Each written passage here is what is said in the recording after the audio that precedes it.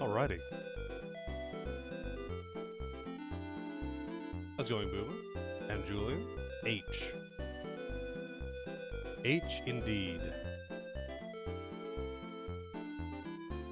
There we go, okay.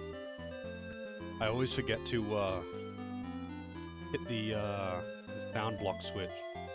And it sounds so weird if I speak without having hit that switch first.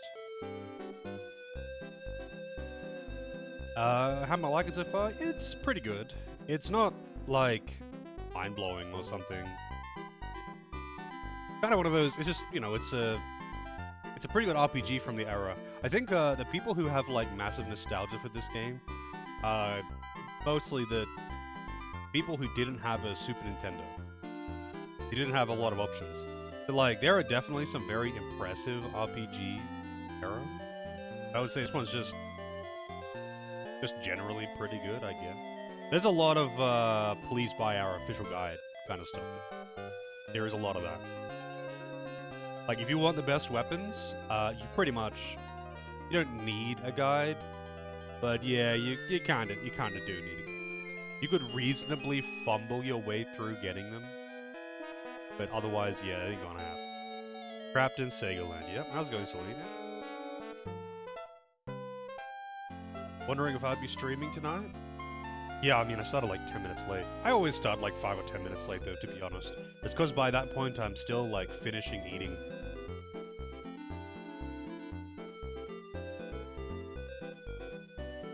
A long day at work. Well, it's over now. It's all over now. Door's locked.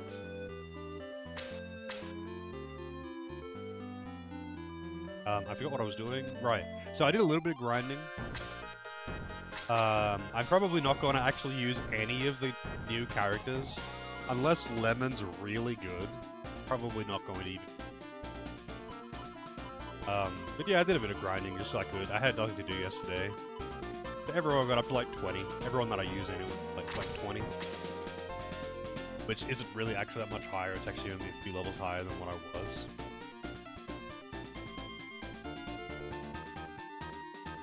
Yeah, so after this next... It's actually a shame that I didn't do the next battle on stream, because I would have been able to do the dwarf weapon bullshit off stream, but I didn't, because I lost that one battle progress, so I didn't want to.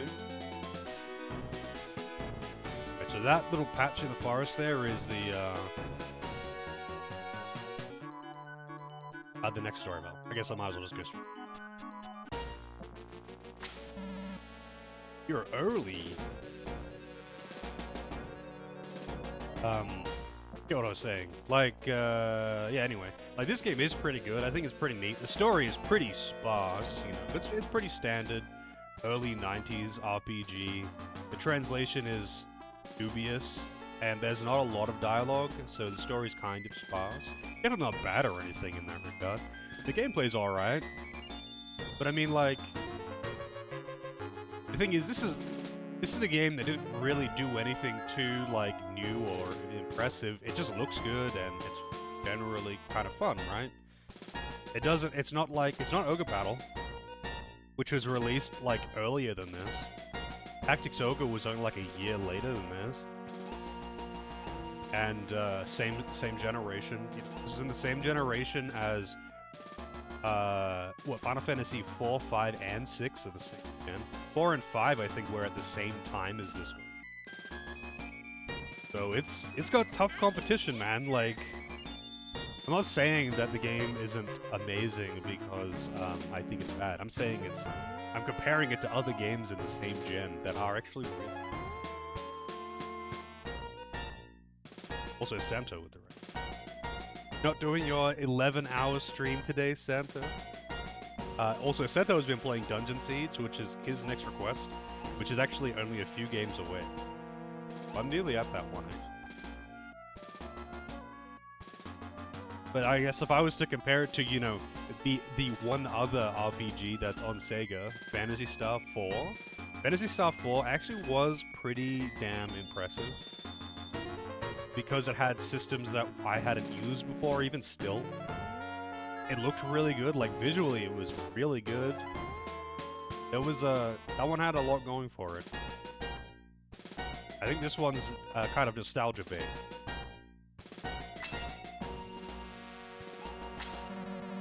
Oh, I see. Well, rip, I guess. Sucks being an adult. How far into that game are you now, anyway? I think How Long to Beat listed it at like 35 hours or something like that.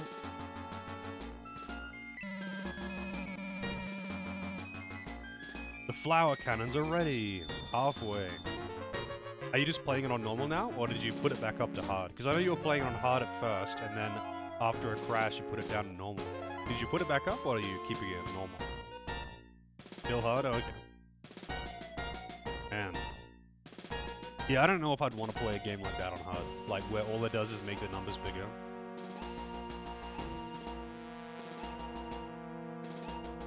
Also, I'm kind of curious, since it basically seems to be, you know, Diablo, except RTS. Do you have, like, is the loot randomized? Like, it uses Diablo-style loot in it, but is the loot randomized? Like, random stats?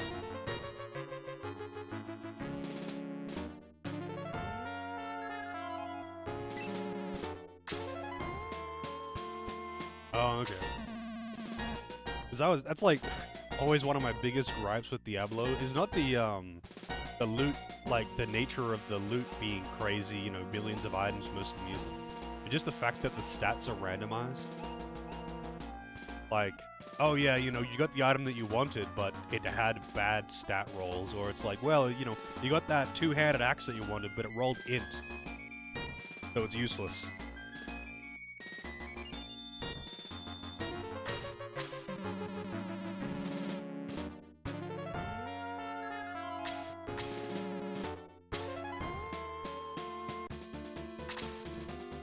Diablo 1 has a negative stat. I played Diablo 1 for maybe an hour or two. Because, like, I had or rather, someone that I was living with had that Diablo War Chest thing where it's got Diablo 1 and Diablo 2 in it with, like, guides and books and all this shit. It was a huge box. And I played Diablo 1 for a bit. Because at that point, I had already played Diablo 2, and I was just checking it out of curiosity. But I was like, yeah, I would rather play Diablo 2.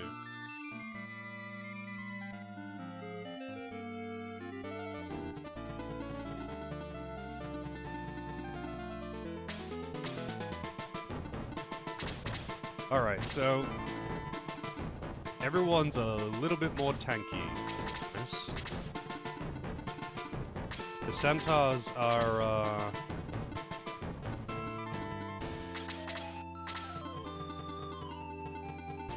Centaurs are especially fast. They always go first.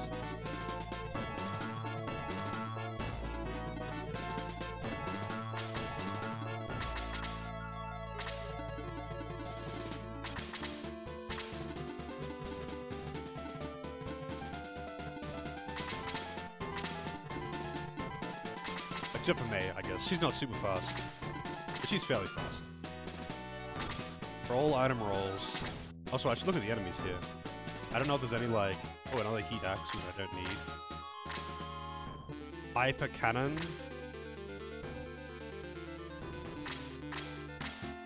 Prison flower. I'm guessing that the boss is this guy. Executioner. Battle sword. Yeah, so hang on a sec. Let me bring up the thing. It'll tell me,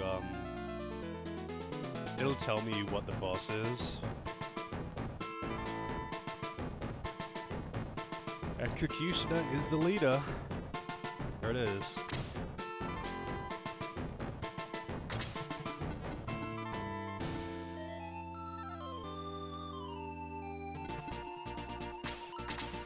The nice thing about Freya is that I can get 25 experience on him every turn. So he's pretty easy to level. I actually tried messing around with what's her name? Kana? The other priest. She gets buff, I think it's called. I don't know. She gets the defense and speed increase. But you can't, I don't know, I think people were a bit misleading when they were saying how easy it is to power level her. So the buffs give you EXP for every target they hit, much like with Aura. However, they don't give you experience, it doesn't give you experience at all if the person is already buffed. You have to, like, buff everyone individually, which is really awkward. You can't just have, like, you know, 3 people clustered together to keep buffing over and over and over again every turn, like you can with Aura. You have to, like, keep buffing everyone. And that means that the EXP is not really that good unless you dedicate, like, your entire team to buffing. It's weird. And even then, like, buffs take, like, 3 or 4 turns to expire or something. They do not just, like, last only 1 turn or something. I think buff expiration is RNG. Yeah, I kind of miss the wanna be famous buff. I do.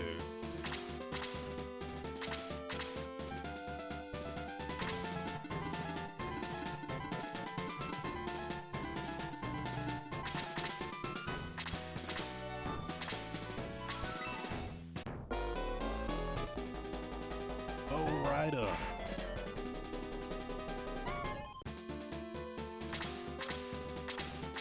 Not to be mistaken for Lowrider. Boss.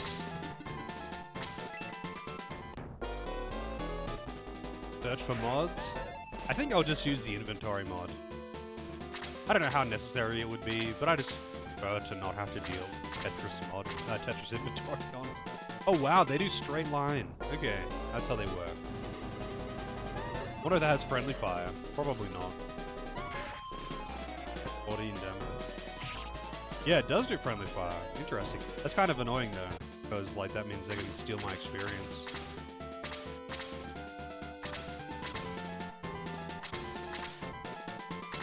I kind of figured that would have some huge range, but I thought they might just function like bows. Hey Ragnar, how's it going? Alright, so that one I want to take out, sure.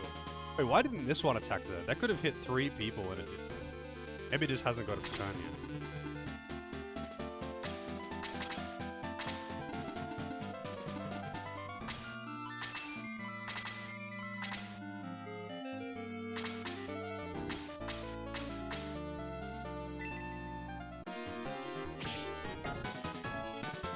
Man, that thing is tanky.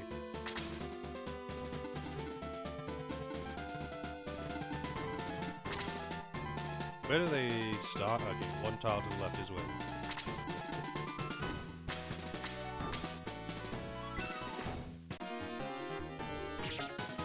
I think it's actually, yeah, that's really high defense.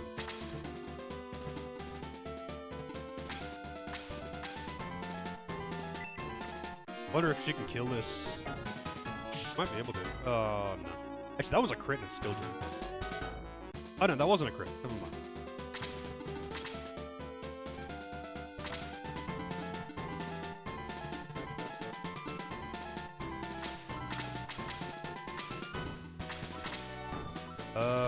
Freeze.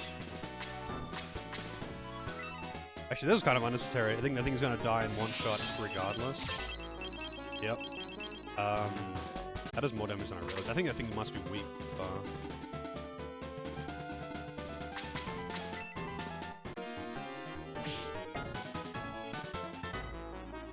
1 EXP, wow. I'm gonna have to heal Bowie. Pretty tanky, we don't have tanky.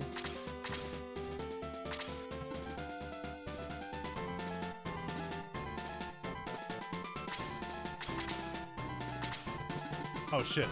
Did I just move him into range of an Oh shit, this is also bad. Really? That's the first thing that it does? They got Chester. And Slade, that's bad.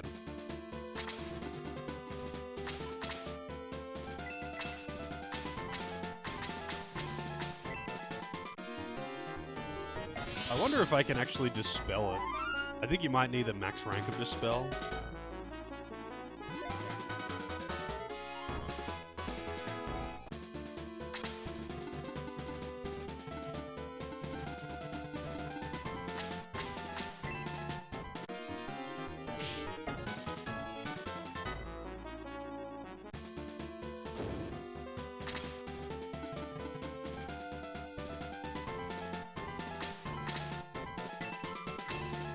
Now it is.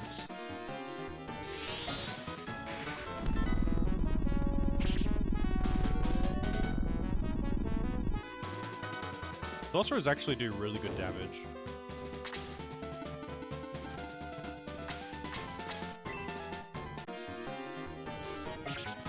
Double attack. Double attack.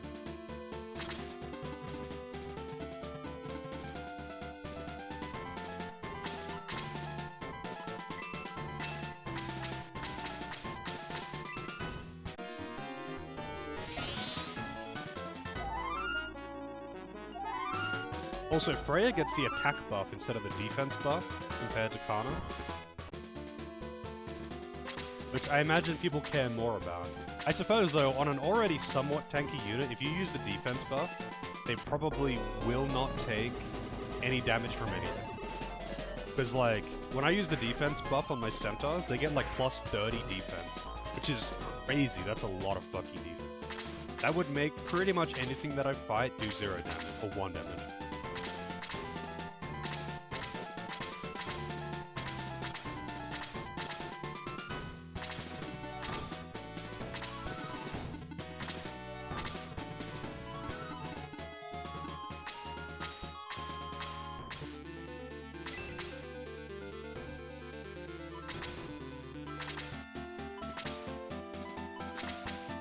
That's right, I took off the power ring. I totally forgot that I did that. I was grinding. And he's confused. 1 damage! And he's fine. He is not fine. Oh god, he might actually kill her. Never mind. Is he fine? He's not fine. I mean, it's okay. As long as he isn't wasting my MP, I actually don't really care.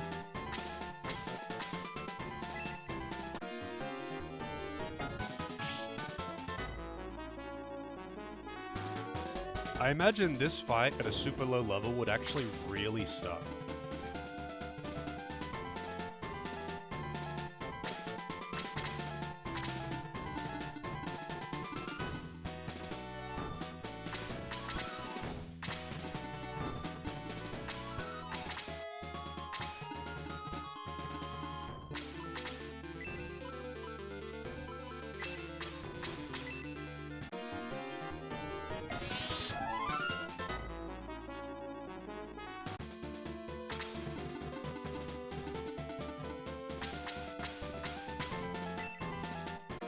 Get him!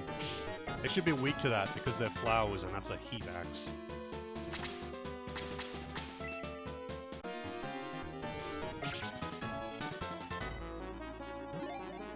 Wow, they give max experience at this level. They're on the plants, exactly, right? They're flowers, surely they should be vulnerable to fire.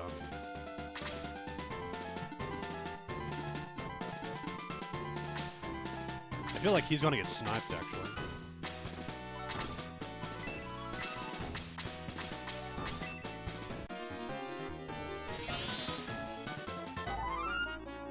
Hopefully, Slade doesn't attack Freya. I don't think he'll kill Freya. Like, maybe with a double attack he will or something. Hey, Detox level 4. Now he would be able to cure him, so I guess if he doesn't... Yep. Please don't kill. I don't know how hard this is actually gonna be. Oh, not very hard at all.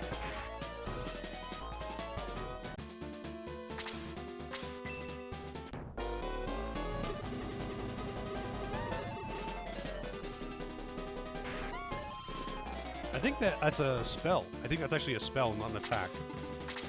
Because if it hit him, if it hit Jeha for the same amount of damage that it hit Hazin, there's no way that it's actually affected by defense. I think that's just a spell. I mean, they don't hit that hard anyway.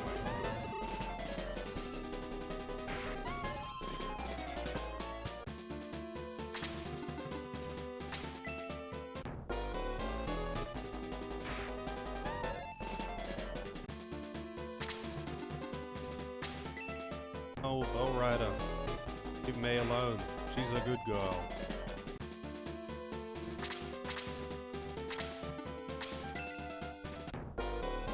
These things hit. Oh, normally they hit really hard anyway.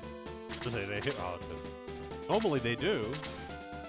But Jay is so fucking tanky. Really is so goddamn tanky.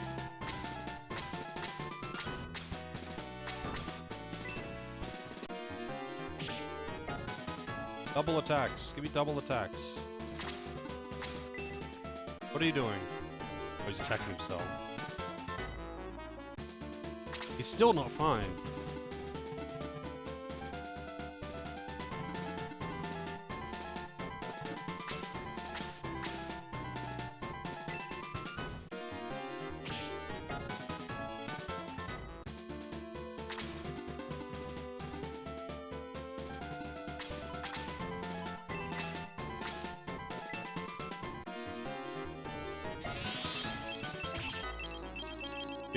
Damage.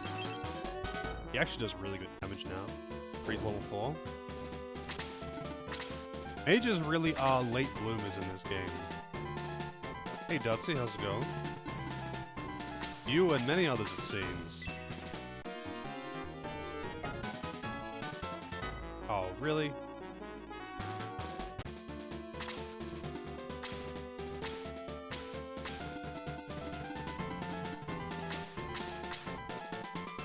Opinions on Claude? Claude? Is that the golem?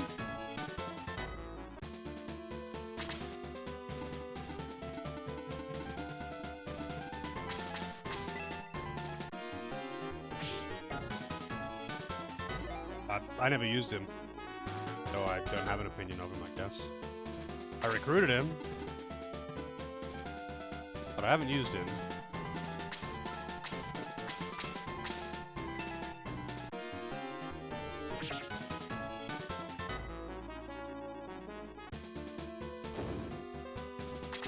I kind of just can't be bothered bringing in new party members and having to level them and set them up.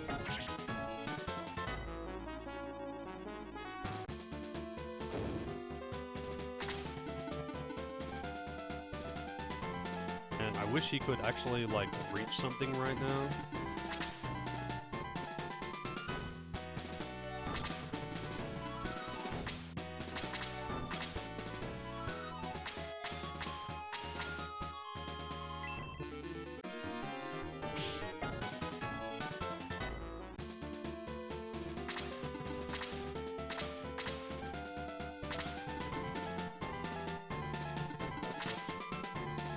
He can heal her.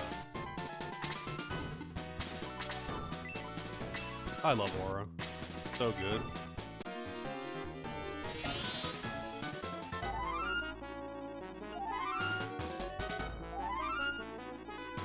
Especially with its ridiculous range.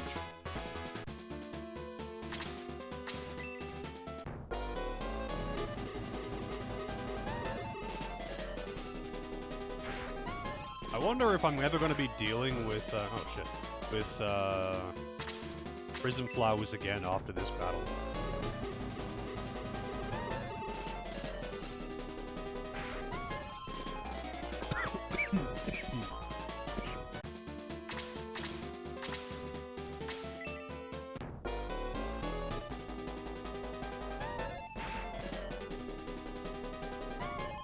Accidentally inhaled some of my coffee.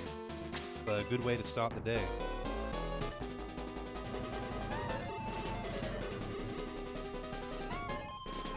I mean, I do enjoy my coffee. I don't quite like inhaling it though. Also, Jay is actually in danger. I better get him the fuck out of there.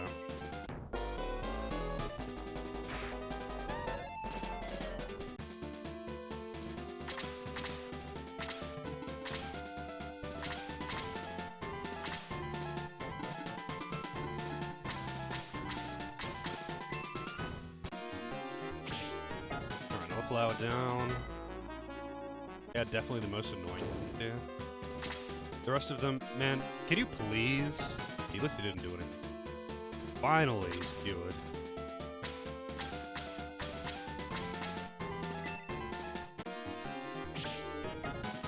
Double attack. No double attack.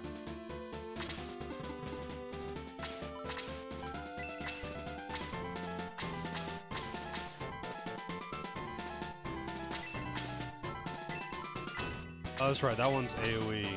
I'm kind of curious about Blaze score, but apparently he doesn't get that for a long time.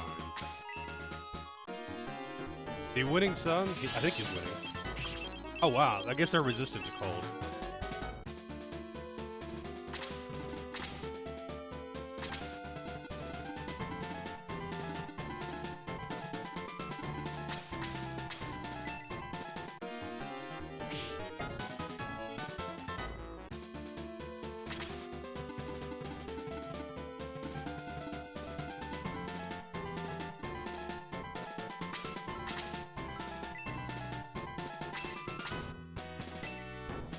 How hard will this hit? I'm kind of curious. Not very.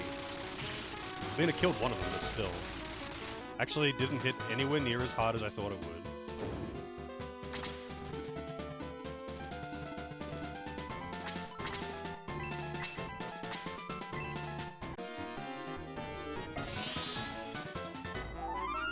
That'll keep him going.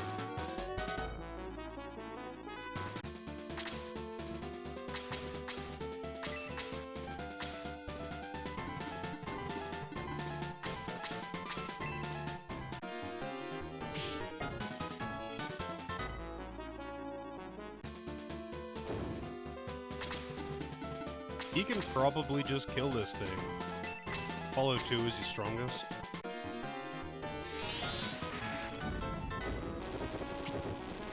Oh yeah, 67 damage. Gold Chasm. He learned Atlas, finally, that's his 4th spell. But he's probably not going to get like the rank 2 of that for so long. He's probably not going to get rank 2 of that for a really long time.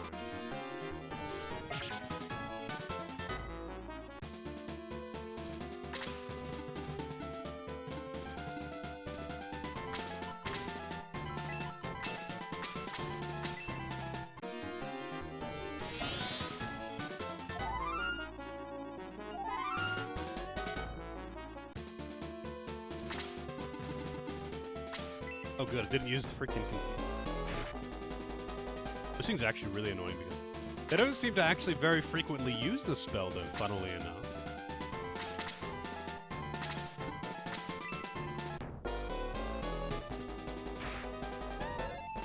Crit. And a weakness. Bow versus flank. I'm kind of surprised that the bow units don't prioritize attacking flyers because of that 25% damage bonus.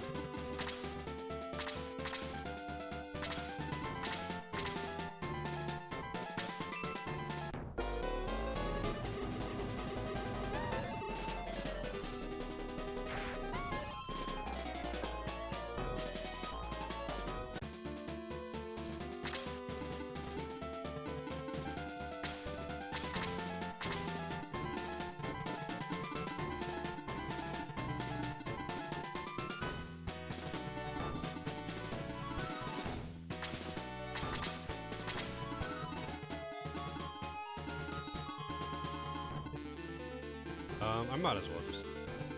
These... Hey Vince, how's it going?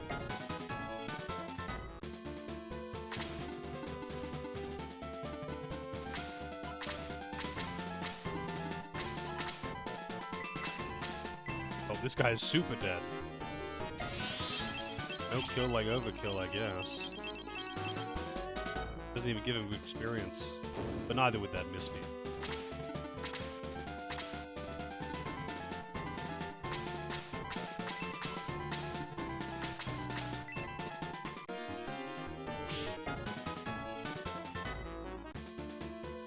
Did you eat pizza? Yes. Absolutely. And those prison flowers actually have really high defense. Actually do have very high defense.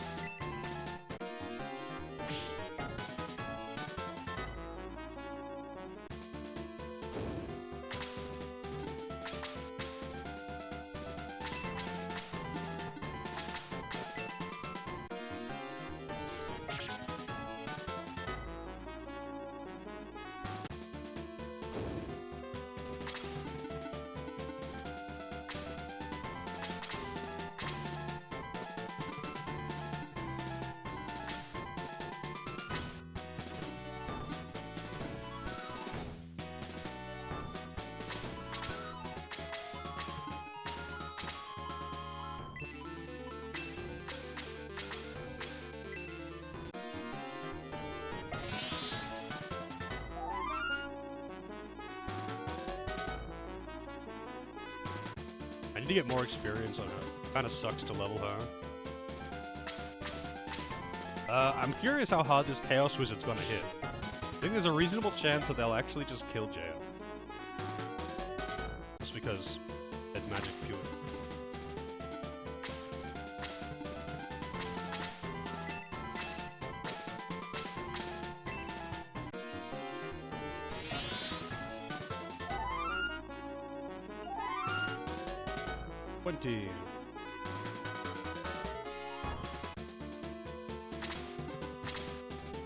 Well, not really though. She doesn't actually hit that hard on wood. She doesn't actually hit that hard. And even then, like, I would have to give her the movement rate or something. And she's still squishy. Like, if I just make her run in, she'll die.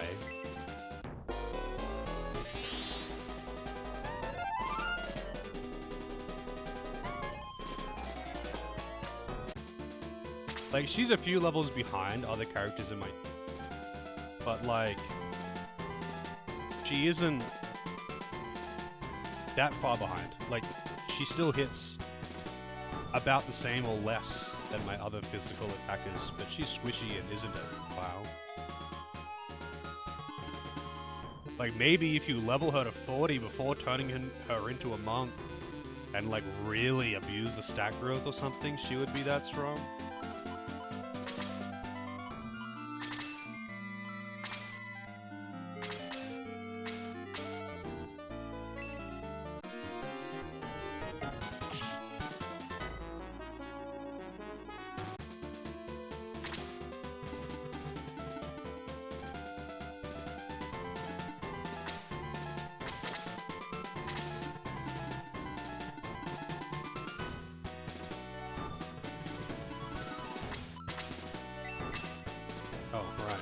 He doesn't actually get the extra range except for Raijin. This should kill it though. Wait, does Raijin 1 have the extra range?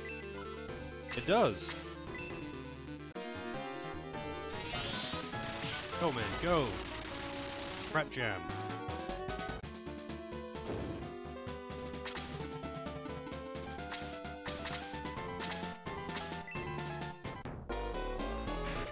Wow, he didn't cast a spell even though he could have hit 2 people with it. He opted to not cast a spell. For some reason. I wonder why.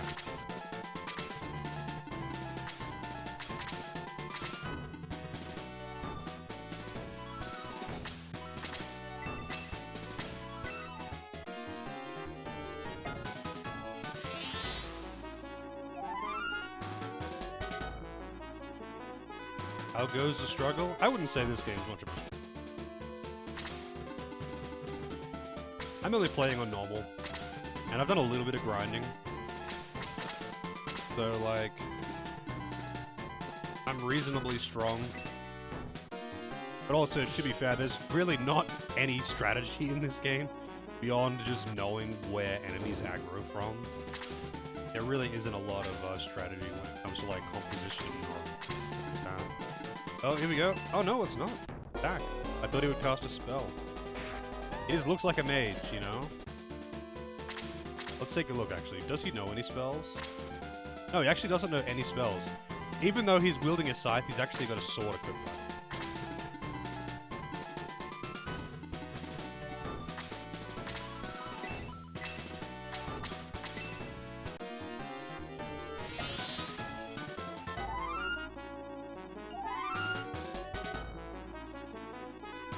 Strategy in applying buffs?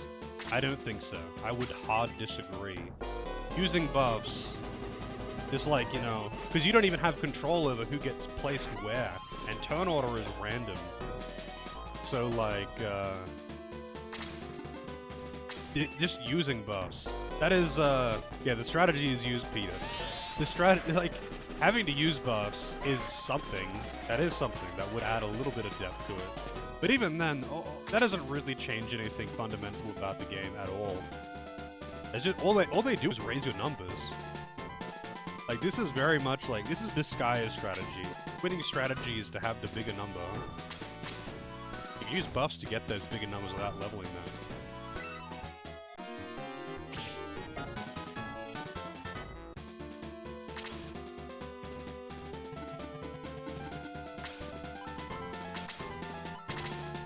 you already have the javelin on.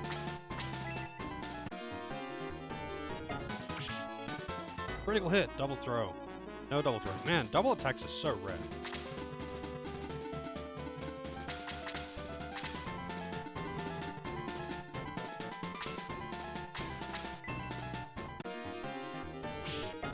Also, I put my stat boosters onto Bowie, so he's actually quite strong now. I feel like he's probably going to be the one that has to get the killing blow, you know? It's going to be like Talos again, where you have to have Bowie doing the attacking, that kind of thing. Atlas. So I'm curious if Atlas 1 is better than Apollo 2. I'm actually kind of curious, so let me check this.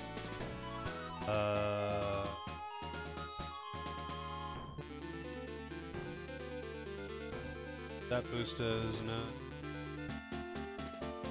I had a magic hide. All detail.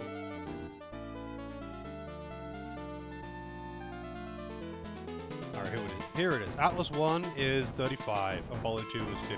Yeah. Atlas 2 is the strongest one that he gets, but he isn't going to get that for a long time. I don't know what level he's going to get that, but he's not going to get it for a long time.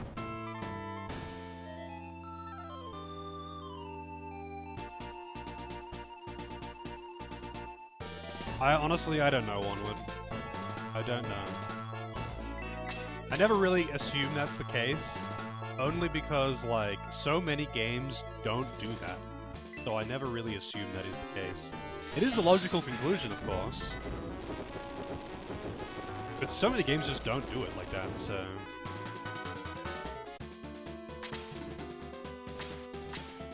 I don't want to kill that.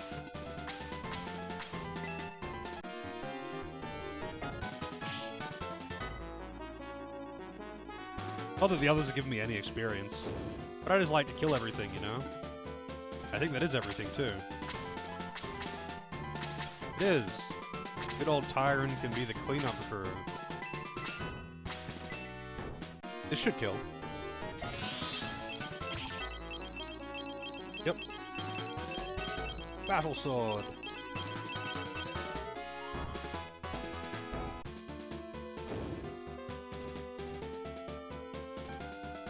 Like, the difference between Blaze 1 and Blaze 2 is a considerable MP cost difference, but the damage difference, if there even is any, is like 1.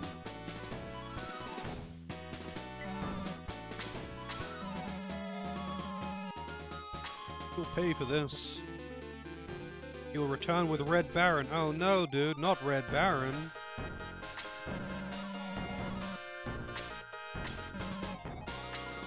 Literally 2 steps and the next battle? Or is this just a cutscene?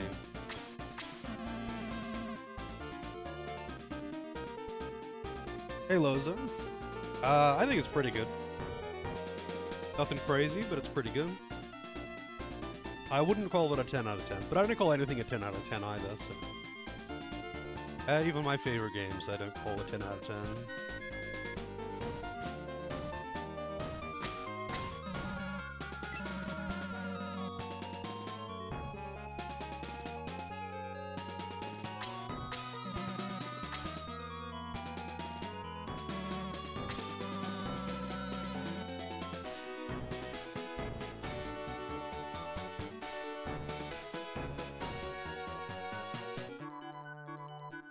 Yeah, like, the whole more MP equals better, it does apply to some things, but sometimes more MP equals AoE. But sometimes more MP equals AoE and better. Like, it doesn't really tell you. You can obviously just look at a guide there to be... I mean, actually, let's take a look. What does it say for... Blaze. So it says the difference between Blaze 1 and Blaze 2 is 6 to 10 damage, which is substantial, but they always just do about the same damage to me. Like, I've never really noticed any difference between Blaze 1 and Blaze 2. Blaze 3 is more noticeable. And it's kind of funny that Blaze 4 is not really actually that good compared to Freeze 4. It's just that I get freeze fall way earlier than blaze fall. Maybe like maybe Kazan gets blaze fall earlier if he stays wizard. Yeah, he's kind of just the annoying henchman. Thinks he's a big deal, but isn't a big deal.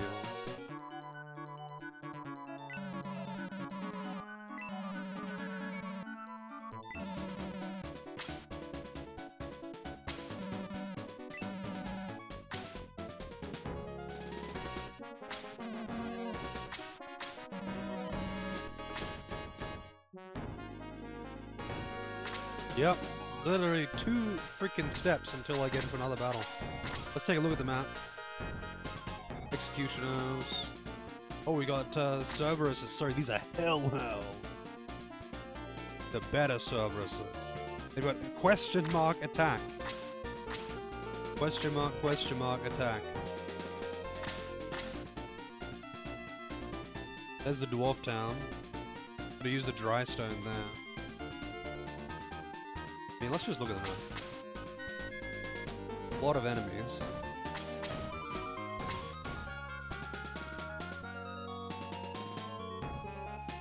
They're pretty spread out. So he comes with a bishop, which is kind of annoying. And a chaos wizard. Who has blaze 4. It's kind of dangerous. Blaze 4 hits for like 40 damage. Dark sword.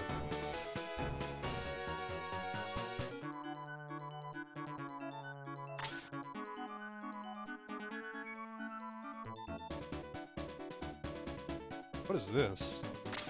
Minotaur, interesting. That's like the new lizard man.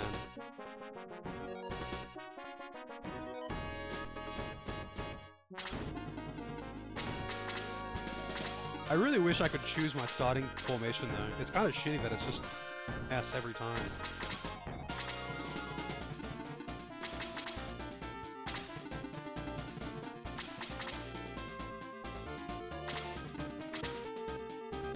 All the enemies' names are in capitals? Yeah, they're all new recruits. Every single one of them.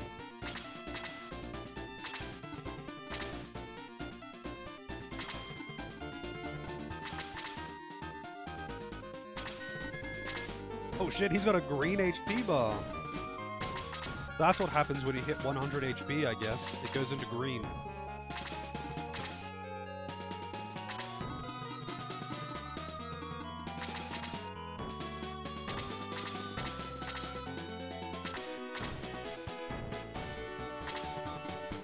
Yeah, the chess battle was pretty arse.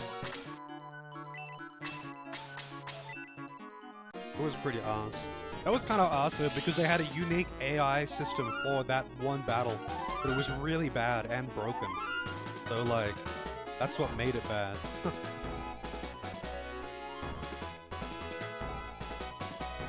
The cave left of Roth? I don't know which one Roth is, I forget.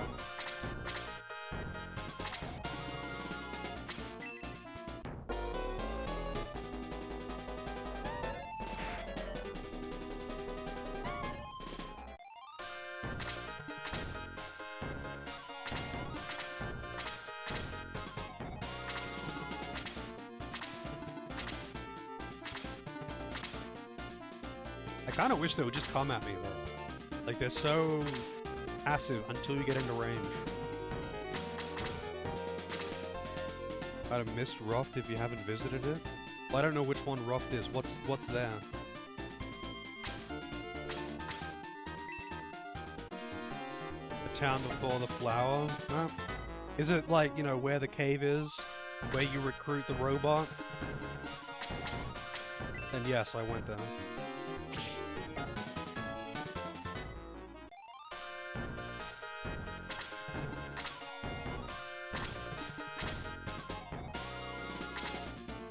How is that missable though? Couldn't you just go back there right now, like after this battle?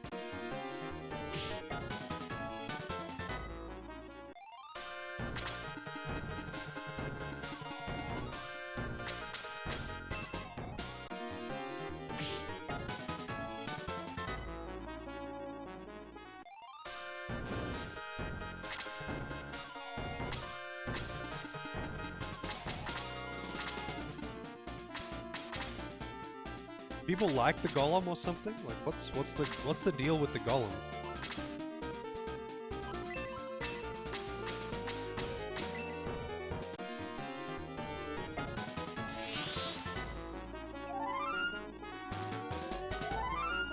I think all the tier lists had him at like shit tier, so I didn't even bother trying him. But at that point, like, I didn't want to change anyone. I'm probably not even going to use lemon, honestly.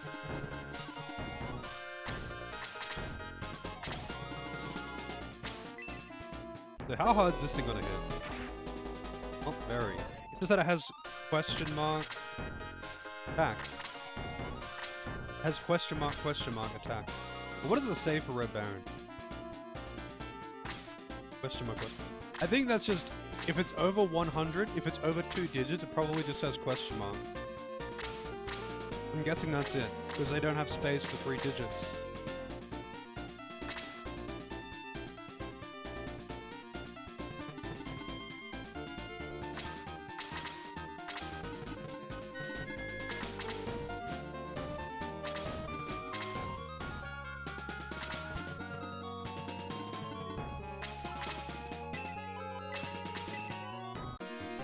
Yeah, I guess so. I mean, I like the whole monster party idea, but I mean, it doesn't even matter in this game because the characters don't even have any dialogue or anything. But like, I don't know. They always end up being underwhelming or annoying.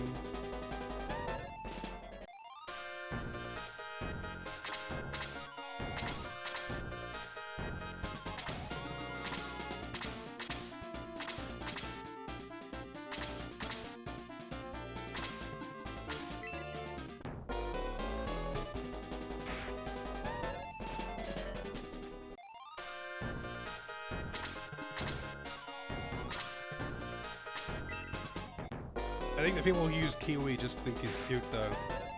It's actually as simple as that.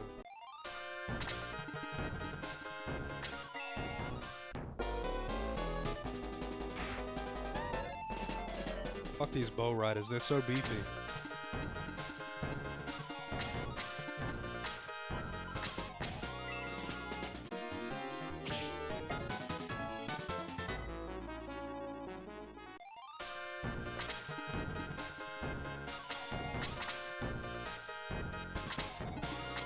This map is so big, and you start in a fucking forest, so you have like no movement.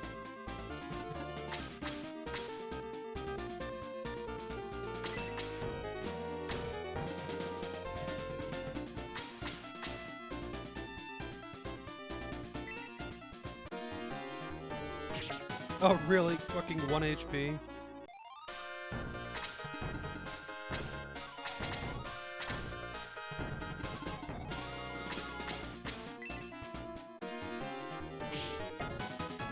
Rip. Geralt's actually turning out to be real strong at high level.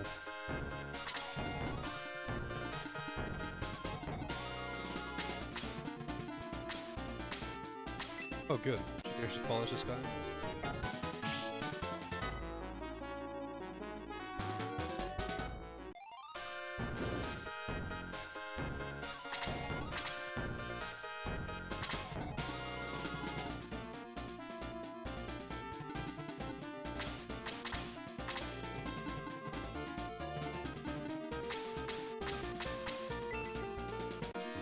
Be a crit.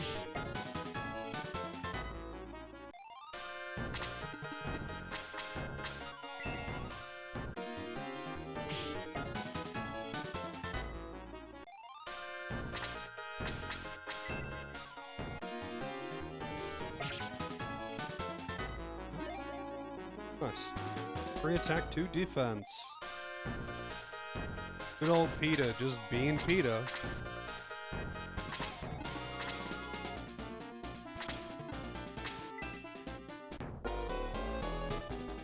Hey Delvin, how's it going? Wow, fucking double attack, seriously? The first double attack I see in several fights, and it's against one of my dudes, so they can get the killing blow.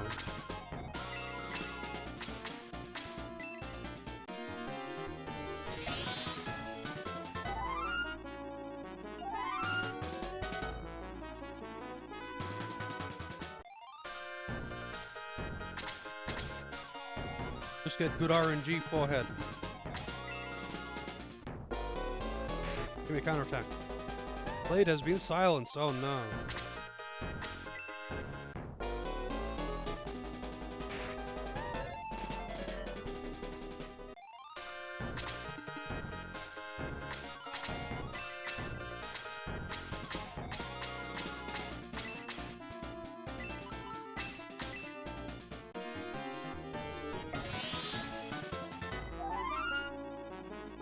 I feel like the monks should definitely have better movement than they do.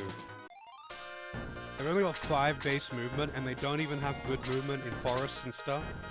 Like, the ninja gets good movement in forest, and the werewolf gets good movement in forest, but the monk doesn't.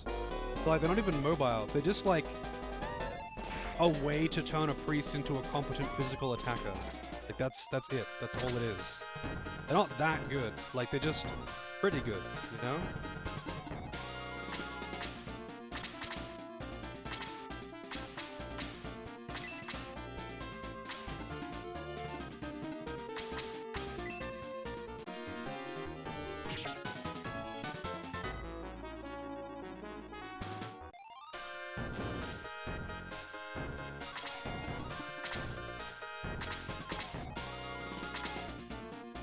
I mean, I guess it is nice that you can turn them into a competent attacker. Yes. Actually, how much HP do these, 40, 18. She can probably kill that one. Maybe. Nope. Low roll.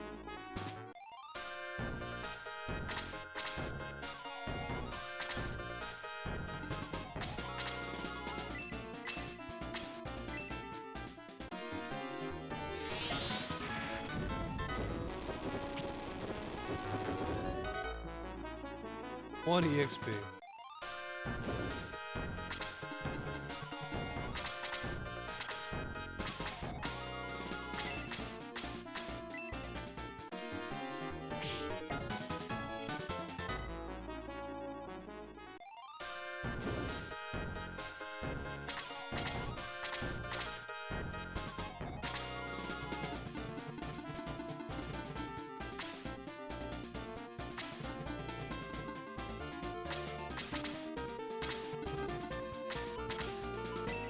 And I mean, I never end up getting into range to be able to heal anyone with Freya, so I just kind of heal nothing and get experience on him.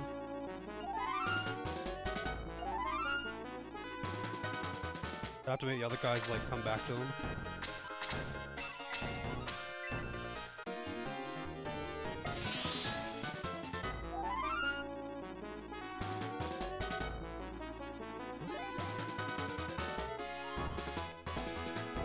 But the funny thing is, though, you can turtle so hard because there is no pressure to, like, do anything. Because the enemies don't do literally fucking anything until you actually walk into range of them. And man, wait for you.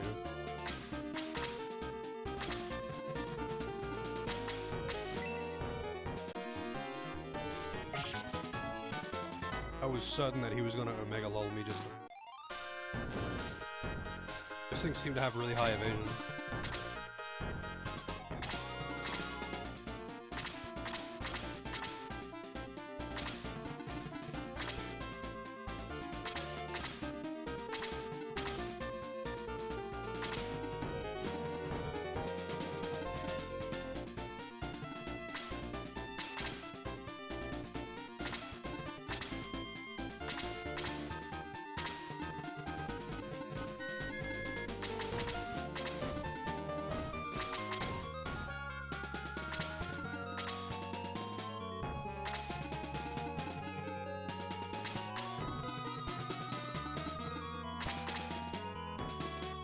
No longer silence.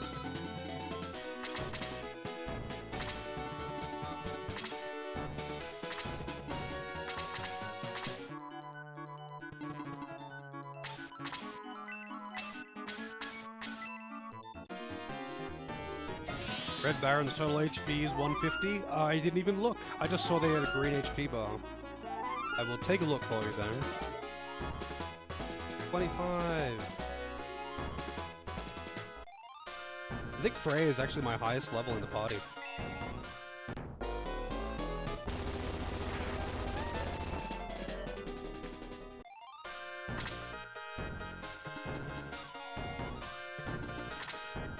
Red Baron.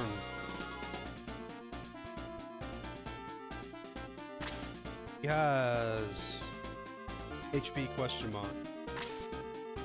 I think I can see better when it's on his turn. Anything that's over 2 digits, it can't display properly, I think.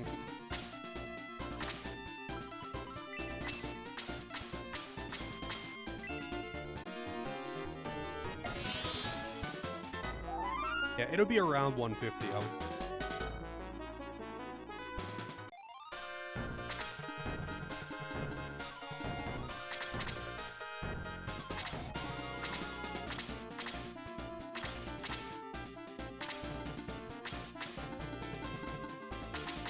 Finally got him to grass so he can move at an okay pace.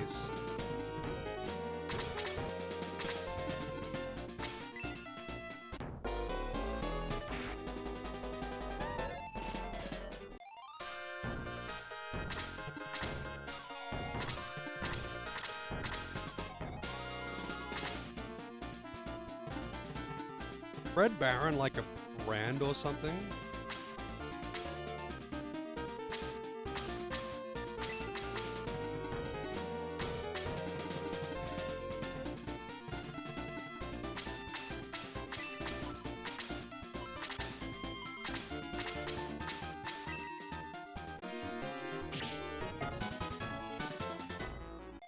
Frozen pizza brand in the US.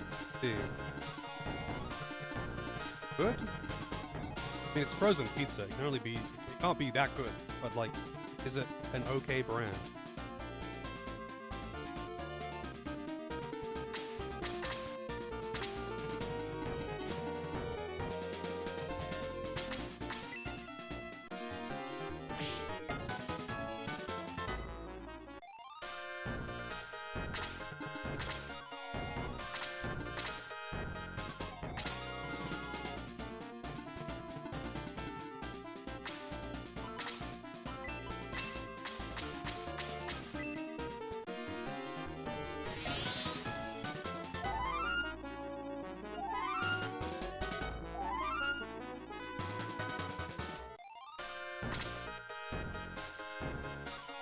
The logo.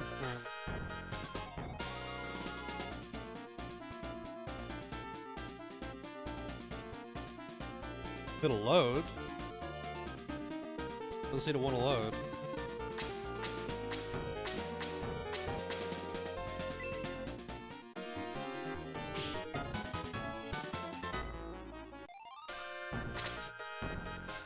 Well, rip, I guess.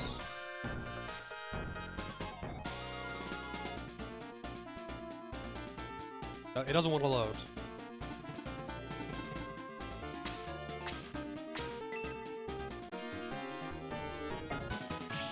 Guessing it's something to do with planes and fighter pilots. Old-timey fighter pilots.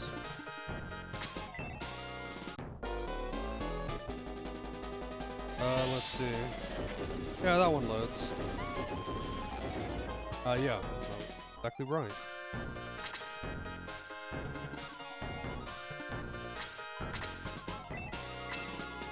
I do enjoy this extra range here. Critical hit. I didn't realize spells could crit.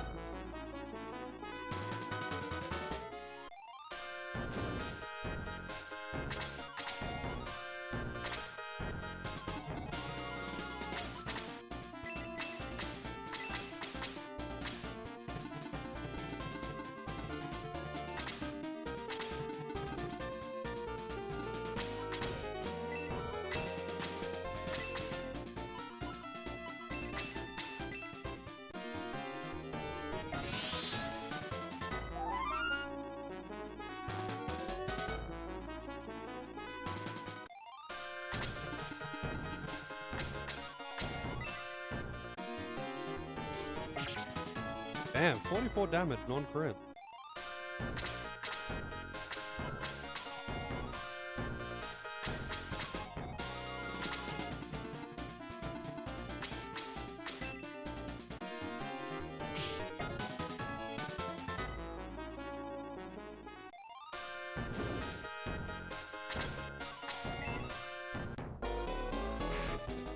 counter. No counter.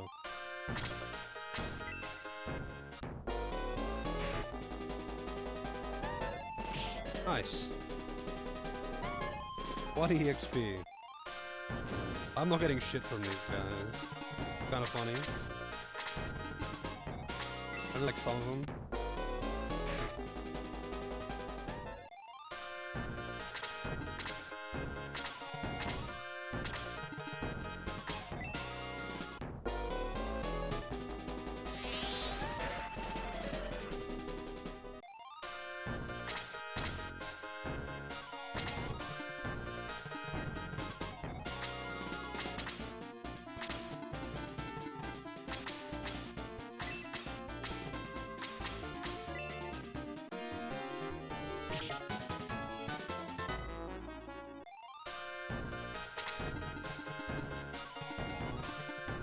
Is there anything else on this side?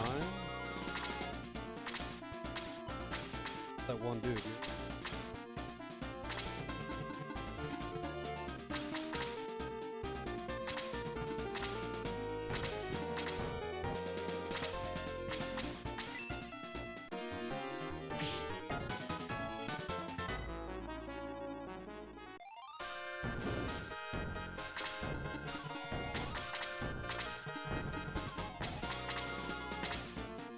I definitely sent too many people down in that direction. This map kind of just sucks because it's so much forest and thick grass.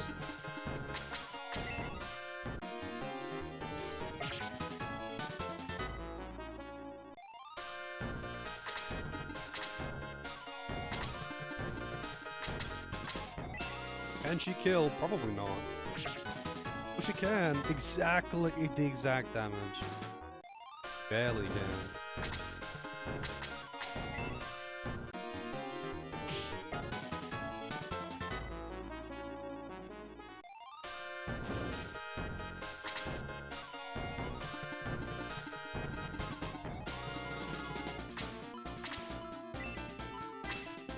Kind of curious, how big is Aura 2?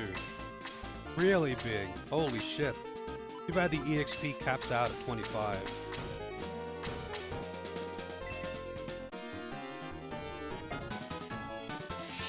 If the EXP didn't cap out, he could power level so fucking fast. It was 10 per person, but it caps at 3 because it's capped at 25. But you could hit so many people with that.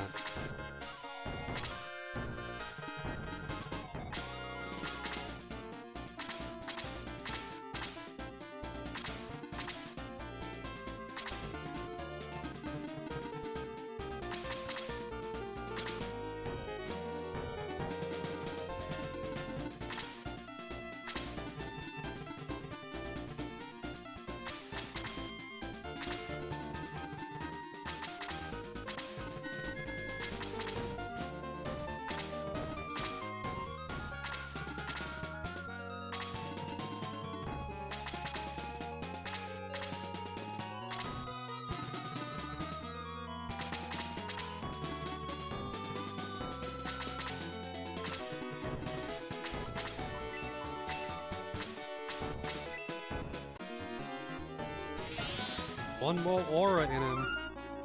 He's done basically no actual healing.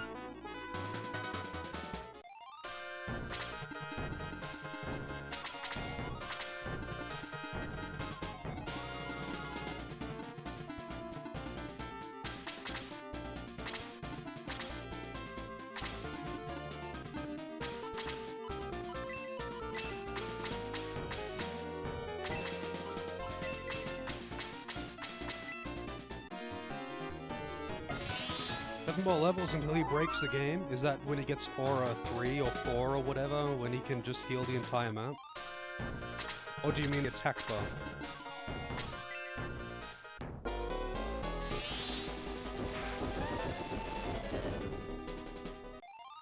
We just use the attack buff on Peter and then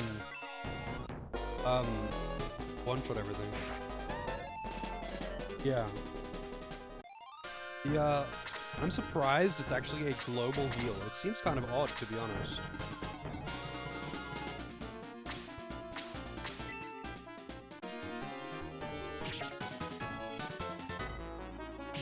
double attack. Happened.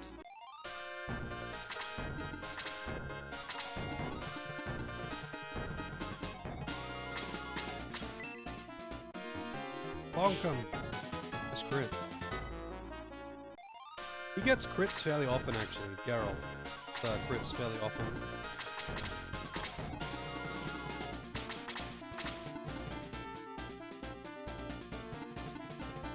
I love map move production. So fun.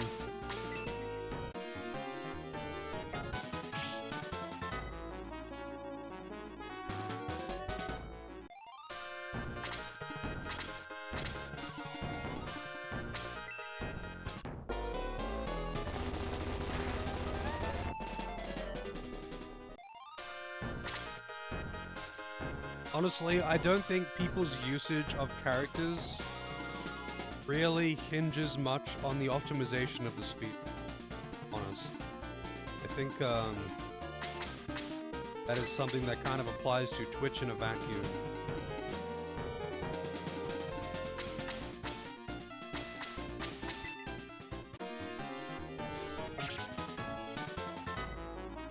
Oh, nice. Double attack. Now I'm getting the double attacks.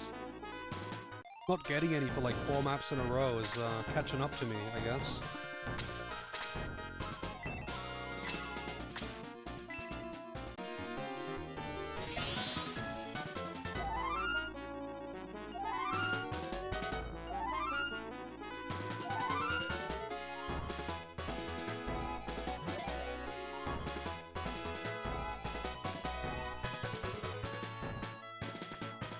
What was that, Aura 3 that I think he just got?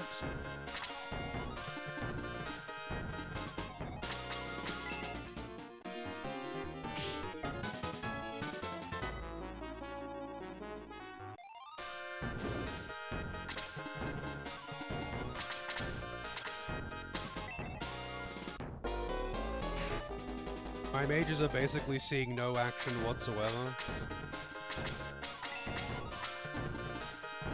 Actually, I don't want to. I was gonna send him down there to to attack that priest, but I think Baron would kill him for sure. Kill him.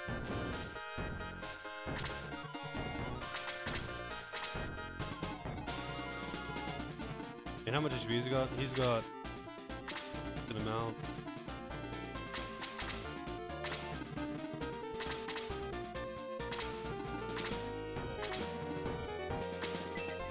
So I can kill the wizard while going after the Baron. Wow, that Blaze 4 though.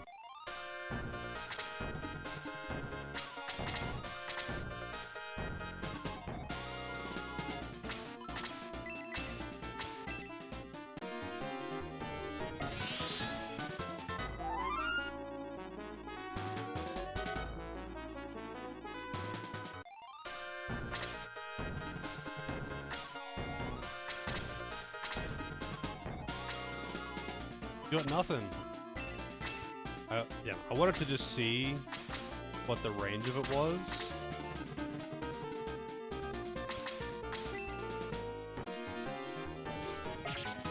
Wow. Oh, it was a crit. I was like, wow, he actually one-shot him? What the fuck?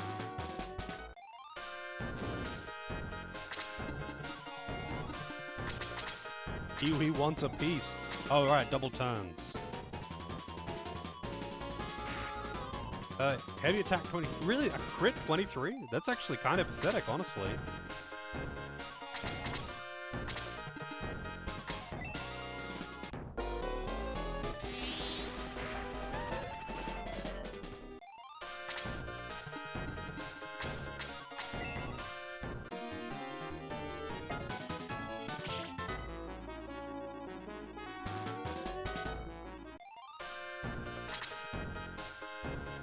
Yeah, I mean, Peter's just fucking broken. I don't know why they made him so disgustingly overpowered, but they did. It's weird. Honestly.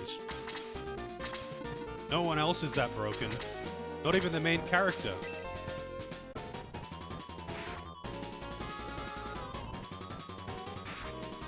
A double crit.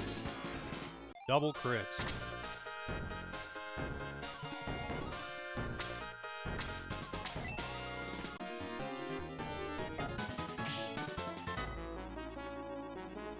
Yeah, I'm guessing he's got like 140, 150, that kind of range.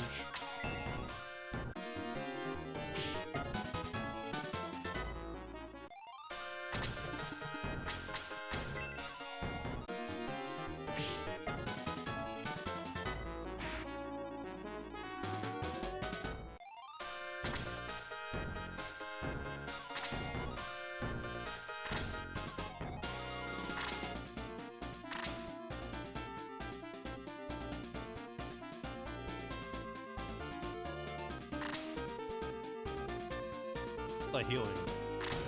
Peter. Wait, she can't heal anyone.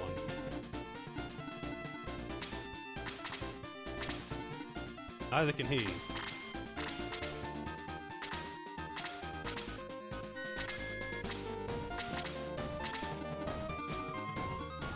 I don't even want to kill that fucking cleric. This might even kill him. Unless he's probably resistant to magic, actually. Yeah, he's resistant.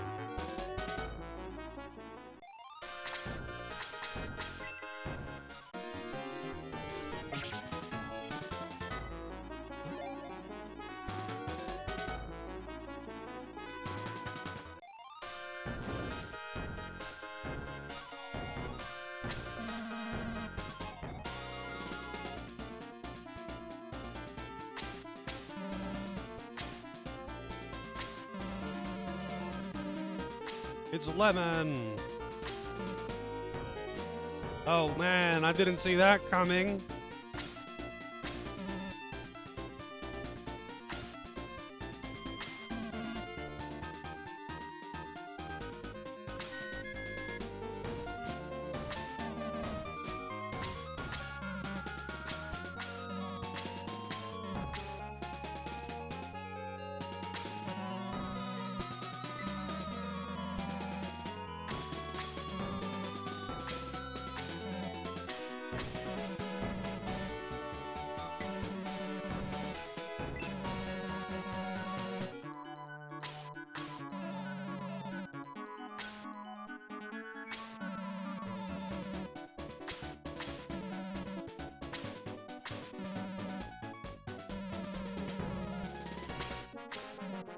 The devils are to blame.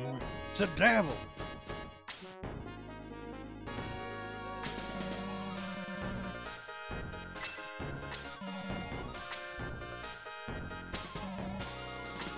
Oh, lemon!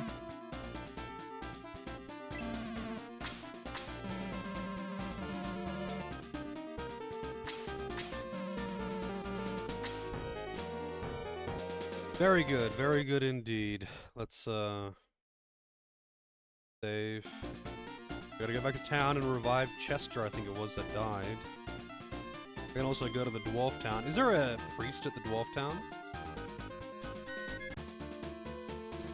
Oh, that's weird. Do you actually walk through here again? Interesting. Is there anything in here? I don't think there was. Apparently, he killed a lot of people, but they're not very specific on the details. So many people that his armor is stained with blood, but that doesn't actually take that many people. You could stain a suit of armor with blood actually pretty easily with one dead person.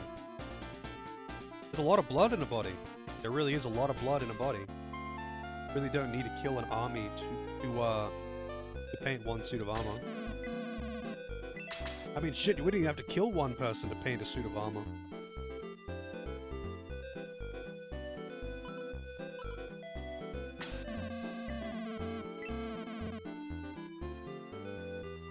I picked them up, but I haven't been using them. I did use, Kana to, like, play with the buff. People very much massively overstate how quickly you can power level Kana. She is not that fast to overlevel. Like, to catch up, I mean. She is not nearly that fast. Buff doesn't give that much experience, and you can't spam it on the same targets.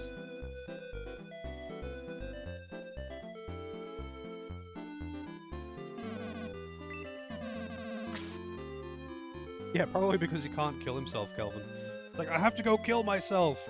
But then it's like, oh shit, he probably can't actually kill himself. He's undead now. Oh yeah, that's right, I got his new sword as well.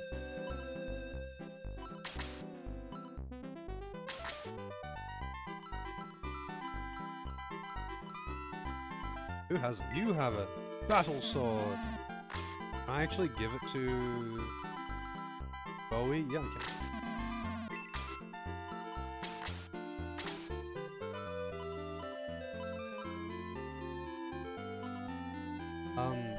It doesn't tell me. God damn it! Because they can't do 3 digits. It doesn't tell me how strong it is. I'm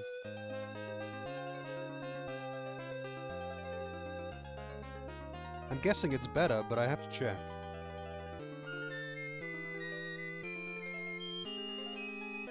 Battle sword is 35. Yeah.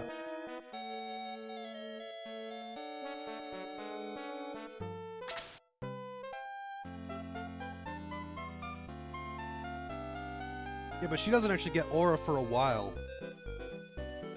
And people specifically said that you can very quickly catch her up as soon as you get her.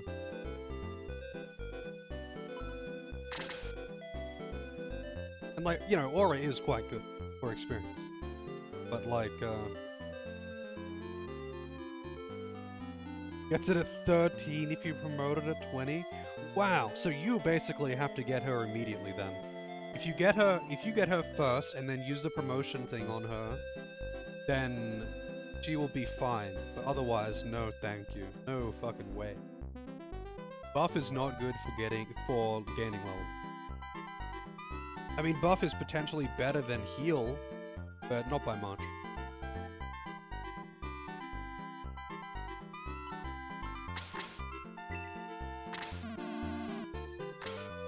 Alright, who gets it? Slade, I guess, gets it. Nice. Funnily enough, Slade's damage has kind of fallen off.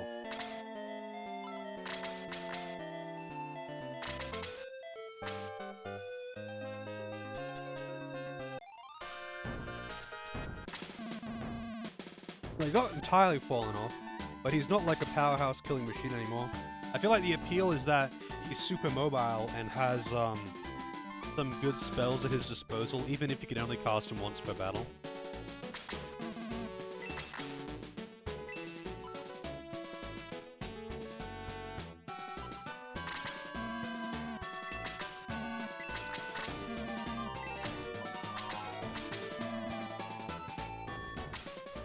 Well, I'm not gonna be, yeah,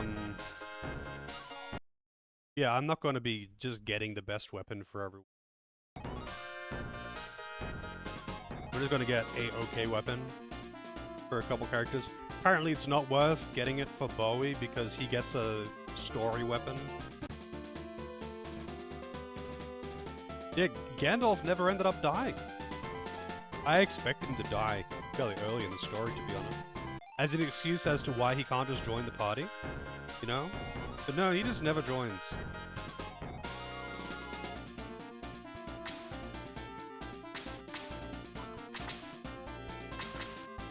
Oh wait, I have to get the dry stone out, I think. Any mithril weapon in general is better than any non-mithril weapon?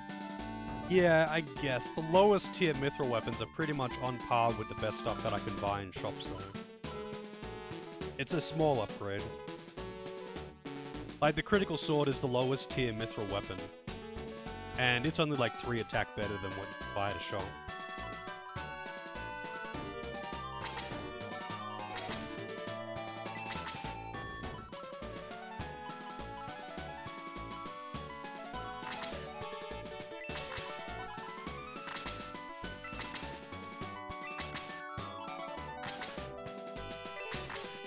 Hey Fox, how's it going?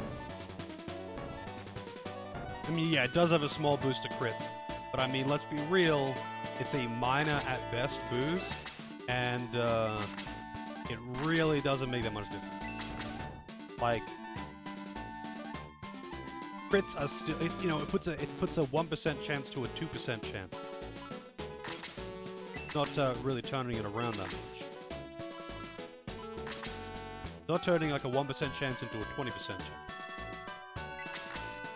So you most certainly, under no circumstances, would not be banking on it. Alright, so I want weapons for, get the +2 MP per turn stuff. Yeah, I mean, honestly, I don't even think that would really matter that much. Because fights are usually over long before they run out of MP. Only the longest fights do they actually run out of MP.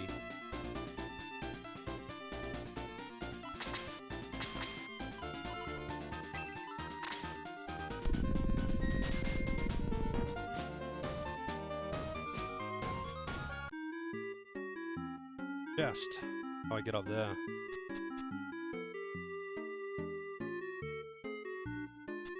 Like, maybe in the final fights, the fights are long enough to really actually run out of MP. But that's, like, yeah, it just doesn't really happen. Like, my mages didn't. My healers did, because they were healing every single time. That last battle. But that was a huge map. And my mages didn't even come close. Because usually they don't really get a chance to cast every turn.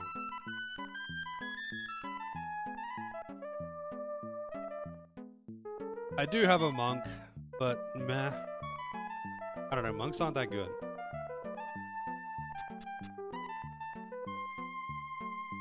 They're decent.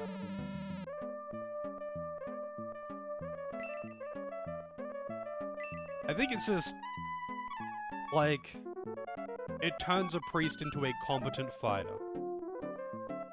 But it doesn't turn him into, like, the best fighter in the game. Like, maybe if you min-max super hard and you level at a 40 and then use the class advanced item, then yeah, okay. But, like, you're not doing that. It doesn't hit that hard. She's not stronger than my other characters. She has the best weapon that she's got available, and she is appropriately leveled. And she is not as strong as my other characters. She's just, like, almost as strong as my other characters. Oh, there is a priest here. But she's also squishy, and her movement isn't very good. And she doesn't get, like, good movement in bad terrain, like Slade does. Or Geralt does. She's just, like, you know, a fairly competent melee attacker. Not super fast. Oh, this is a shot. Oh, just a regular shot. Like, I definitely wouldn't say she's bad. I'm just... People made it sound like monks were gods. That they were, like, the strongest attackers in the game. But I think the reason why fist weapons are stronger than other weapons is because monks aren't very good, so they need to have a bigger boost than other weapons would give. If you gave them a sword, they wouldn't be nearly as strong as the other characters, because the swords don't have, like, the huge attack boost. Bring them up to par. Maybe if you get really good RNG, I guess.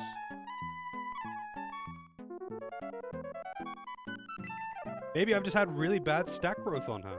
But I mean, I promoted her to monk at, like, 28 or something. Like, I didn't, skimp out on the promotion.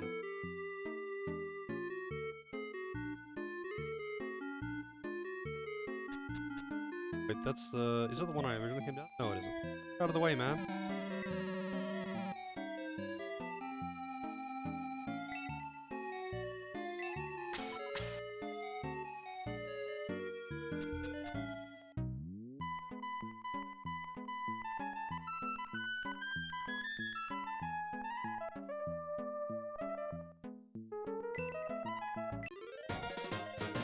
White ring. What does the white ring do? Gotta check the thing right. Like, I'll check the tooltip. Tooltips don't do anything in this. White ring. White ring, where is it? Here. Increases the hero or vicar's defense by 10. Do I want to give him 10 defense, or do I want to keep the 2 movement ring on it? I mean, I guess I could give the ring to, Freya. No.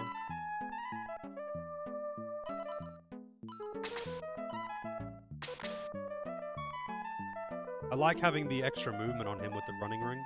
And he's already pretty tanky. I might put the defense ring on him later if I need the extra def. Who actually picked this up?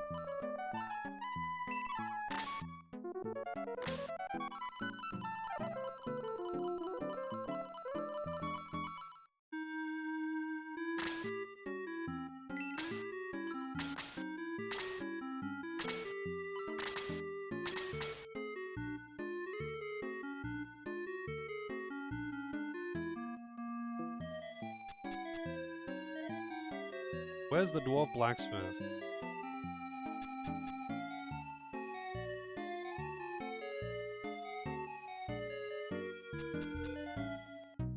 Guessing it's this one.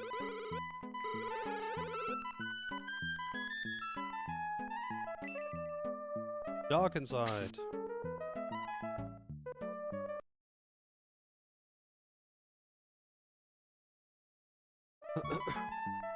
I need an AFK for a few minutes, and then I'll start messing around with this, I guess.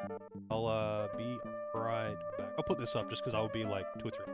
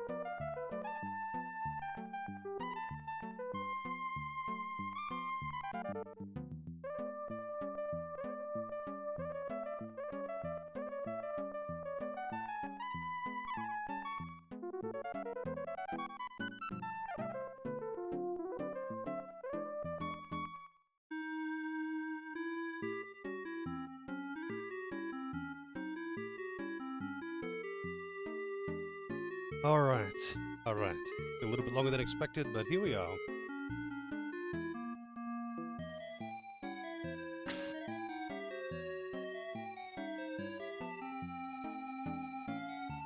Feels weird, man. Is that a zombie? Oh no, it's a Grinch. Or the green eyes and made me think zombie. Get it. They're still doing the Christmas emotes on BTTV. Really?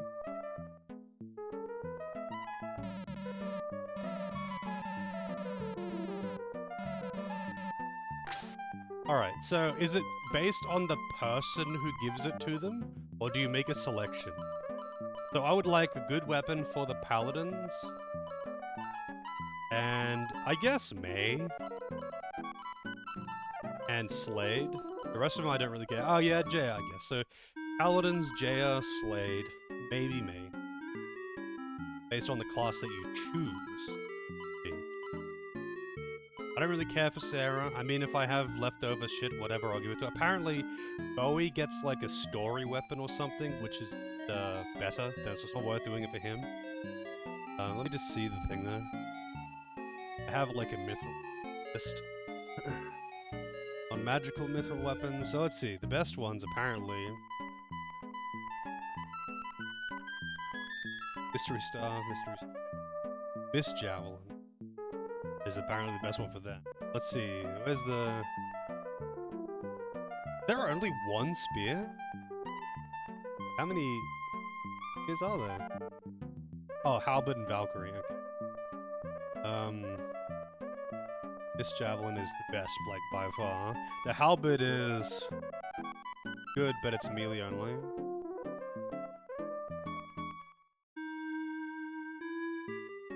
Oh wait, there's also Holy Lance. Also pretty good. So I would take basically any of them except for Valkyrie. I mean, I don't really want them. I want Holy Lance, or I want, because Holy Lance gives defense. Holy Lance or Mist Javelin. Obviously, I would prefer the Mist Javelin. I'll try, let's see. So I can give it with, do I just give it with anyone? Okay, so Chester.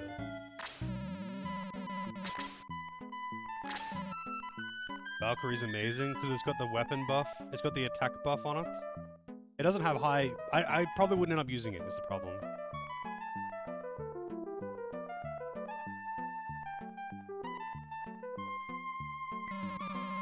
Blaze 3... Blaze 3 isn't that good, though. Blaze 4 is great.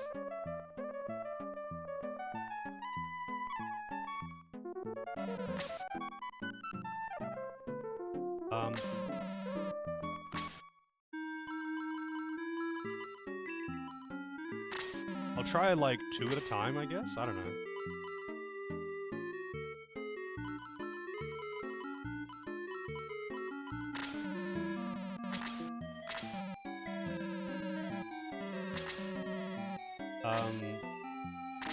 Let's see.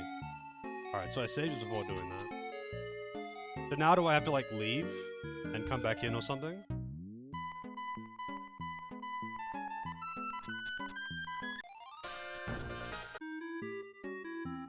Wait, that chest is back. Wait, that's the chest that I didn't loot, I guess. So what's the fastest way to actually get to him, then? Kinda curious. This is an exit.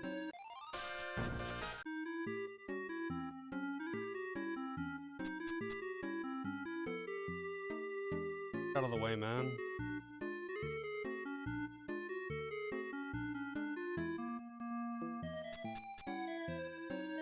Oh.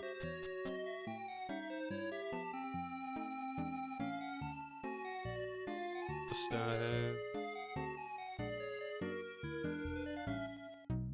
oh, here's that chest. Healing water.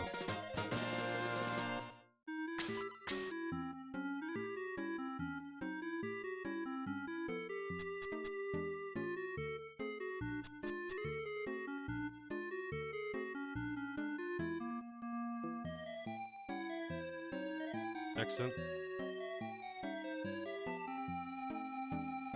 That's also an exit. Wait, so my options are... How many stairwells are in the main area? These two. Other one. Oh, this one, yeah.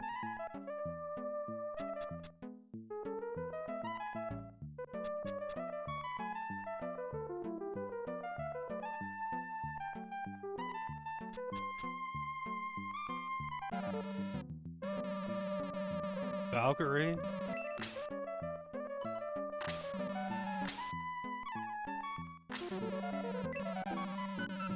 Halberd? I don't really want the halberd.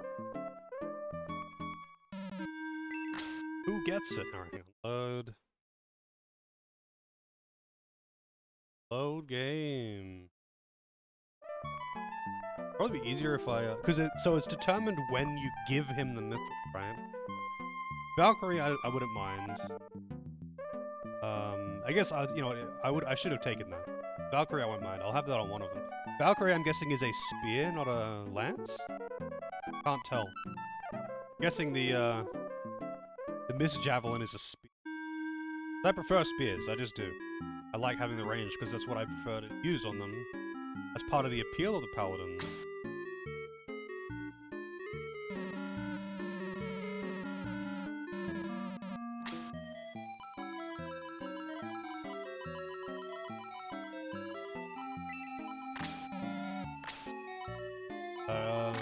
Can I just like select into chested?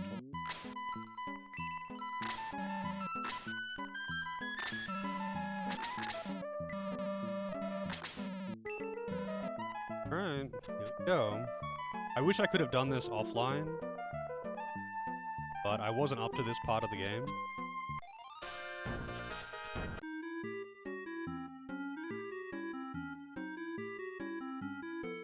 Care about that healing water? Yeah, like I don't want perfect. I don't want the best weapon. I just don't want the worst. What does this one take me to? Oh, that one was to the I'm not going for the insta-kill katana. That's Valkyrie.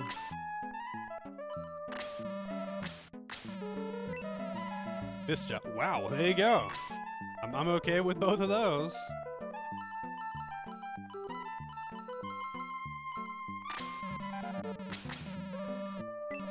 So I guess I don't need to give him another weapon. He can just take the mist javelin.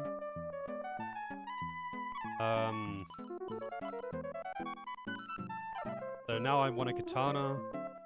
I'll give Valkyrie to Rick, I guess. I'll give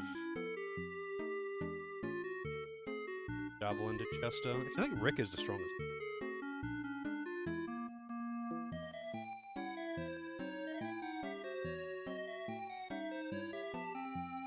I mean, I'm going to just get whatever I get, probably. Huh? I'm getting the Gisam, that instant death thing. I mean, what options are there available for doing? Let's see. Battle sword, katana, critical sword. Gisam, ninja katana. There's a lot, actually.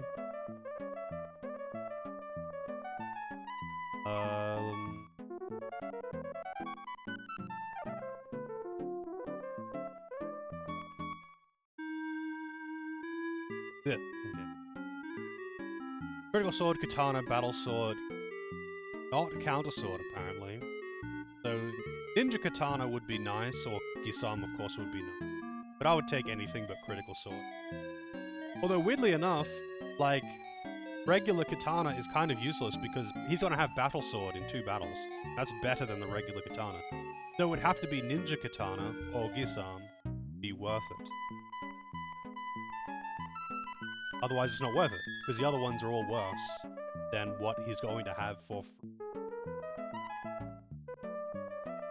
Actually kind of weird.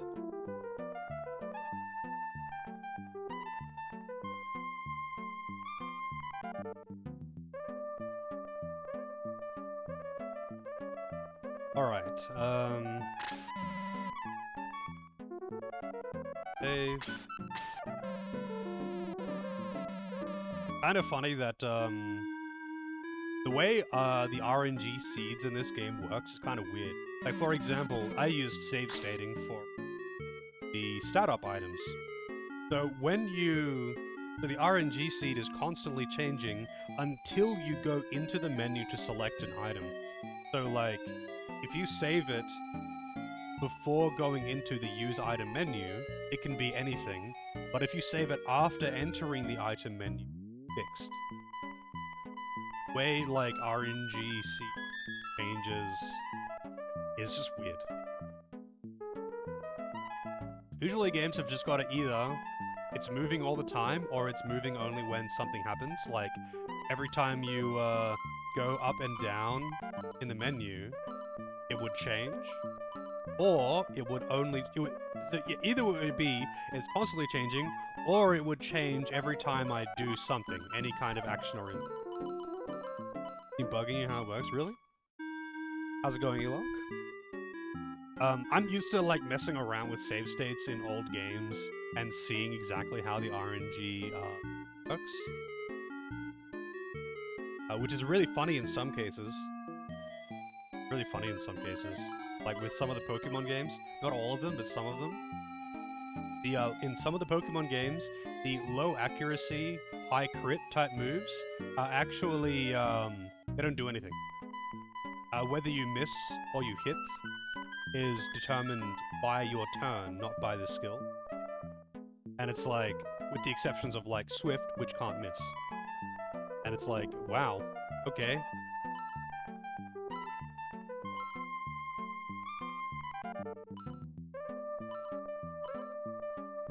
What was I doing? Right, so I'm giving him 2 more. I'll go for 2 for Ninja. Mithril. Blade.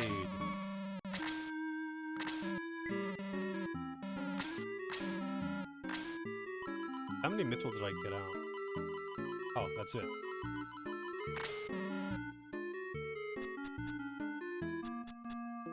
I really wish I could enter another way. Oh, what am I doing?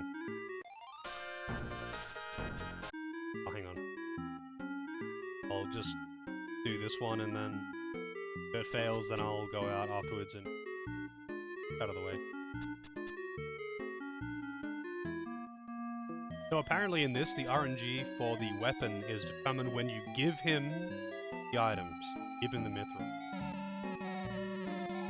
Wow, I got Gisam? Alright, I mean, I'll take it. First try.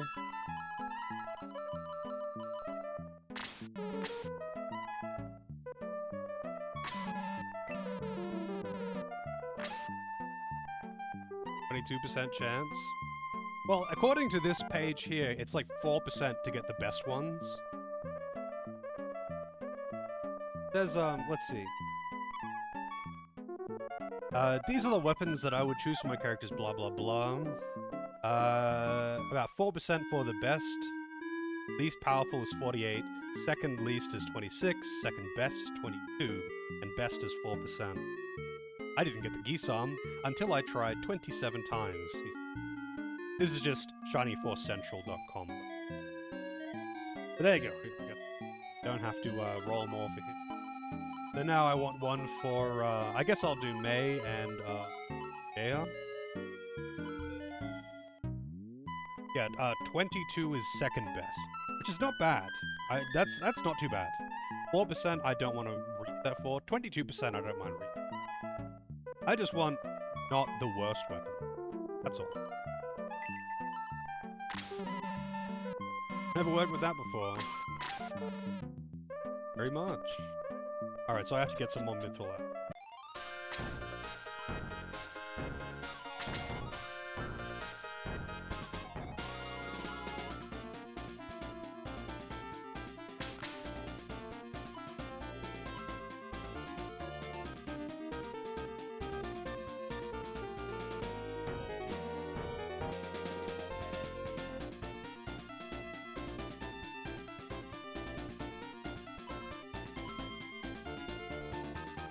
I don't need the dry stone anymore. Actually, hang on a second. Do I need? So is the Valkyrie, is that a lance or a spear?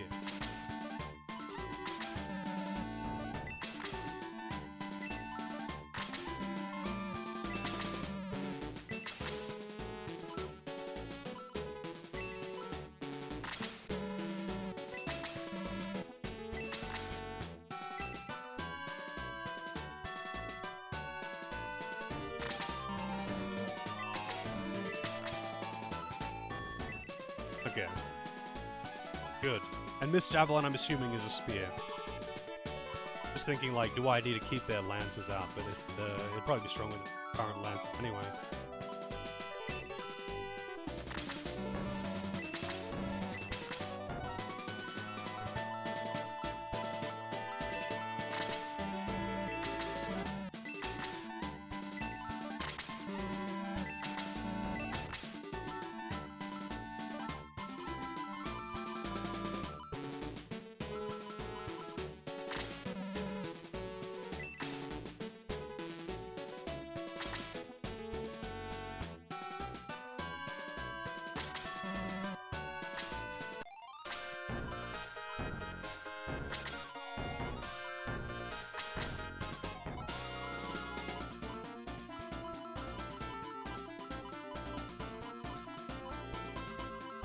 The Miss Javelin is...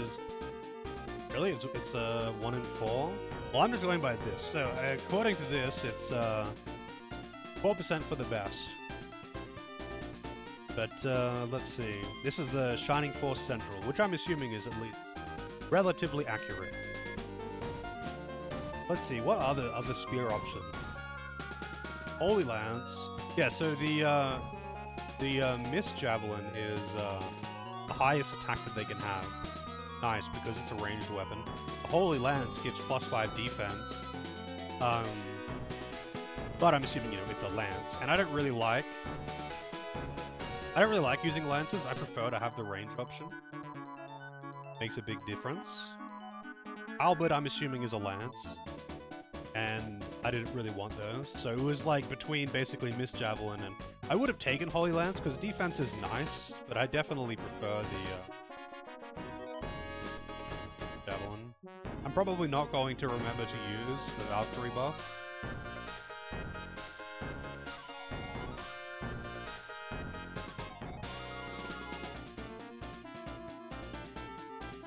Hey Syntherpy, how's it going?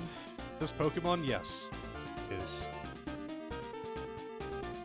Alright, so what do I want for axe? I've got the Heat Axe right now. What axes are there? There's Ground Axe, which is 39 and +1 move. That's really... I'm guessing that's like the best option. I'm guessing actually the best option is whatever has the highest attack. So Rune Axe is probably the best option. That +1 movement though, that's really nice. So I would take the Rune Axe or the Ground Axe.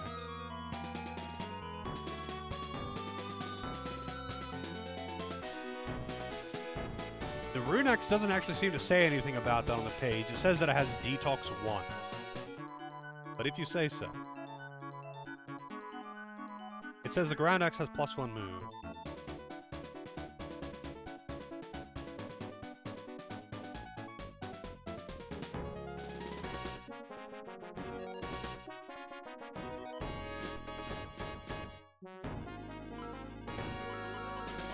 Alright, so...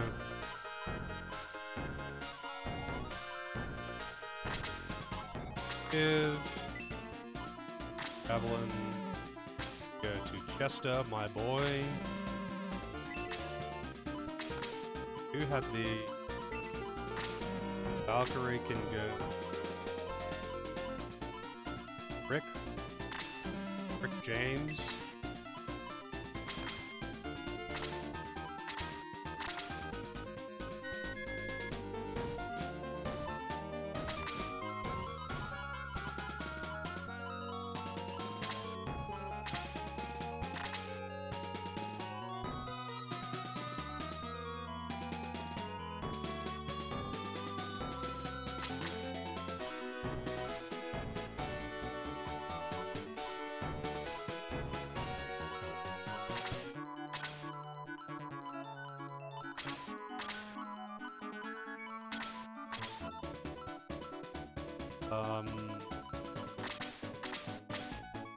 Saving.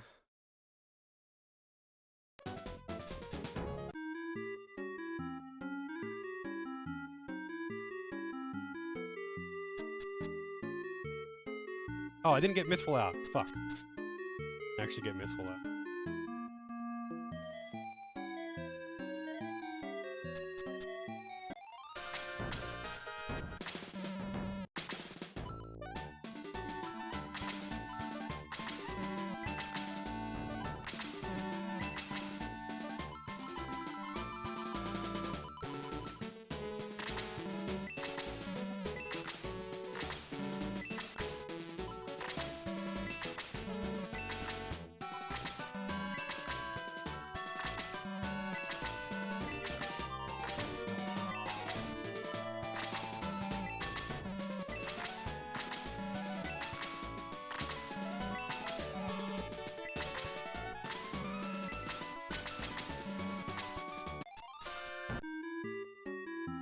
Is that the freaking character from Grania 2? It is, I think. What's his name? Roan or something?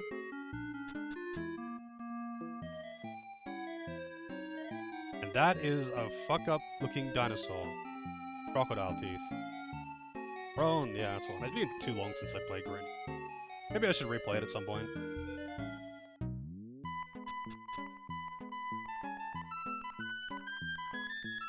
Alright.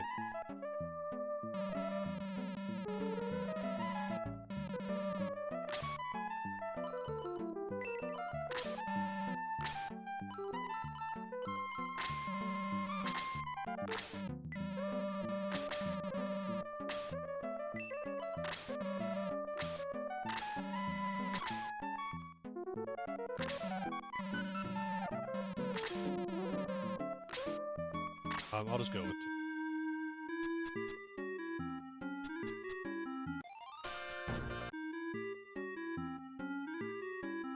Too bad the RNG isn't, like, rolled now, like, you know, before you talk to him.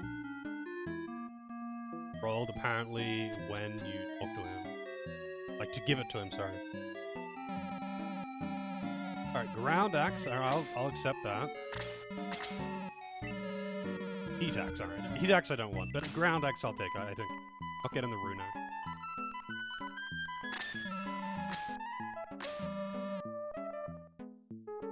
From Contra, I see.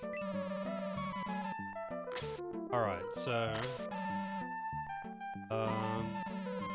who now? Guess... I'll get one for...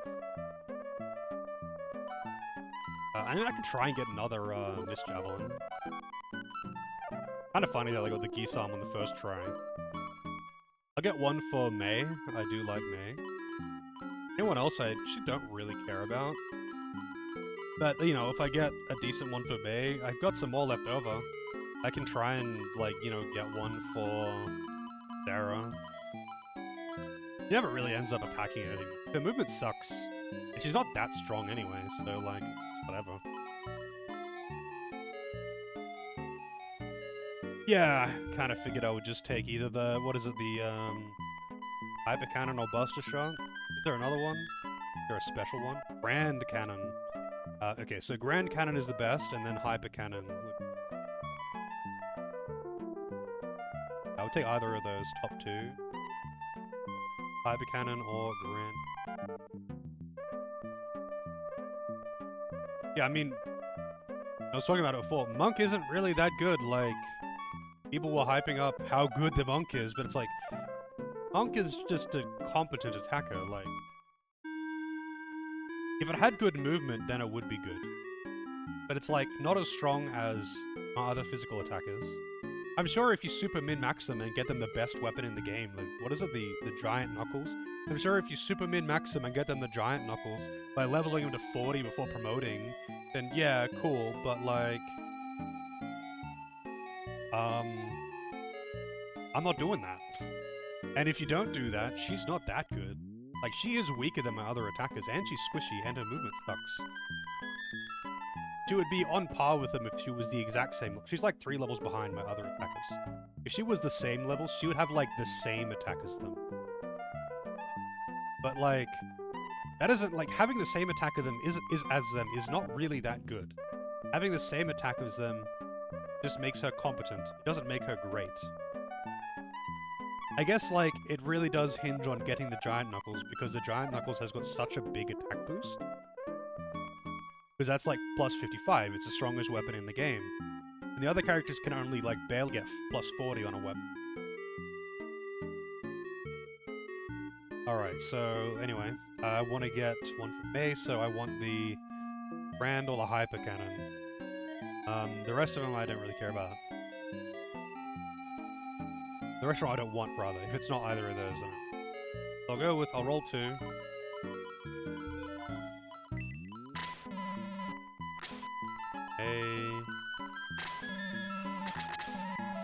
Like, you would have to grind so fucking much to actually achieve, like, you know, 80 total levels, or whatever.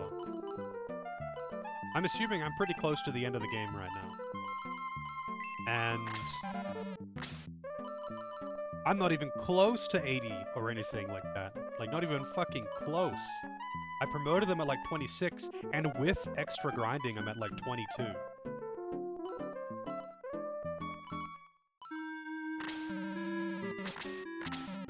I actually don't even know how much money I've got, too. And they do bring the booba. I just mean they're a little underwhelming compared to how much they were hyped up.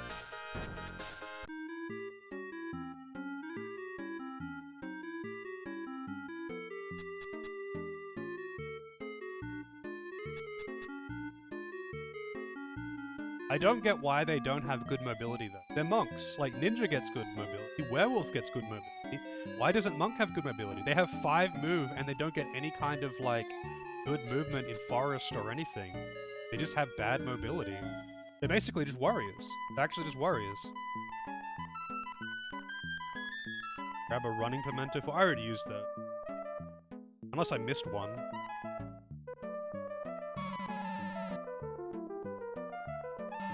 I think I used them on, Jaya and Geralt. And I've got the running ring on Bowie at the moment. If I knew that Bowie was going to be getting a plus 10 defense ring, I would have actually used one of the pimentos on him, so I could give the ring to someone else. Because you can't wear two. The Hyper Cannon. Oh wait, Hyper Cannon is the second best rank. That's the one that I want? Yeah, it is.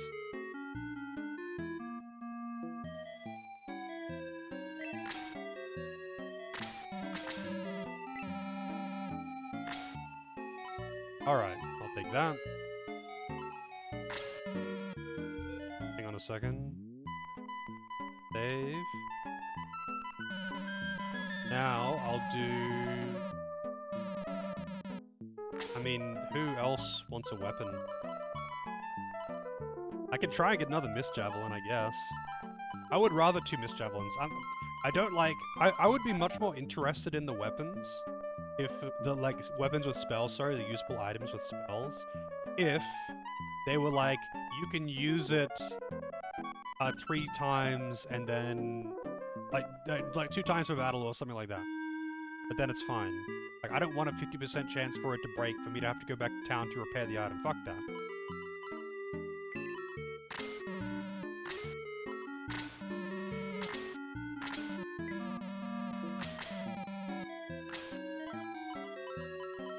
Is that all the mithril I had on me?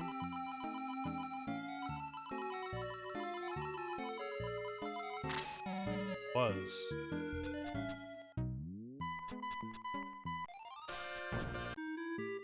I don't even know how much I have left. But I've had decent enough luck so far.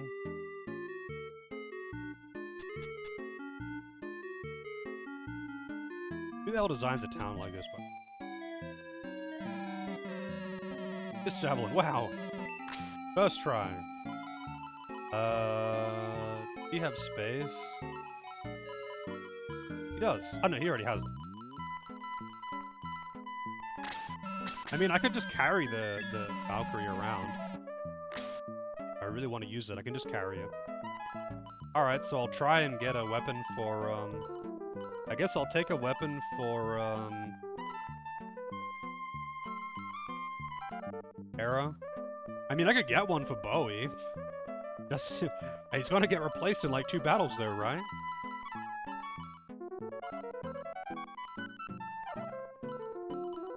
And everyone else, I don't really care. I guess I could give them to the mages. Maybe they'll get the regen stuff. Yeah, the MP regen stuff. I feel like the MP regen stuff doesn't fucking matter though. It is so rare that I actually run out of MP, and when I do, it's at the very end of the battle anyway when I'm just cleaning up enemies. Like, battles don't really last that long, and the wizards can't attack every turn anyway.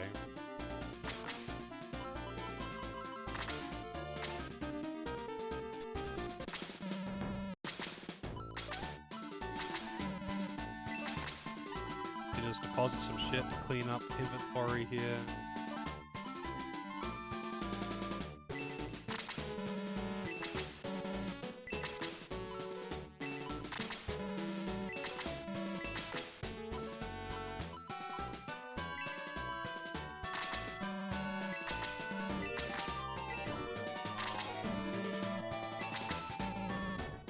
Yeah, right? Like, I think I would prefer the 5 defense, because, I mean, actually, okay, the MP regen on a healer would be pretty nice, I suppose. Just because, like, I actually do use a spell every turn on my healers, but even then, they usually just run out of MP at the end of the fight. But I suppose if I was using the actual big, like, map-wide heal, then it would be a little bit different. He would actually run out.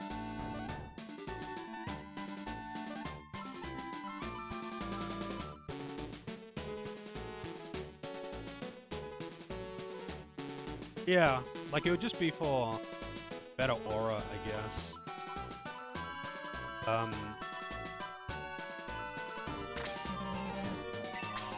I'm not going to try and... I'm not actually going to farm for it, though. I will try, like, you know, 1 or 2 times. And that's it. I'm not going to hard farm for it or anything like that.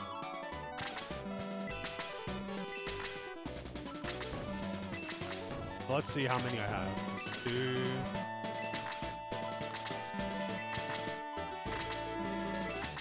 3... 4, 5... So I have 5 left. I'm actually missing 1 mithril from the start of the game.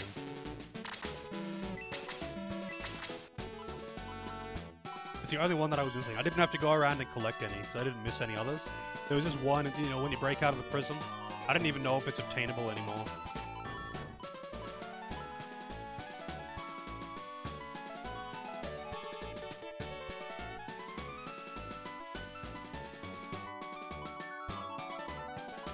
Yeah, I mean, I could try that. So I'll try and get a decent weapon. I got 5.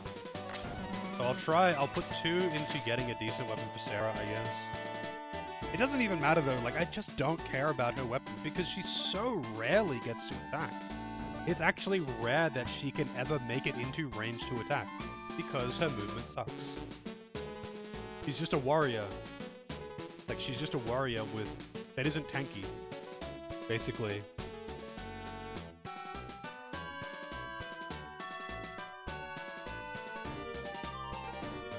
But I would take one of the top 2, I guess. Giant Knuckle or Misty Knuckle. Is there another one? Like, is there other Knuckles? Or is there only 2 of them? Wait, there really is. There's only 2 Knuckles. Giant Knuckles or Misty Knuckles. They're both actually pretty good.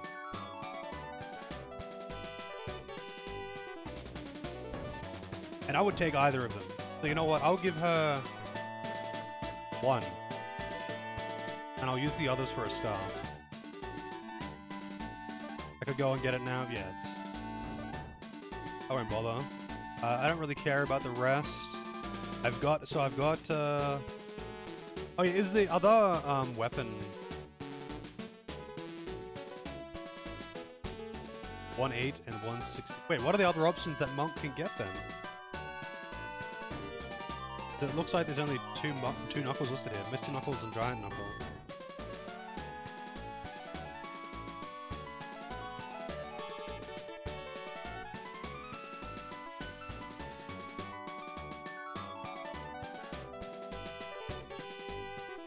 Anyway. Save.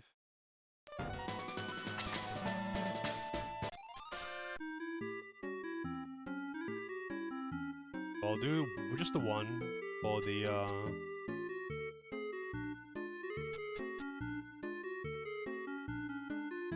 what's it called? For the knuckles.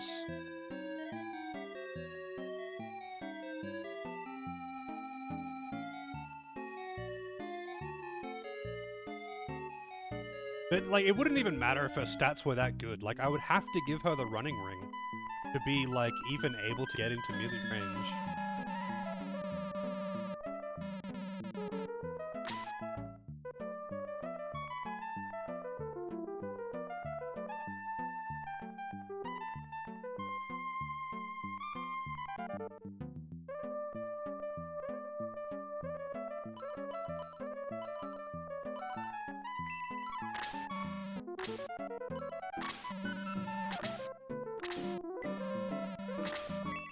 Alright, let's see. I'll just try the one. 30 minutes, you say? I'll believe it when I see it.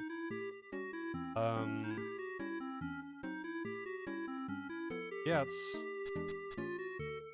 Man, doing this, like, one at a time would actually really suck, though. Take ages.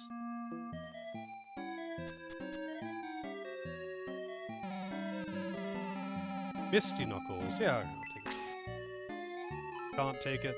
And it's only a 5 attack upgrade, funnily enough. Because I forgot her current weapon is actually pretty high.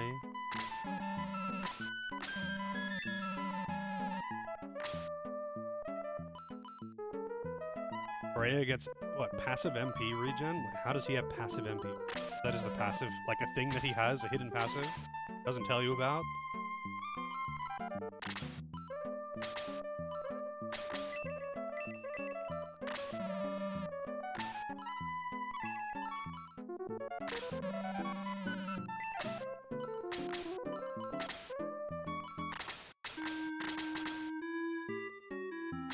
Oh, yeah.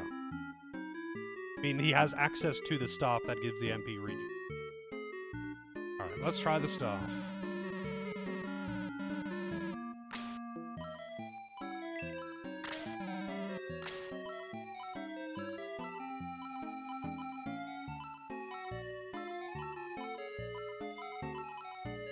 Oh no.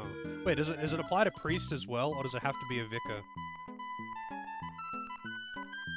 It does. It has to be sorcerer, wizard, or vicar, apparently. I wonder what priest gets then. Or maybe it does apply to priest, but... Yeah. Freya.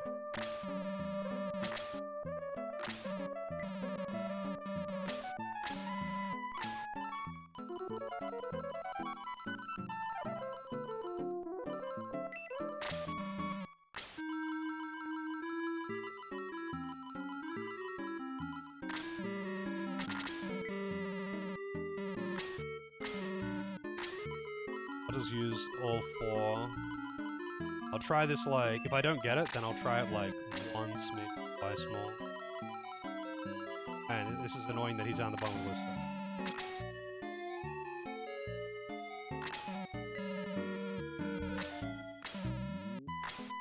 I mean, actually, I could use it on what's his name? Kazan, instead. Yeah, let's have the list. Is that all of them? I think that's all of them. That's all for today. Oh, you can only put in 4. Alright, what do we got?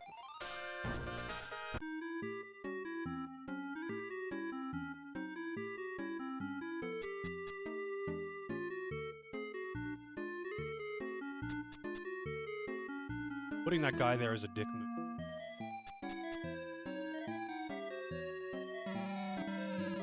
Holy stuff. Isn't it great? Oh. Holy stuff. Isn't it great? No. Goddess stuff. Isn't it great? No. Free stuff. Alright, so there's so many stuff. So, wait, so there's a lot of staves here. So, witch staff, mage staff, holy staff, goddess staff, supply staff, free stuff, mystery stuff. And then there's also Great Rod.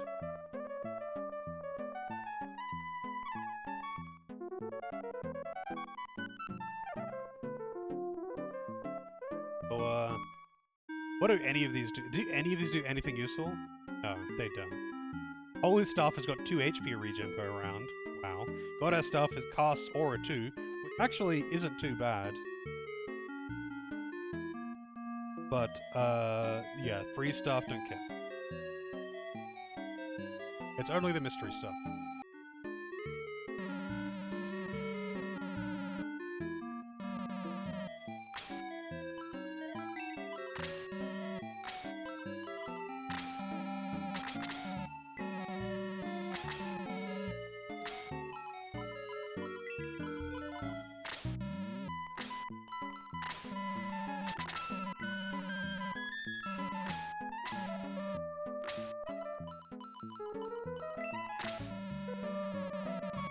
Oops.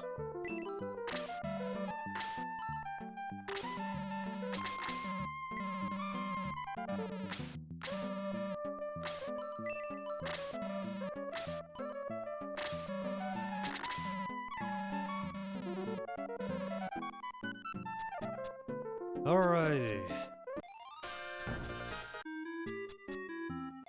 Unfortunately, I don't know how to do the iron. I'm assuming it requires saving and reloading, which I can't do.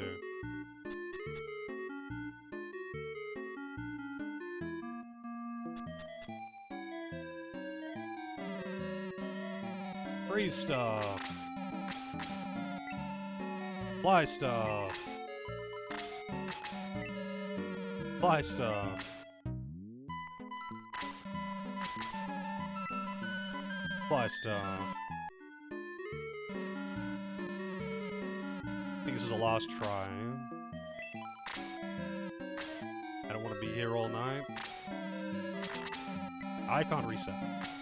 Later is quite bad.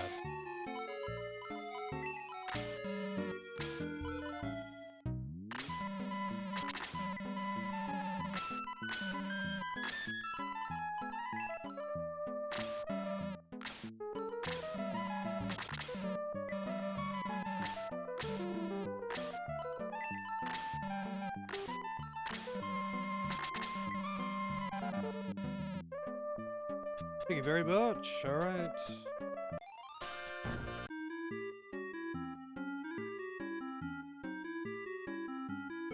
Kind of funny though. I actually find speedruns that use RNG manipulation to be really boring. Kind of interesting, I guess, as a showcase, but otherwise very uninteresting. Free stuff, wonderful. Great Rod, wonderful. Great Rod.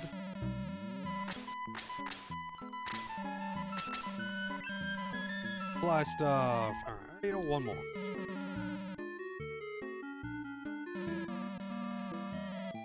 I would take the supply stuff, I guess.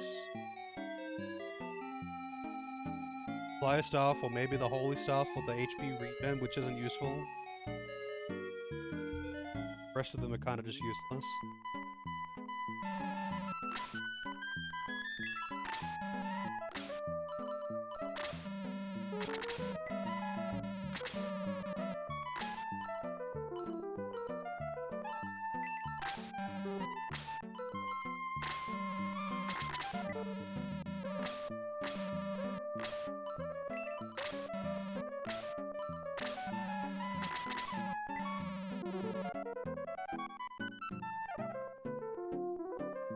The RNG is apparently determined when he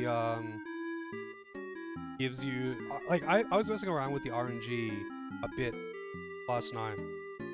But apparently in this it's determined when he takes the item rather than when you talk to him.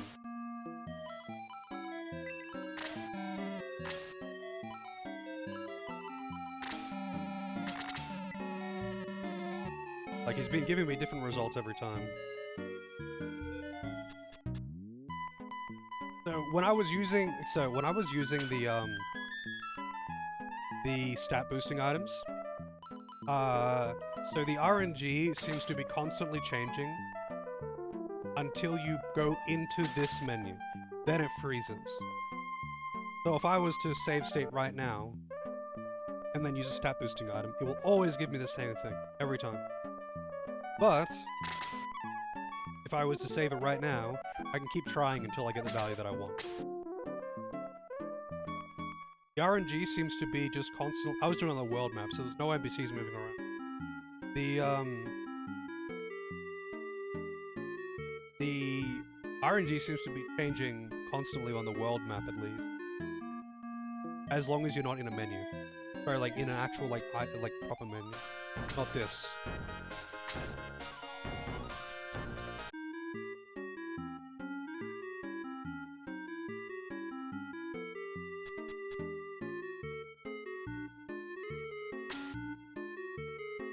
Kinda weird though, he doesn't move around, but yeah.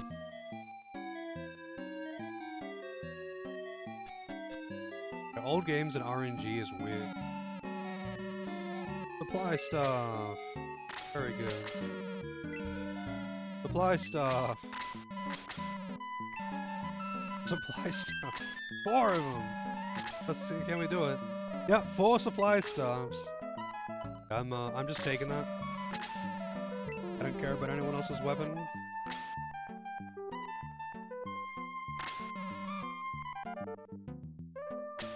Every time it flashes, huh? So, when you are in this menu, though, or in any other menu, like this menu, RNG just simply doesn't change. But it's still flashing.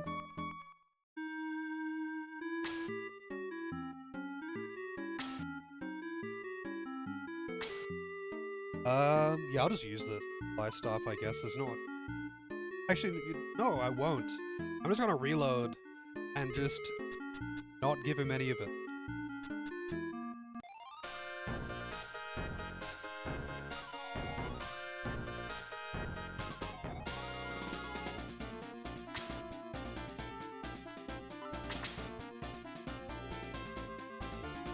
The menu with the use will not move RNG. This menu, RNG does move with this menu. This is the menu that I used for saving to use the stat boosting item. Like this is where I saved it. Because I found that if I did it in this menu, it wouldn't change. But if I did it in this menu, it would. I mean, maybe there's some emulator magic with this one that makes it work differently to regular hardware. I don't know. But this is how I did it on this menu. Because that was the closest that I could save to it with the RNG actually moved.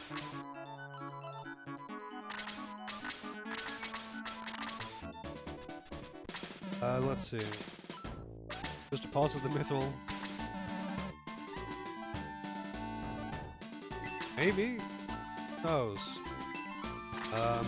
But I also don't really care. RNG manipulation can be funny sometimes. I find it to be very boring.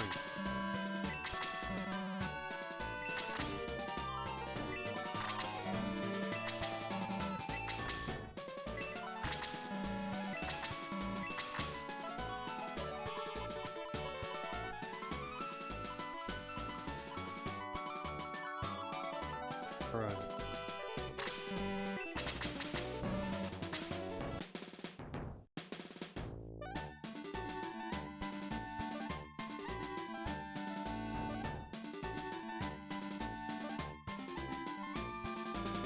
I find if there is any RNG manipulation in a speedrun, it's automatically a boring speedrun.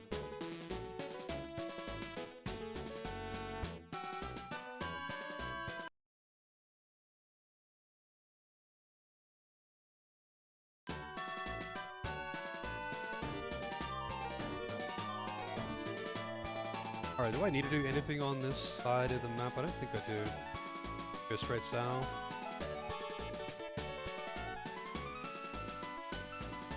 Town along the way. Let me just look at the map. Yeah, Gala. The lamb, even.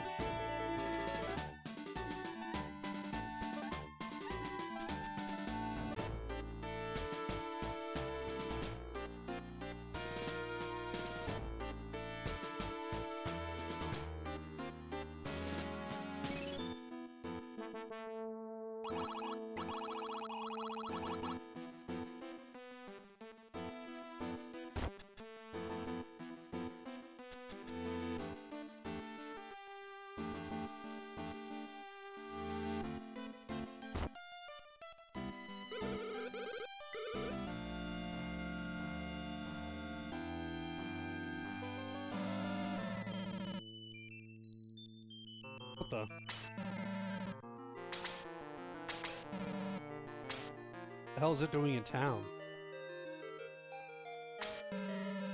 What's up, boy?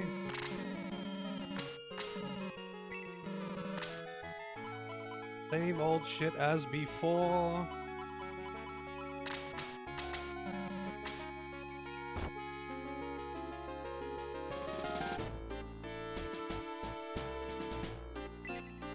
A hole.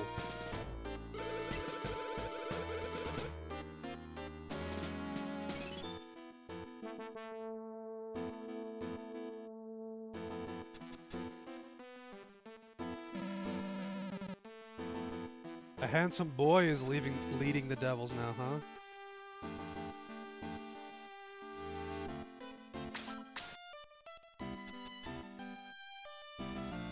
Like Earthbound, for example, with its RNG manip is really... I love Earthbound, but like, man, as a speedrun, it's a fucking mess. Because it's either you RNG manip every single step of everything that you do, or it's an absolute insane RNG nightmare. So I much prefer watching like Challenge Run, Earthbound, Randos or something.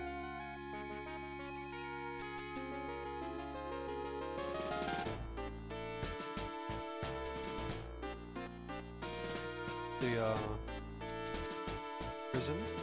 Oh, this is where I originally grabbed that mithril.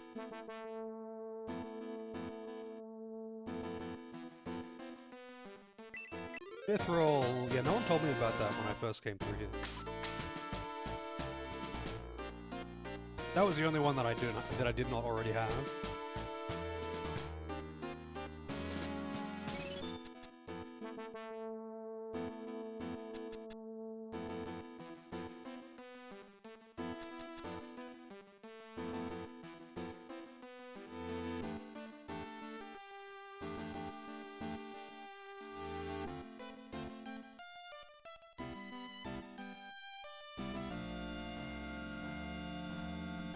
Fire Emblem 6, I'm assuming that's what FE is. Well, see, the problem there is that it's Fire Emblem, so it's automatically awful. Wait, is that 2 churches? Ah, there's no one in there.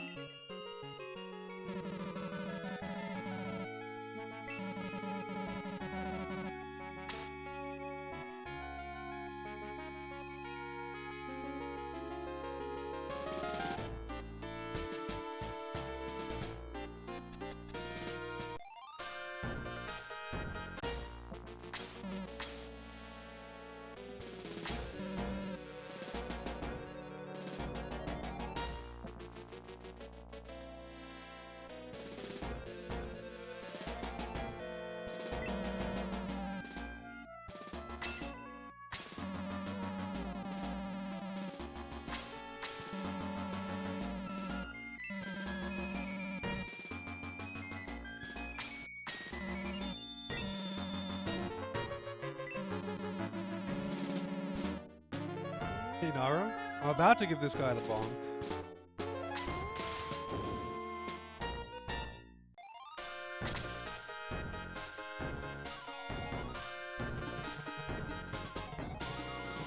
Do it! Do it now!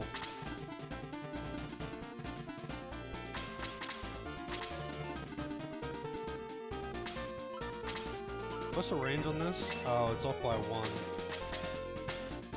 It was big, but I didn't think it was that big. But, you know, hoping. Also, what's the map here? There is an enemy in the mountains. There's not very many enemies here.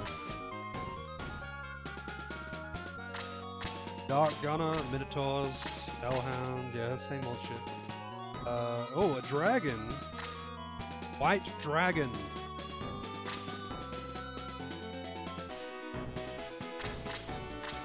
Cyclops. Yes.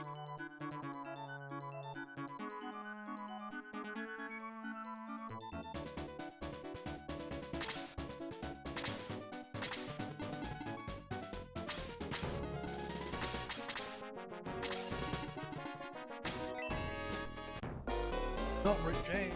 Blaze level 4, that's actually bad. That hits really hard. Blaze level 4 actually is threatening.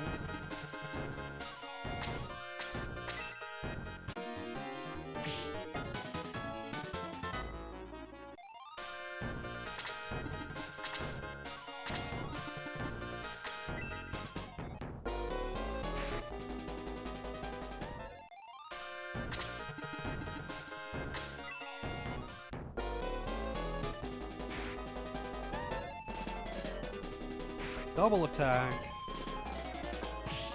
That's counter though.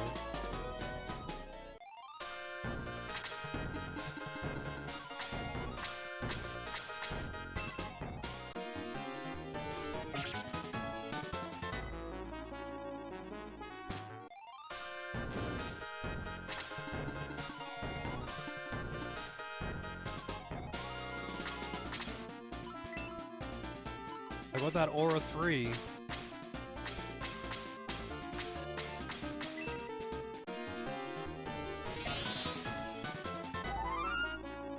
Double attack with white lightning attack. Yep. Fucking blue eyes white dragon.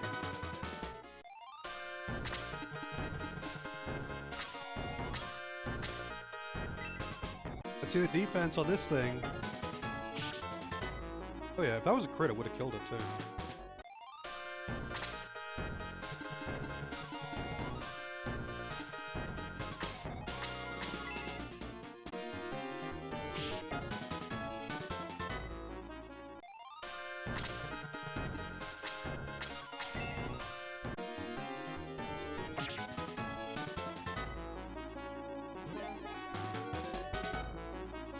Wow, +1 attack, dude.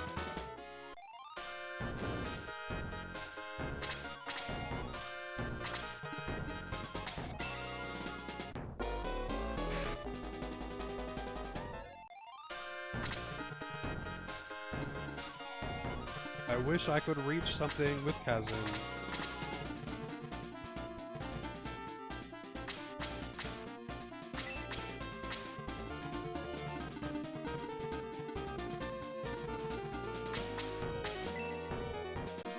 Yeah, his movement isn't very good. He hits really hard, but his movement is not very good.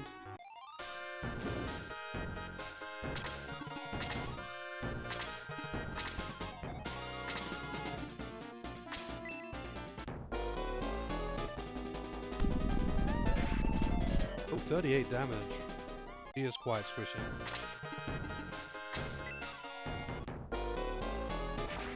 Oh, Hollis, I wish!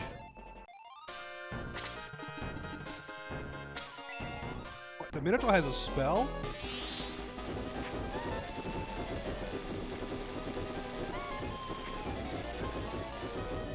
I guess it's just a weapon. Oh, Burst Rock. What the fuck is a Burst Rock? Do these things infinitely respawn, by the way? 60 defense, by the way. That's a lot of fucking defense.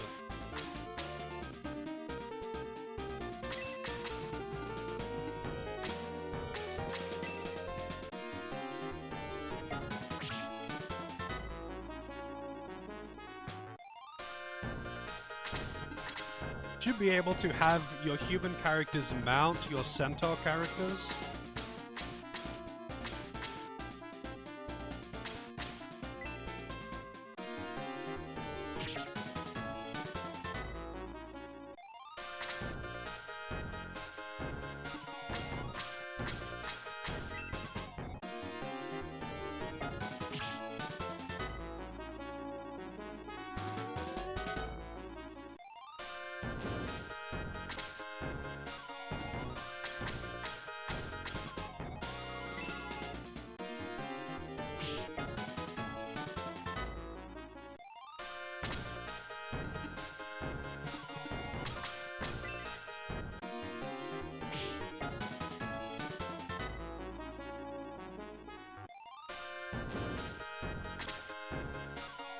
How much HP do these have? 45.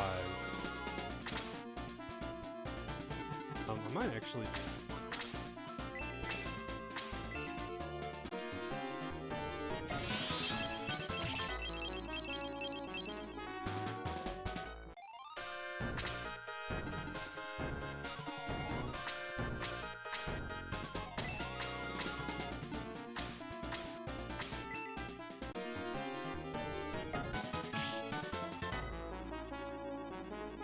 Buster shot. Wow. 3.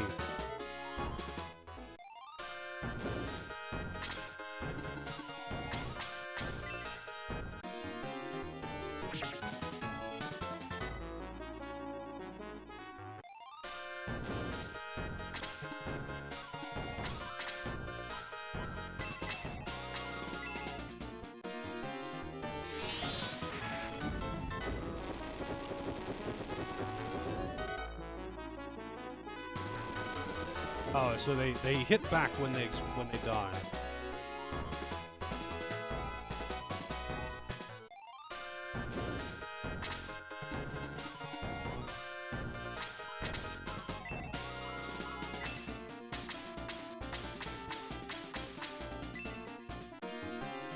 I don't know who needs to be healed here, but whatever. I'm just healing everyone.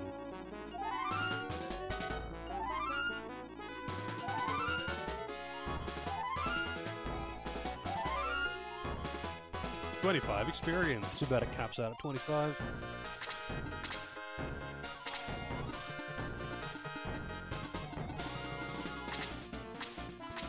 Everyone? Yeah, over the last few... This is a really small-scale battle. But I guess the burst rocks are meant to make it, like, bigger than it is, so...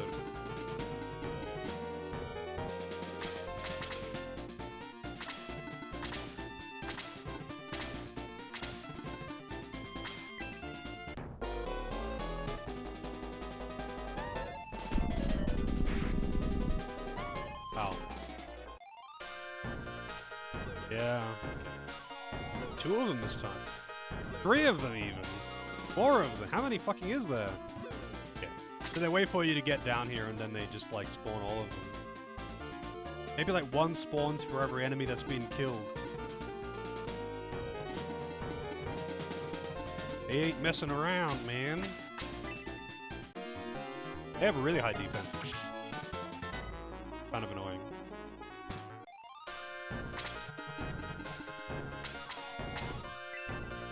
The rocks are out. Yeah, they are. Apparently they still give okay experience though.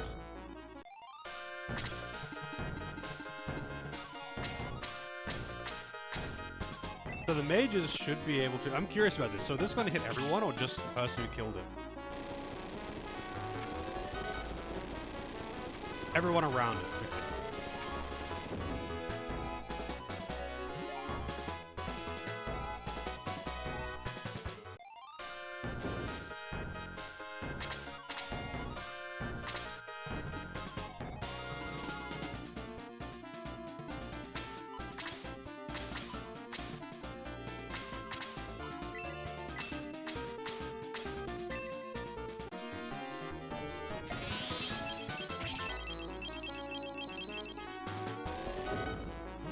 Didn't hit anyone though. It was only the adjacent tiles, I guess.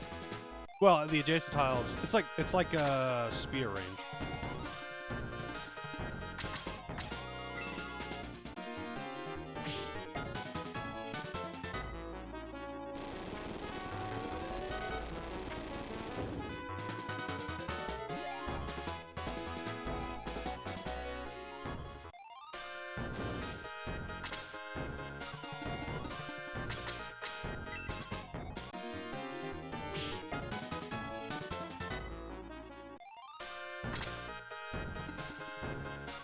Coffee.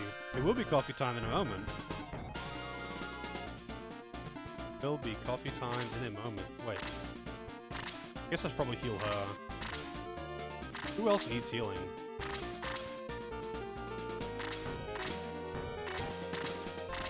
And Geralt needs healing.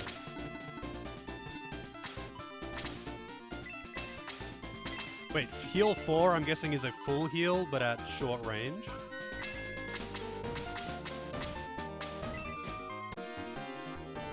Game needed more coffee. It did. Always use more coffee in game.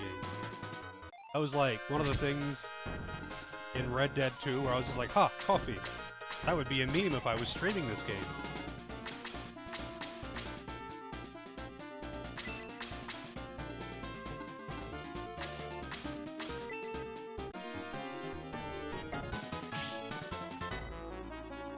Guess that the game denied me in the castle at the very start of the game. No. What's in them?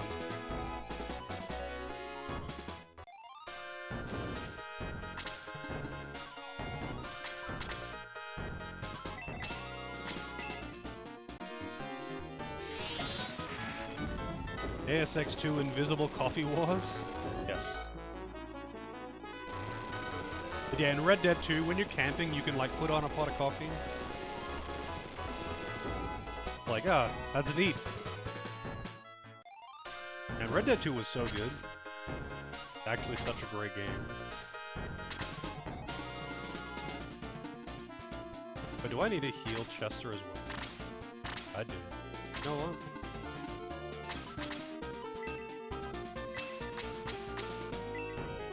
Do it. Bad ending? No, I got maximum honor. I don't think there's really a bad ending in that game, though, to be honest. If you have low honor, though, the outcome is kind of rough for Arthur, I guess. I wouldn't really call that a bad ending. Things seem to turn out well regardless, you know. Just not for Arthur. Dies.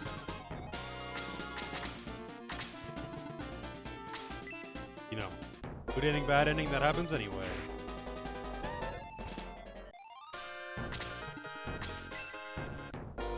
Fucking rat. Man, they were not subtle about Micah, though. Like, right off the bat.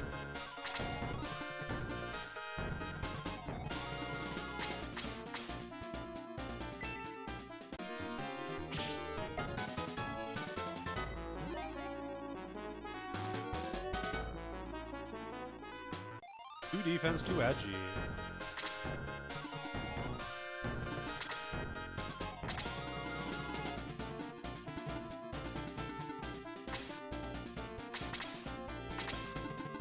Oh shit, here we go. Oh, it's not a spell. I thought it was gonna spell me.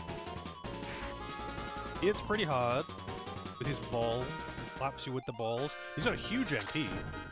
No idea why he needs that much MP though.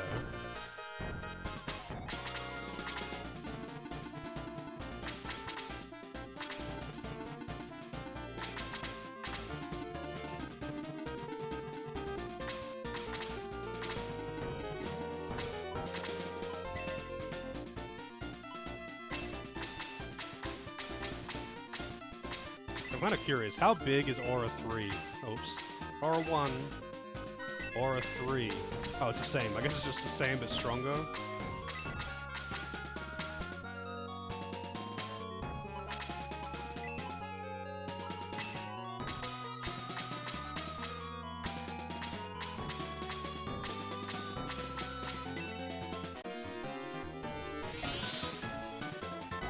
I guess so, yeah. But you know, you get all that MP back outside of combat. I think I think Freya is actually the highest level in my party. Kinda sad. Oh shit, a crit!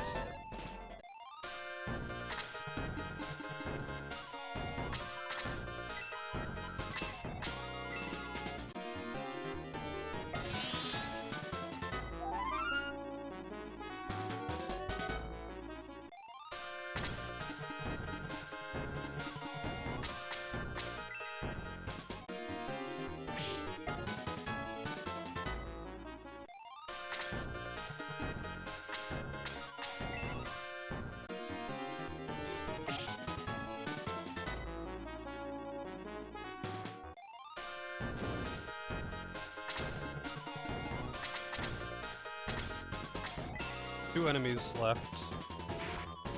Better get Rick Sanchez out of there.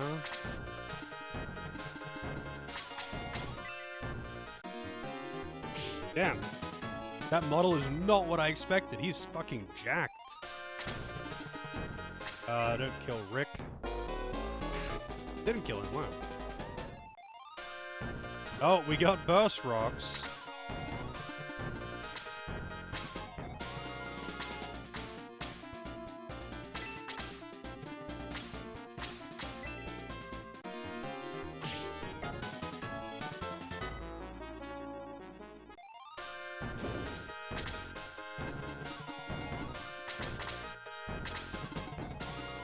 Oh, she is super dead, I bet. Oh, wow, 50 damage. Oh, no, he got a second attack, so it's fine. Doesn't matter, she would have died regardless. Just get good RNG, bro.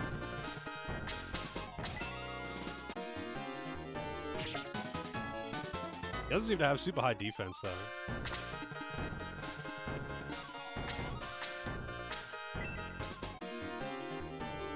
Yeah, rip Sarah.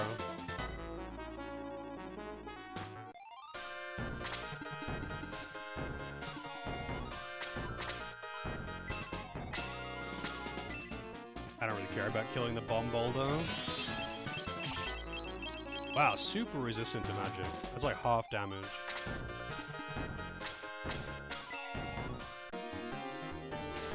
Oh, really? The miss? Come on, man.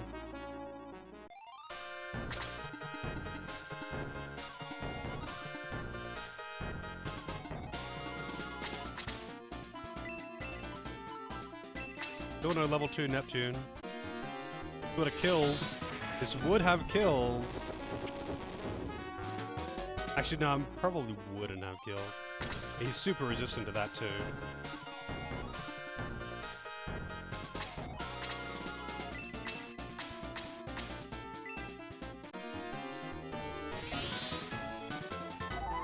What spells does he even have, I wonder?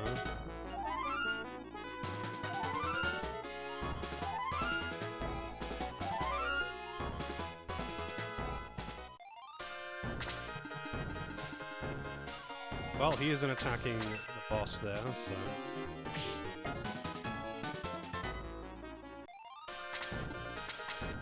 Guess I'm killing the burst rock anyway.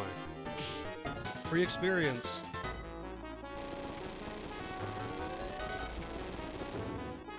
Things are kind of annoying. So much fucking defense.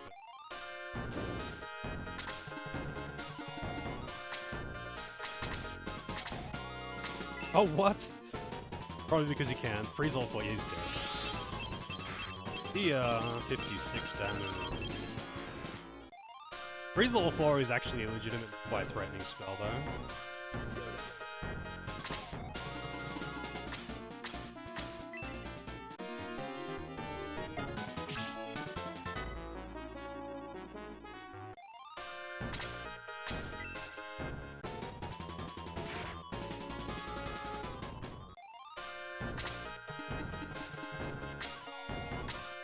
Wait, what level is Bowie? 23. He's actually lower level than Chester, but whatever, dude. Oh, my body!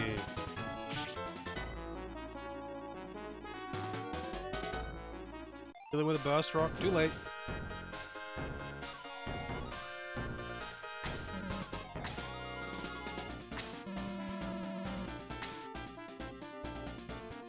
Kelly block on him. Why aren't they stopping him?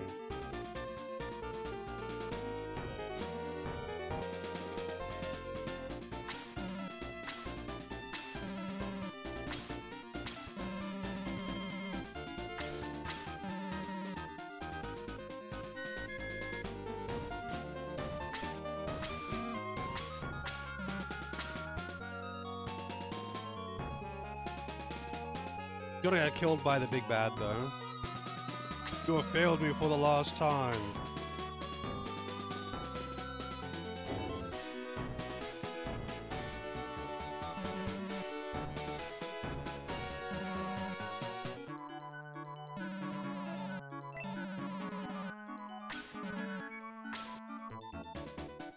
Yeah. Because the lawful stupid anime protagonist isn't allowed to actually kill the guy. So they have to let them go and then have them die. Because they have to die. But you can't have the hero kill them. Because that's like a negative mark on their name.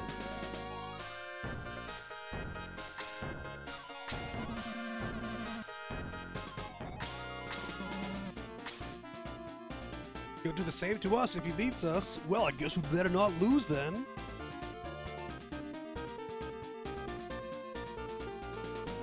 Unique weapon in the bushes just outside of North Gallum Gate. No, I did not.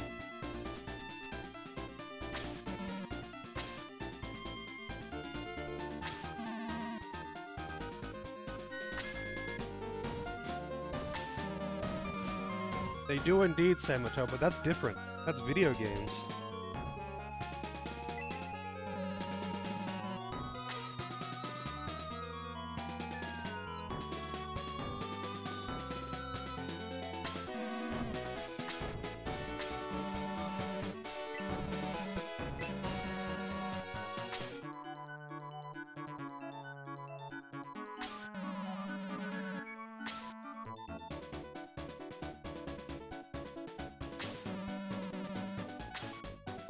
Guess I have to go and find his sword, which is discarded in the city or something.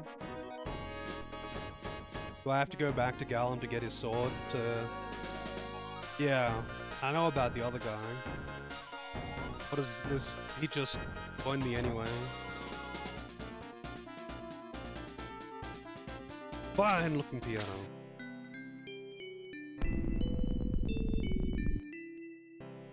Good old magical piano lock.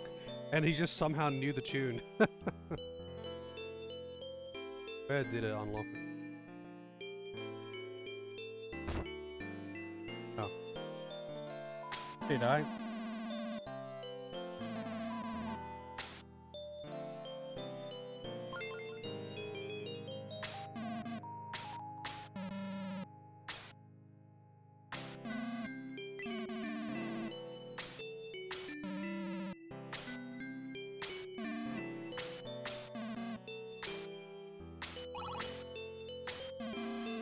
Chaz!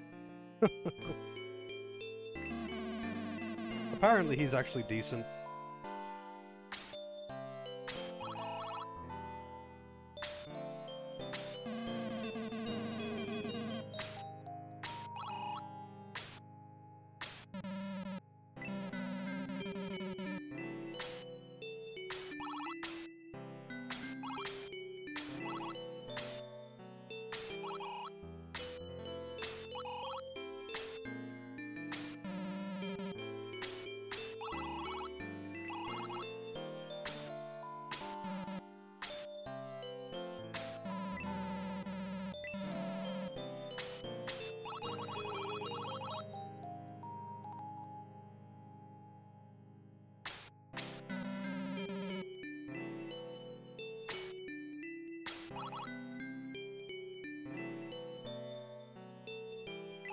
I don't think it's worth going back to get literally anyone from Creed other than... Actually, I don't think it's worth going back to get any of them. Like, it's the only one that's worth using is the one that you get, unless you want to, like, seriously grind a lot. Like, fuck that. You would have to do a lot of grinding if you wanted to catch up anyone else.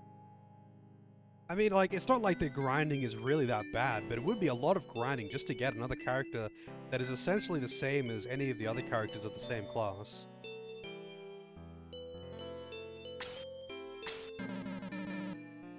I do like, though, when I went back to get there, how it's revealed that the blind kid is actually an evil devil guy. And I'm assuming that's the right-hand man now of Evil Dark Man. The handsome boy with the sword. Assuming that's him. You know, without his hair down.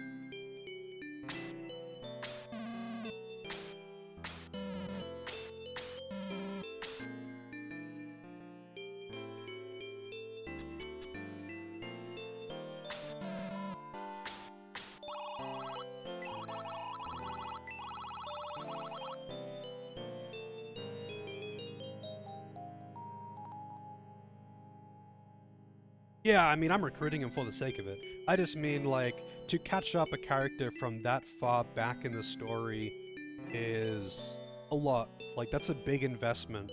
And they're not, like, better than their alternative.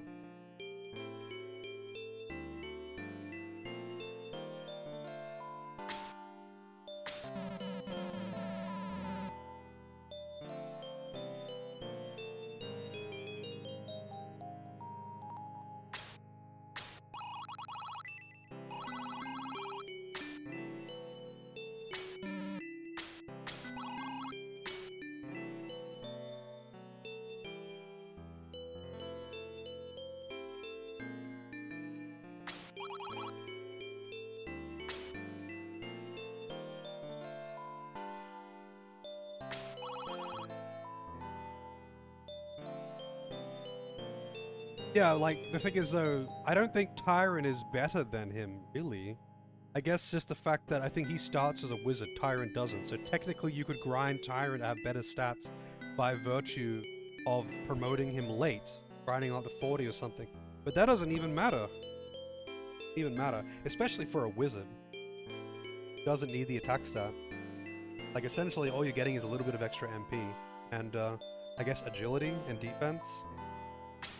But that doesn't matter that much on them anyway.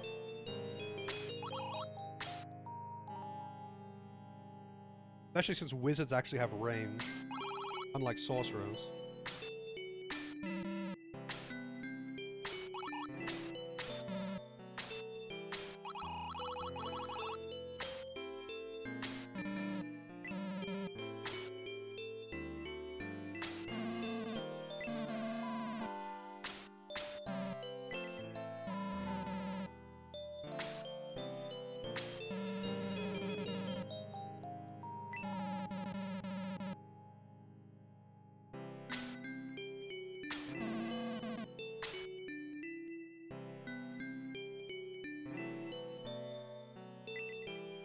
Evil Knuckles. Is that like a cursed fist weapon or something?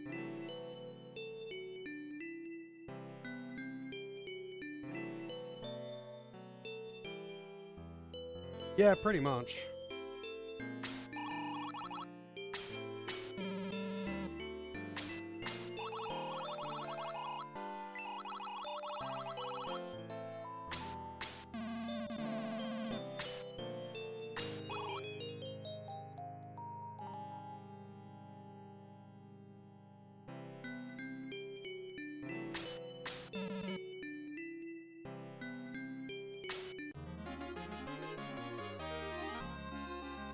Like, I feel like the difference between classes is pretty much just whether or not you grind them up to 40 before promoting them.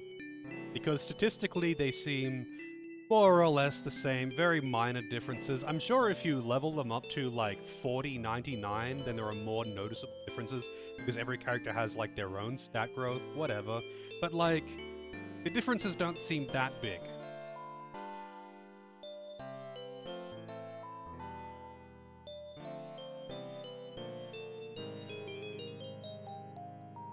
I will say, though, Tyrant gets Ice 4 or Freeze 4 relatively early. Like, naturally, you would actually get it. Not without grinding, without excessive grinding, you'd probably get Freeze 4 on him. And Freeze 4 is legit. 4 is legit. The problem, I think, with Wizards is that they're kind of shit until you get Freeze 4, Blaze 4, Bolt 4. Like, until you get the rank 4 version of it. They're kind of shit. They don't do very much damage. Sorcerer, on the other hand, you want them to deal damage, like, Sorcerer is just fucking better. They get access to, like, their low tier spells actually deal competitive damage, and their high tier spells are better than Wizard's high tier spells anyway. Like, yeah, I guess, like, if you really want to use Sleep or Muddle or something, then Wizard is the way to go. But if you want them to just deal damage, then Sorcerer is kind of just better.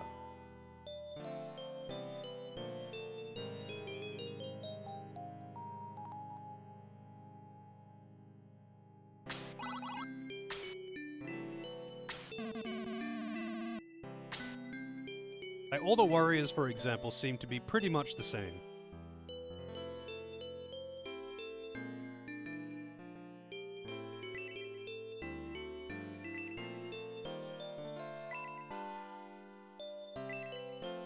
Quick chicken. That's Agi, right?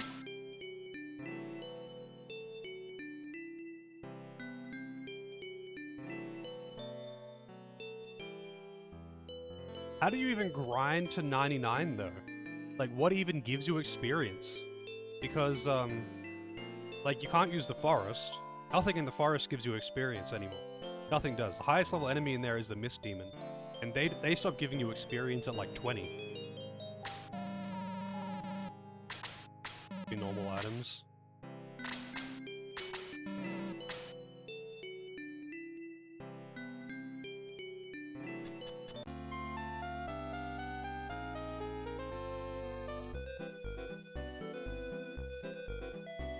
Really? You just have to grind 1 EXP at a time? Is that serious how you get to 99?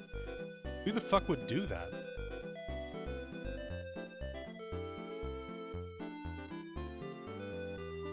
Wow. Yeah, I would not...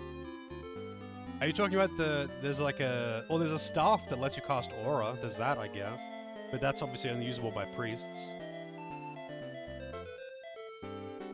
Yeah, no fucking way. I mean, I guess you could just like rubber band the button and just straight up let it just run with one character next to the lesser demon or something. One character next to the lesser demon in the forest and just AFK. Leave the game running for days at a time. You'd be getting 1 EXP like every... like, I don't know, like 15 seconds or something. I don't know how much time it would take with only one character doing it. Alright, so I got Chaz. Does Lemma just join automatically? Like, he had nothing to say.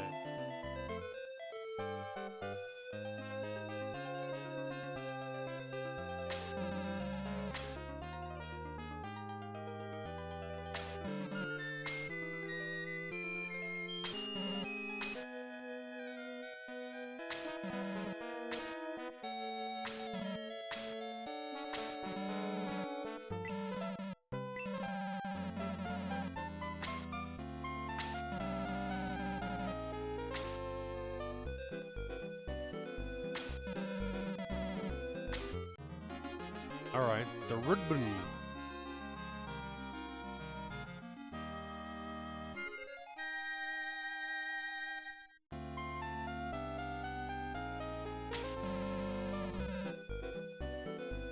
I mean, what ring is it? Alright, let's take a look. Lemon, the ribbon, Dark Sword. 48, 69, 51. That's... What? That's like really bad. That's terrible. 48 attack? Is that because of his sword? Does it give negative attack or something? That's...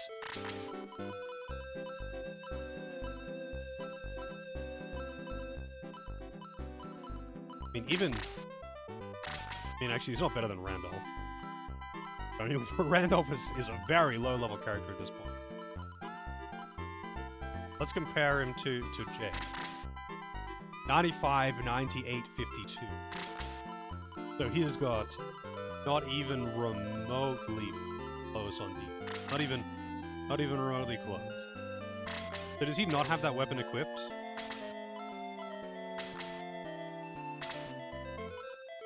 Oh, I see. So what's the deal with the Dark Sword?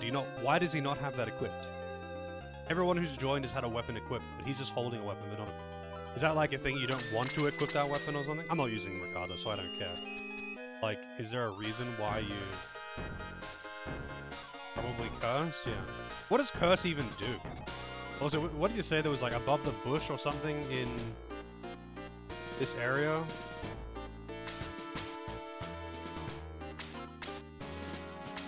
God damn it.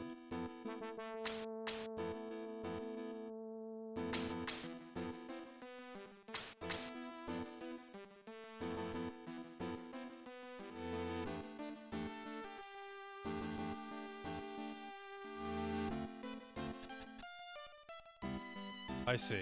North area.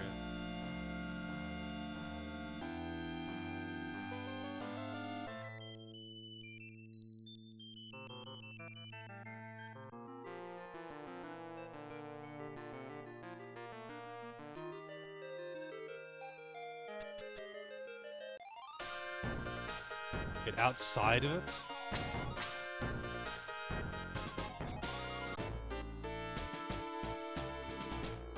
One of these bushes then.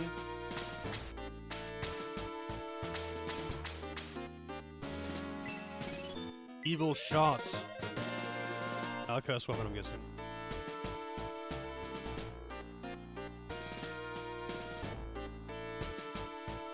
So, so if you are cursed by anything, you have that 12.5% bullshit. Yeah, I would not deal with it. How do you get rid of curse though? Can you like equip a cursed weapon and then remove the curse? You have the weapon without the curse effect?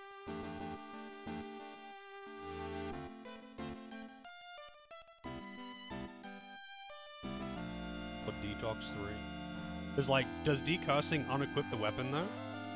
Like, is it possible to have the weapon without the curse? Yeah, I thought so. That was the priest. There's a priest in here somewhere.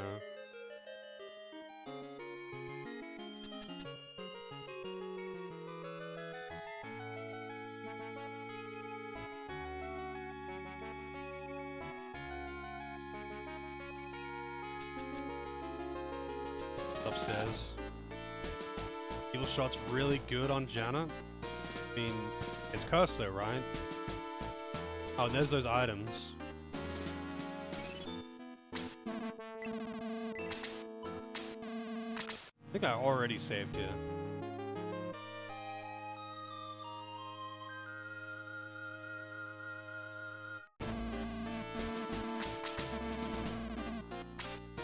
Did anyone die? Oh, Sarah, right, you died.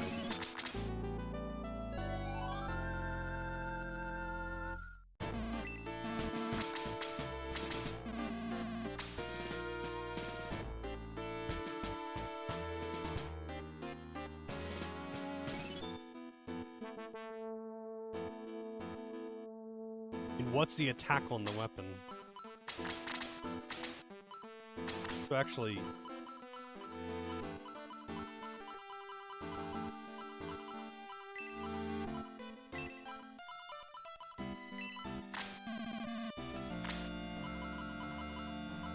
Oh, it's a pretty big attack rate. Doorways where the chests are? What doorway? Someone previously blocking this or something? Okay, no.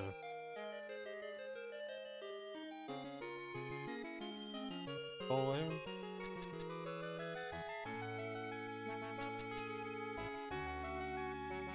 We got fairy powder, wow. Feeling... Man, that was totally worth waiting for the end of the game. Oh, so we got Lemon in the party, like, actually following us, I mean. Like, I know he's in the party. He's actually following us around on the field now, which is kind of interesting. Maybe I'll go and talk to, not you. There's that girl who's, like, super thirsty for Lemon.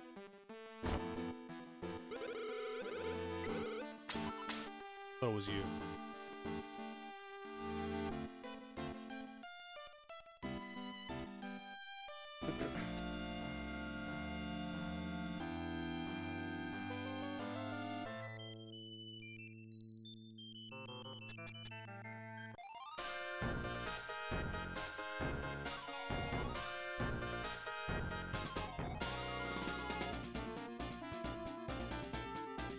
I should have saved, like, before the battle or whatever. Is that a freaking Hydra? Actually, you know what? Before I even get into this battle... I'm gonna go get a coffee. Be right back.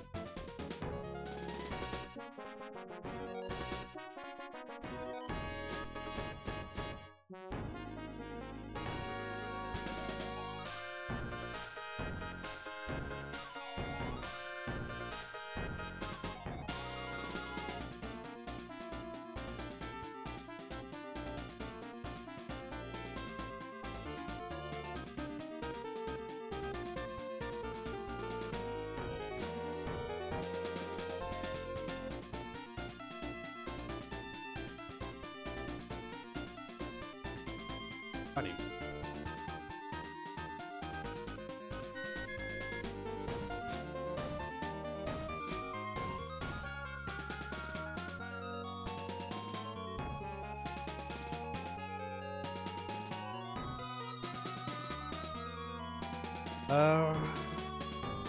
Right. Hydra thing.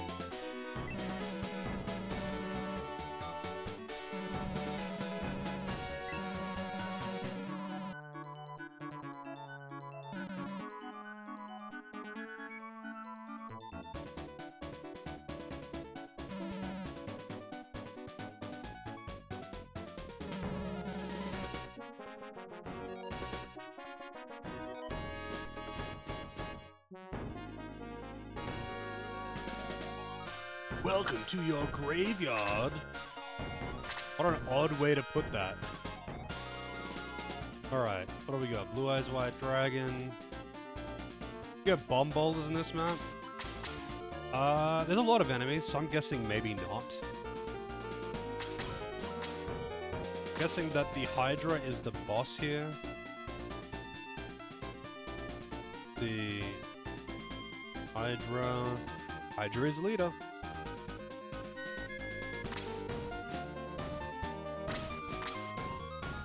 I think most of these enemies don't even give me experience. Some of them do. Cyclopses don't. The Minotaurs don't. I think the Ballistas do. And the Hydra probably will.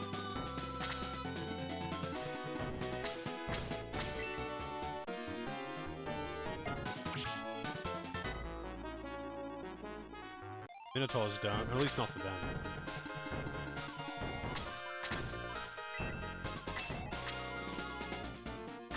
I really want to ride gym with him.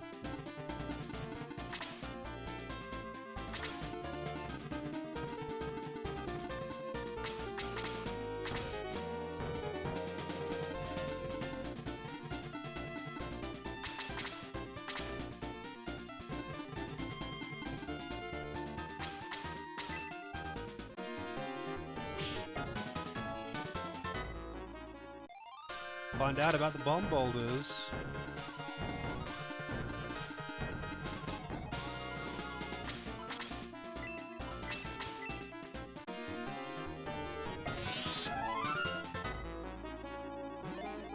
Level 21. One attack.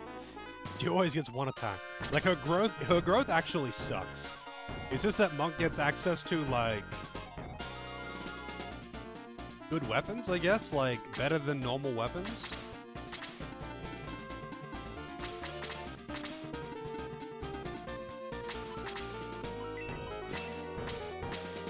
Also, when does he get Aura 4? Is it at like 29 or something?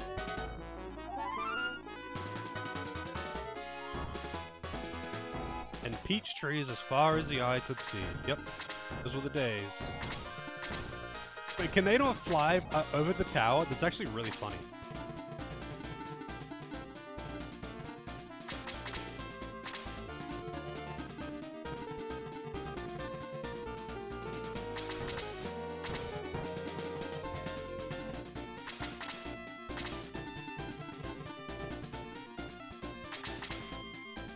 I want them to just come forward. Come on, do it. Go off to jail. I didn't want him to go after Bowie, but oh, he's also quite tanky. He's alright. Although that's magic, so...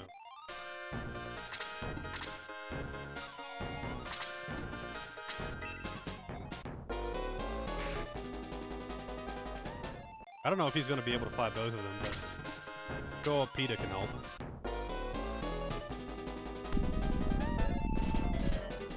Wait, did he just miss? It did. He dodged a fucking explosion. Used Atlas Axe. Oh no, dude. Blaze 2. Oh no! Wait, I think it was Blaze 3, even.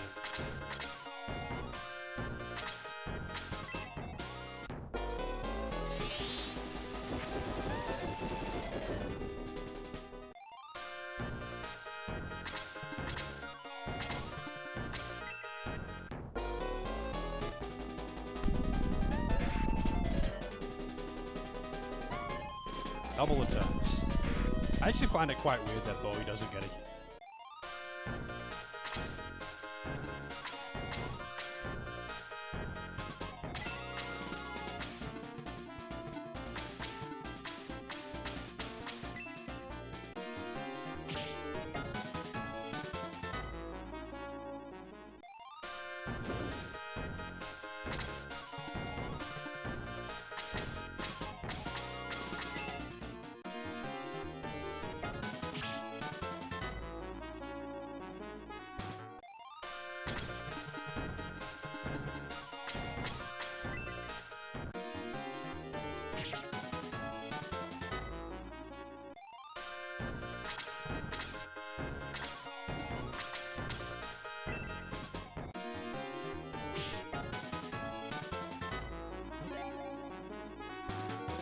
Defense.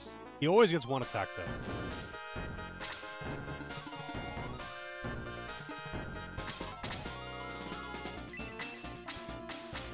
This might actually kill both of them.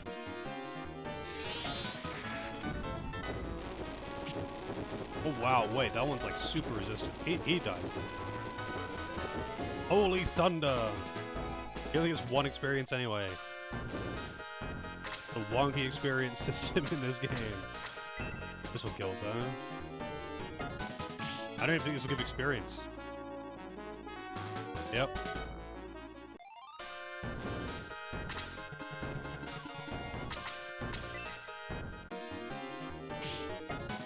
A sprint. Geralt must have like increased crit chance or something. Because he does actually get a lot of crits compared to everyone else. Maybe it's just like confirmation bias or something, I don't know. But I definitely notice a lot more crits on him.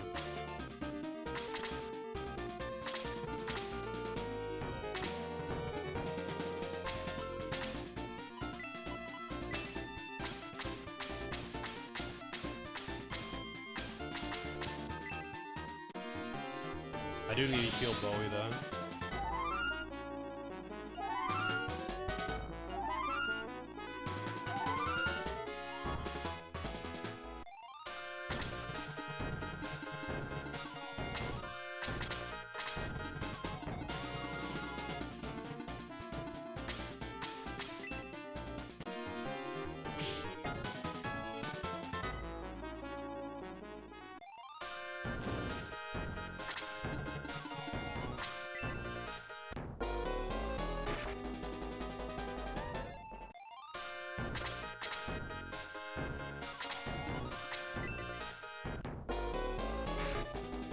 Oh, crit.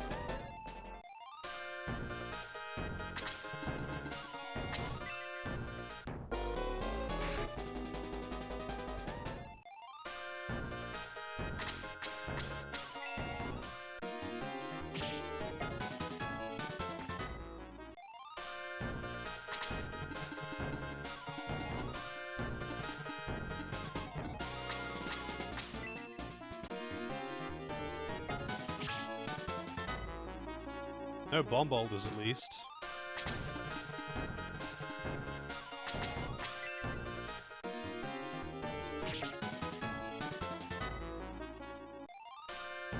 Still haven't seen that instant KO effect out of Slade. I bet it's like 2% chance to instant KO or something dumb.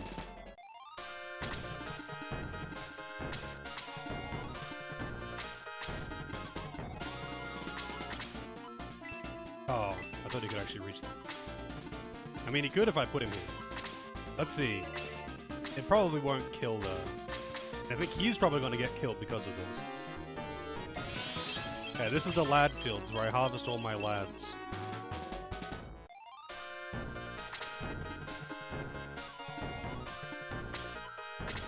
Let's try heal 4.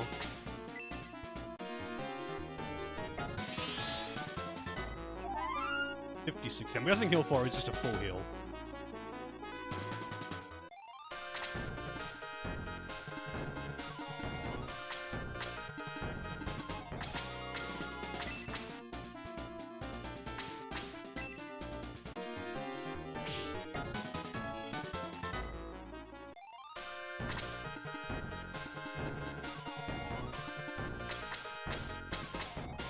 They're both kind of low, but I don't think Bolt 3 will kill them.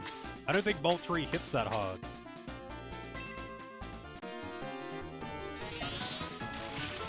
Oh, 28. Killed him. For one of them.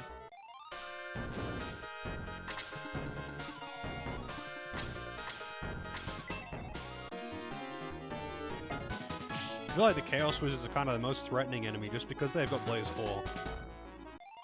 They can, like, do a guaranteed, like, 50 damage. Which is quite a lot.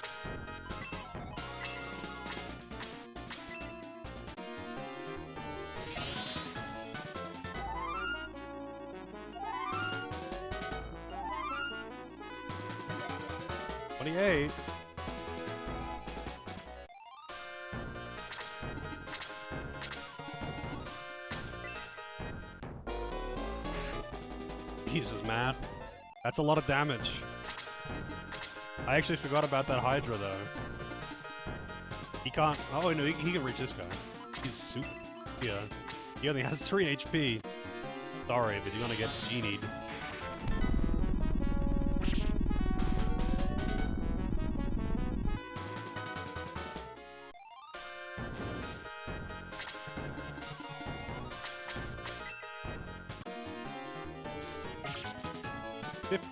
Damage.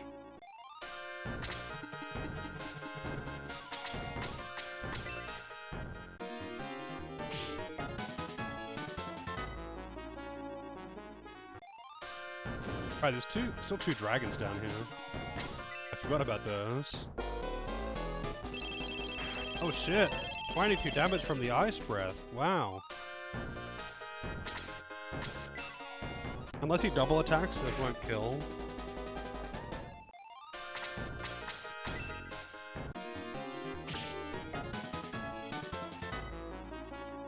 Kind of funny that the slowest enemy is fighting the fastest unit in the map.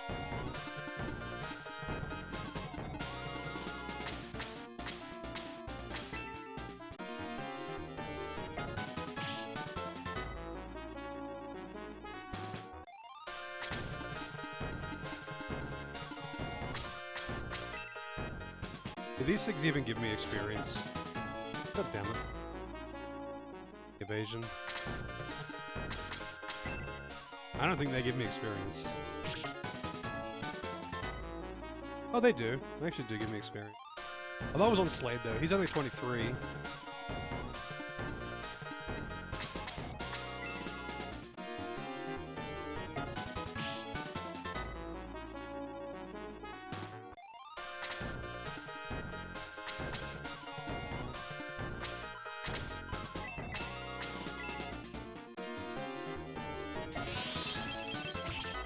Wow, he's weak to ice. He would have actually one-shot him from full HP. It's actually kind of funny.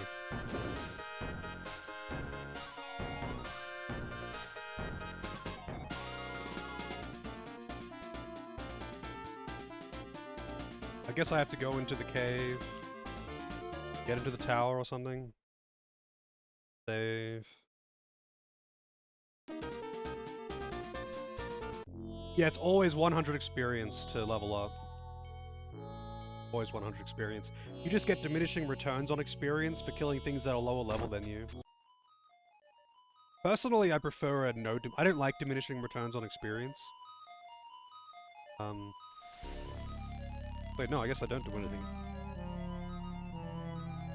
Unless there's like a doorway. Oh, there is.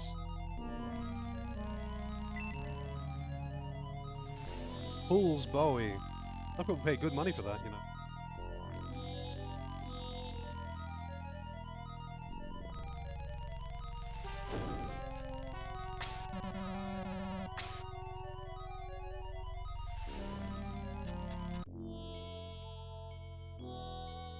I think it's actually pretty common for TRPGs to do that though, Loza.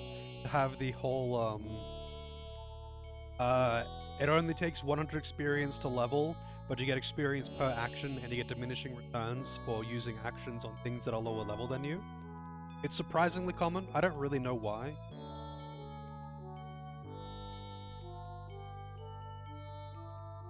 Any RPG that does neither diminishing returns or increasing experience requirements per level. I think I've played one that doesn't, but it's uncommon. Like, you usually have one or the other, because they serve the same purpose, essentially. The point is to stop you from grinding on the lowest level enemy in the game and just getting maximum experience. Like, you know, maxing out your level really early on by grinding on low level enemies. Like, you could technically grind to level 99 in the first encounter in this game. Well, actually, no. The first, like, repeatable encounter in this game, you could technically grind to 99 on it, but you would be getting diminishing returns, so it would be monotonously long. At the same time, you could, if you really wanted to, in Final Fantasy games, you could grind on the level 1 wolf that you find in the first encounter in the game. It would be a waste of time, though, because, yeah, you're still getting normal experience from them, but they're giving, like, 10 experience, hundreds of thousands to levels, so they serve the same purpose. They make it so low-level encounters are not worth your time.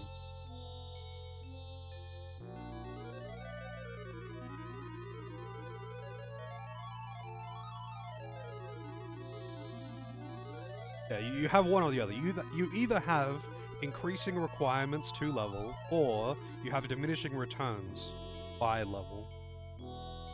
There are some games, I'm sure, that haven't done, have done neither diminishing returns or increased gain requirements. But in those games, it's probably, 100%, like, fixed experience gains, no repeatable encounters, no way to grind, that kind of thing.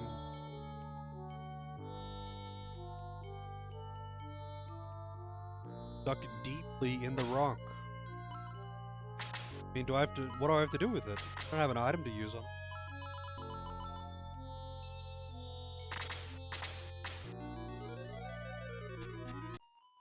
Am I meant to use an item on it? Search? But that, what, oh, seriously though? Like, that, so when you press, what is it, C? It does the interact thing. You have to actually, this is the second time now that I've had to do that. It was the same with the golem hand. You can't just press the C button. You have to actually open the thing and hit the search button. Even though the C button is automatically search. That is actually so dumb. But whatever. There's 2 instances of the entire game where they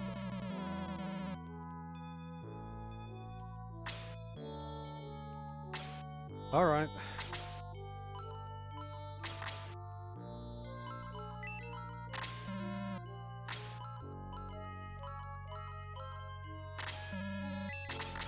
Who picked up the Force Sword? He did. I want to use it, I want to give it. Bowie. From question mark to question mark. Wow, how informative. Thank you, UI.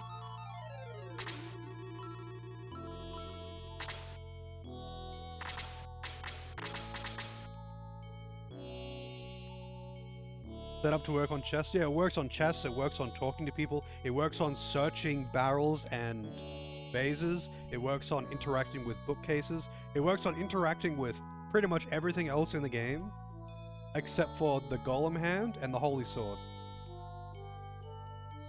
I haven't found, other than those 2 things, I haven't found an instance in the game where pressing C didn't work to interact with something. Those are the only 2 times.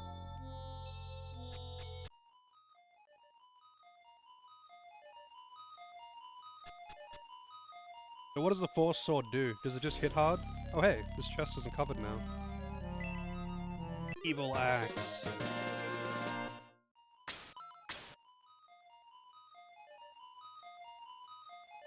Also a door.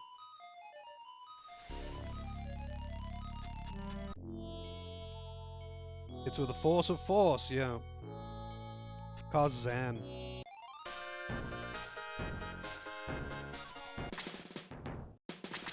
You ready for battle? I don't want to appraise an item. Depause. Battle sword. Evil Knuckles.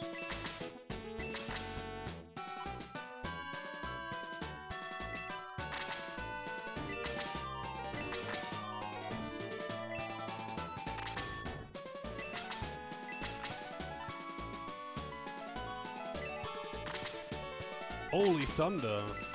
I wonder what Holy Thunder actually does.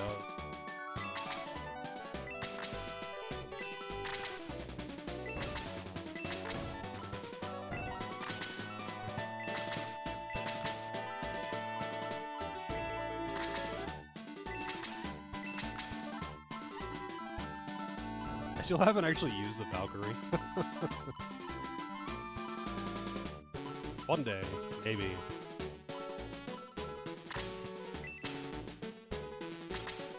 I mean, I could use the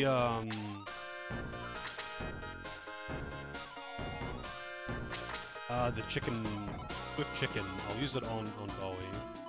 Why not? Make Bowie fast. Want it to be this menu. Use the chicken on Bowie. By 2, no! Not 2. You want 4, there it is. That was quick. Alright, I'm guessing I'm going over this way. Okay, let's look at the map.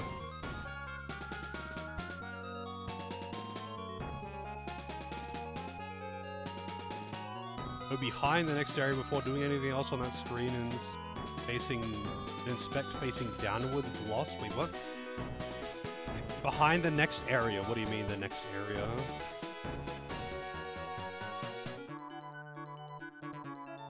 Town to the north. Let's see. What is the map got here? Devil's Head. Guessing that's the thing next to the. Oh wait, I can't actually thing there. I guess I have to walk around the mountain then.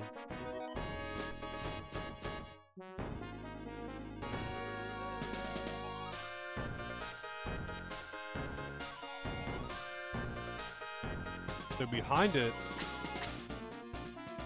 Is it inside the area? Wait, so... Behind the next area... Facing south.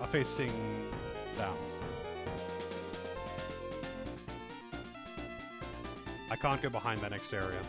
Unless you mean the tower.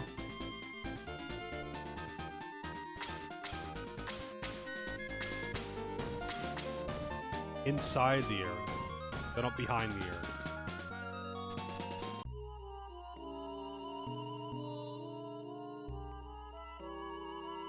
Like, examine the back of the head? Is that what you're saying? Man, what the fuck?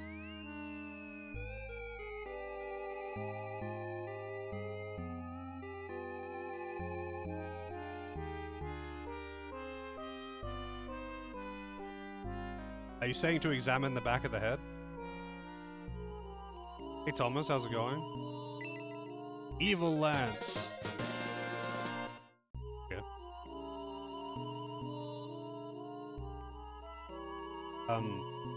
Cool. Do I actually have to do anything with this thing? Like, examine the front of it, maybe? I'm doing pretty good. Statue of a devil's head. It looks ready to bite you.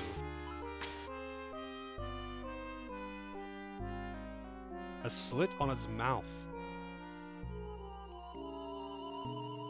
Well, I don't think I have an item to use on it. Unless it's like to use the holy sword, I guess.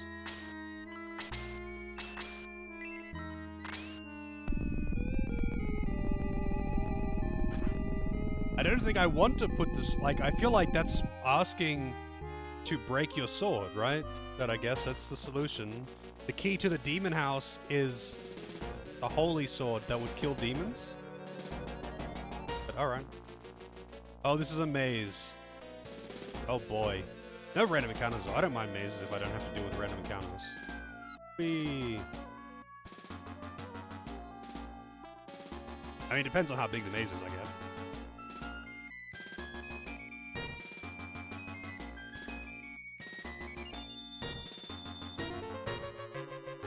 I wish I could zoom out further, though, that's for sure. So where am I trying to get to?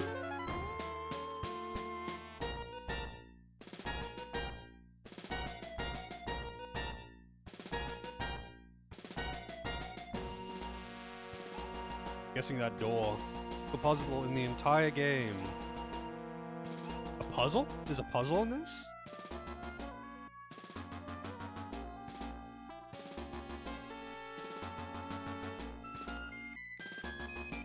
Oh wait, did you mean the sword in the mouth thing?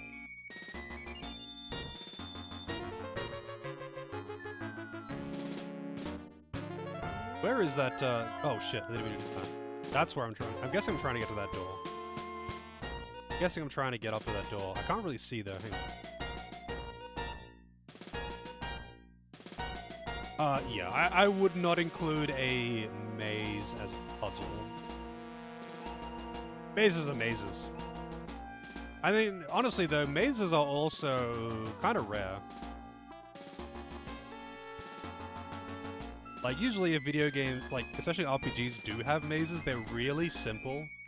I think the only series that, like, consistently does mazes is probably SMT. They always have mazes. They always have a teleportation maze.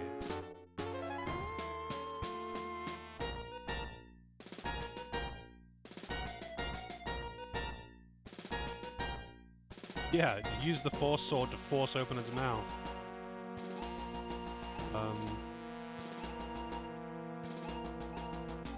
I can't see over there to see, like, where I'm trying to get to.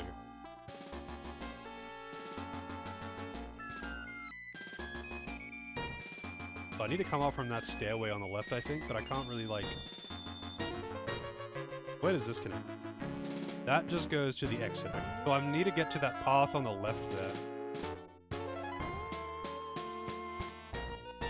But I can't, like, get a good look at it, where I have to come from.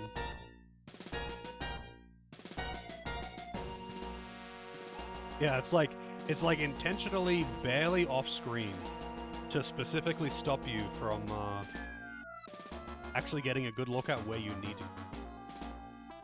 So I don't know where I need to loop around from. If I'm coming around from the top or from the bottom. Don't know.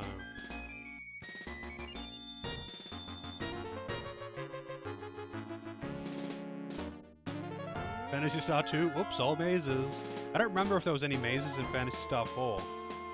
And I've already kind of lost sight of it, because I had to travel too far away. So I don't think I can reach it from this way. I think it's actually... from the bottom. I think I'm gonna have to actually reach it from the bottom.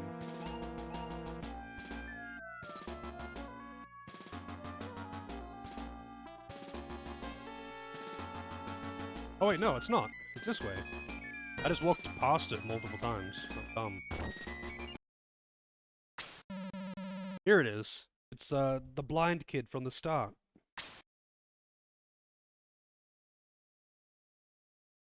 Wow, his voice carries far.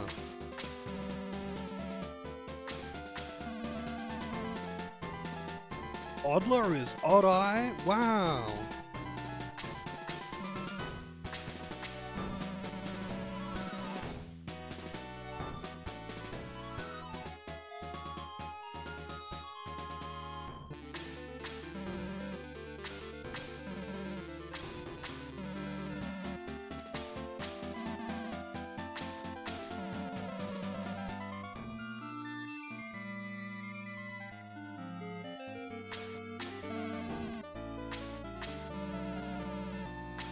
I'm really quite evil.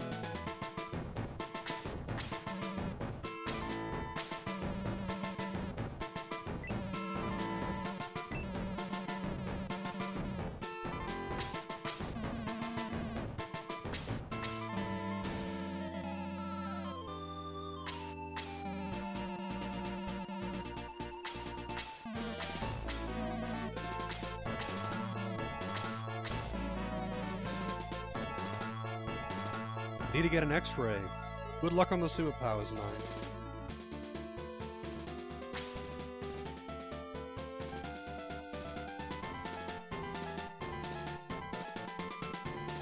I thought I was gonna do it one tile at a time that way at first.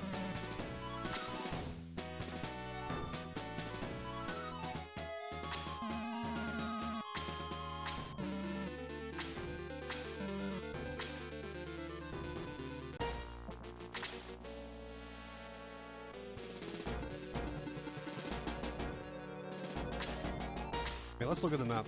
Where do all these other enemies even come from? They're pretty spread out. A lot of them, but they are spread out. Hopefully no bomb boulders. Kind of weird that they had a unique enemy like the bomb boulders that appeared literally on one map. Oh, here we go. Chaos Warrior. That's a Dragon Quest enemy right there. Magic attack.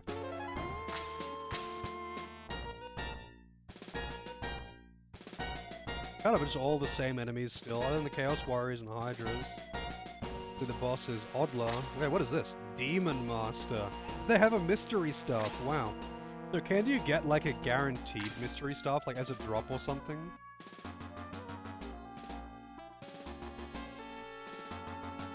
The what of enemies map? No, that was golems. That was golems, not bomb boulders.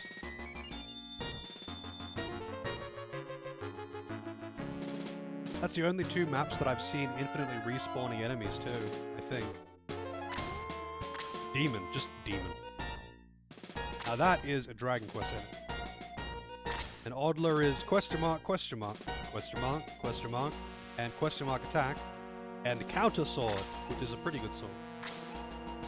He doesn't even have like a named sword or something. Just another mithril sword.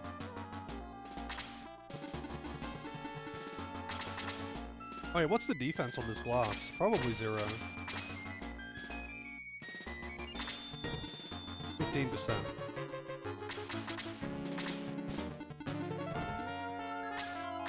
B. Will they beeline it to me? I want them to rush me.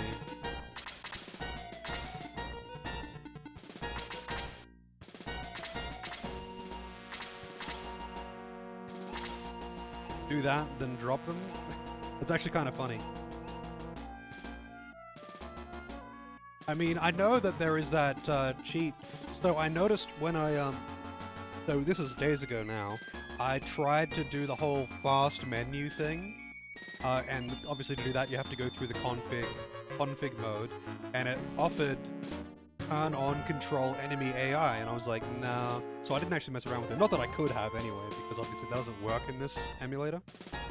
But I was like, that's kind of funny. Like, you could totally abuse that to grind, but I didn't know that you could like make them give you their items and stuff. That's actually pretty funny.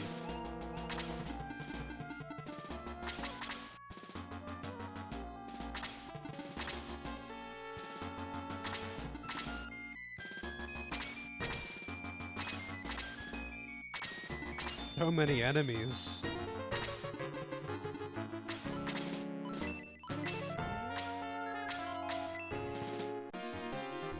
Alrighty, good luck, Fox. Fun work. Is there anything that you can really achieve with the control AI as far as like giving weapons goes though? Like anything particularly interesting, I mean? Obviously you could make that guy give you his mystic staff. Is there anything else that has got like a mystic staff or a super good weapon or something like that?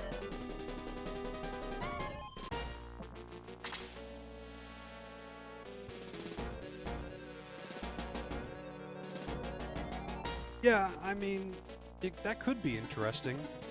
I feel like the game would be actually a lot more fun if the enemies actually did have AI though. Like if they actually, you know, tried to move around the map and surround you and stuff like that. So you would have to at least put some thought into what you're doing. But like this isn't, you know, like again, this isn't like a Final Fantasy Tactics or Tactics Ogre kind of thing where you have like map control. You want to have like, you know, a really tanky dude blocking this passageway kind of thing. Oh wow. Wait, what happens if you were standing on those tiles? What happens? Can a character die by getting, like, a tile removed underneath them?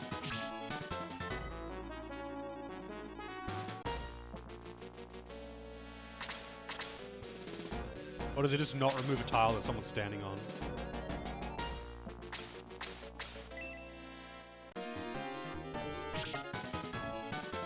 Turn the AI for both sides. Actually, funnily enough, I did that in Tactics Ogre Reborn. I made like a party of all monsters, and a Beastmaster, and I turned it onto AI and then just put them into. I did Pirates. I was going to do Palace of the Dead, but I did Pirates Graveyard instead, and it was kind of funny to watch.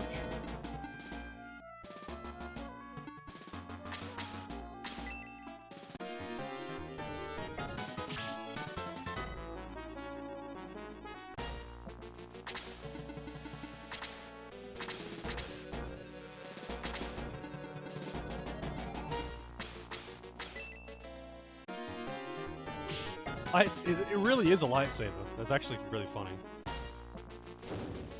So is the Holy Sword or the Force Sword like actually the best weapon in the game for him, or is like the best mithril weapon technically better, like by one attack or something? Because I can't see the values on the weapons. I actually don't know. Apparently, this thing can't do anything over 2 digits. Even though you can easily achieve more than 2 digits of a stat, they don't display more than 2 digits.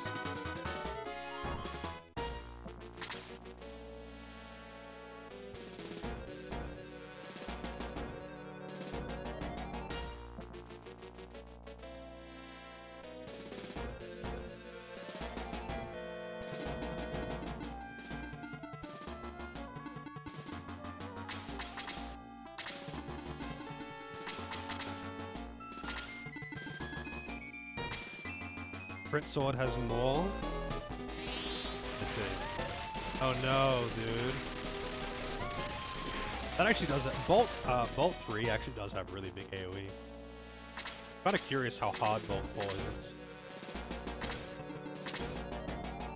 4 is. The whole crit weapon thing, though, I just don't care about. Like, the odds of actually getting crits is very low. Very, very low.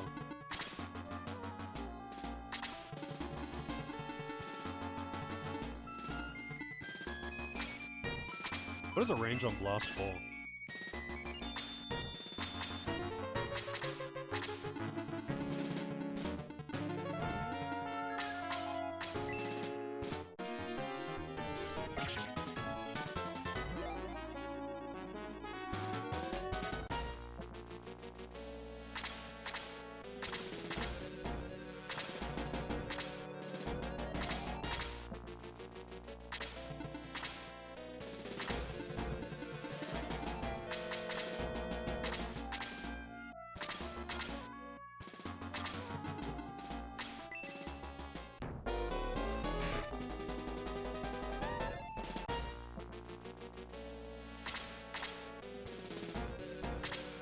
Okay, so it's the strongest weapon outside of crits, because you would have, like, extra crit damage.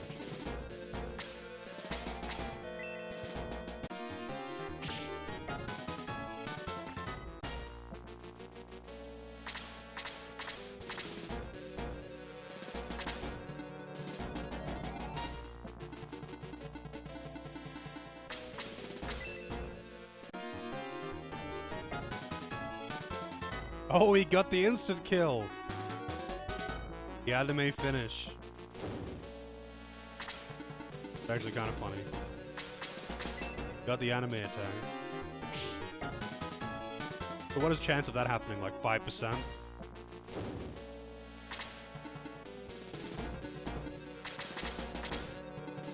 Oh wait, he can't actually get across that way. 25? Really? I guess I'm just unlucky. Well, I guess the only way to get across is over here, then.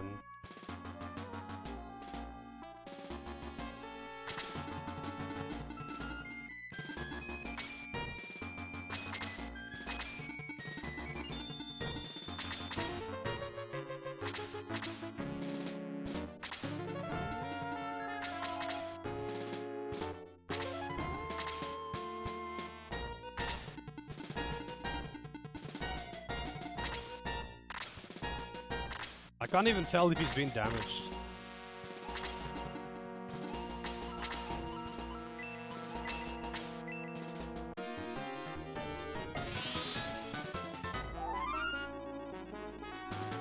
Yeah, I never I like to rely on chance on hit type effects, unless it's like an 80% chance, and even then I don't really like to.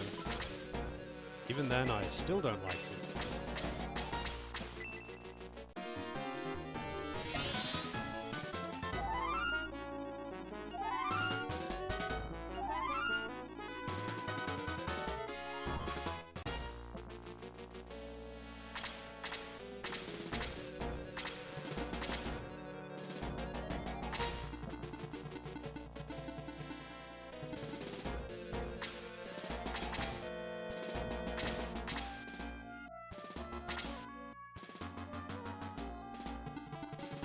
Might as well send around the other way. I just have to send everyone but Peter around the other way. Plays for. Yeah, that's actually dangerous.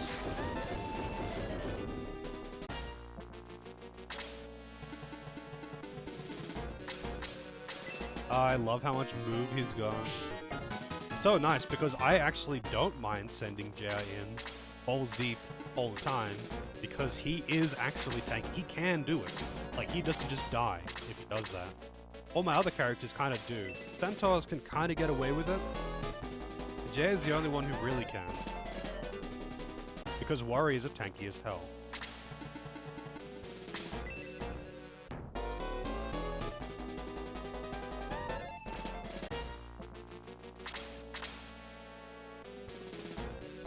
Oh no, they're removing more tiles. Like, what's the deal with the tile removal? Is it just an effective enrage timer? Can it remove tiles out from underneath people?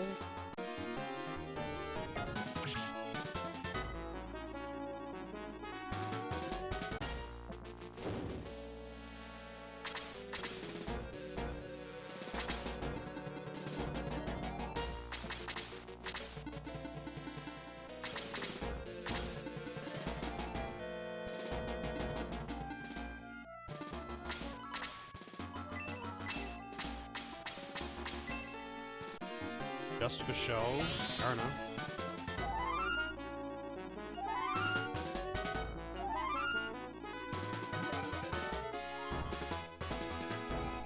I'm guessing it's, oh, he got the attack buff finally. I'm guessing it's only, like, triggered by, like, you stepping on certain tiles, and removes tiles that you can't have reached by that point, that kind of thing.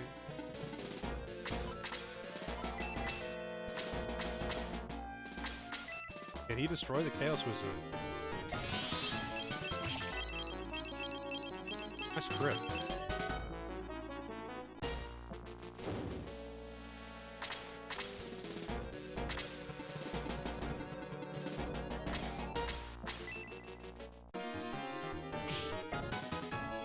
This thing's got a lot of HP.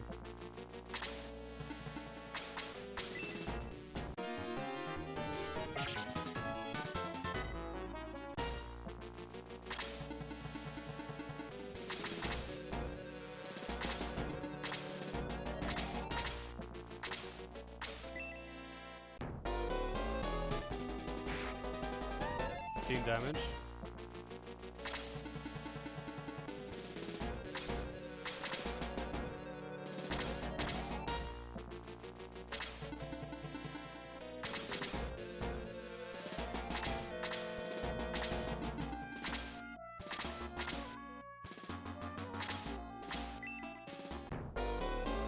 Aura 1! That isn't even a big heal.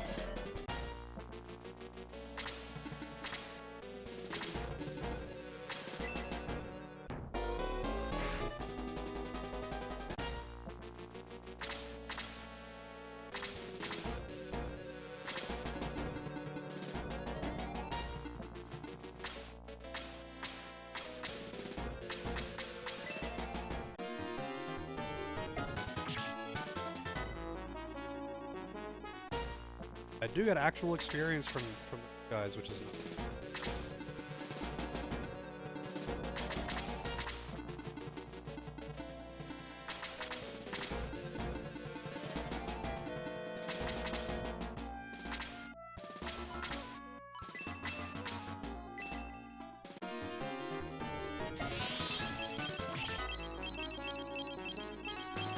Fairy Tale, wow. 24.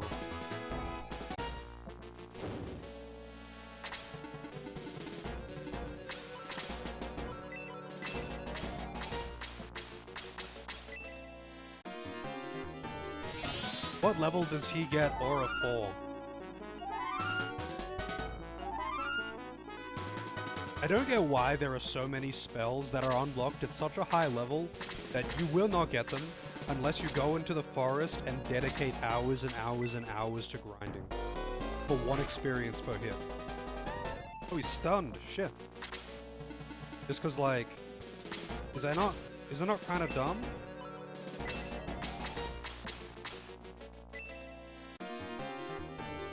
No one's gonna fucking do that. Like, not to actually play the game anyway. They gotta do that for science or something. Because this is the last few battles in the game, I'm assuming. And I'm getting nothing. I'm not even close. I'm not even fucking close to getting some of the spells in the game. Not even remotely close. Is there somewhere that you can grind enemies to give actual experience at this point in the game?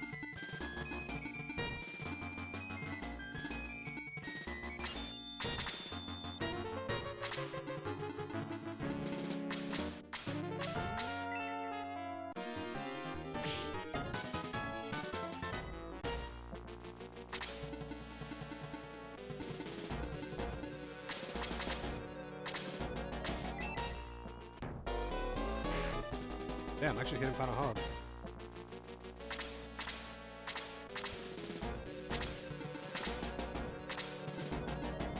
Oh, I thought that might have been out of range.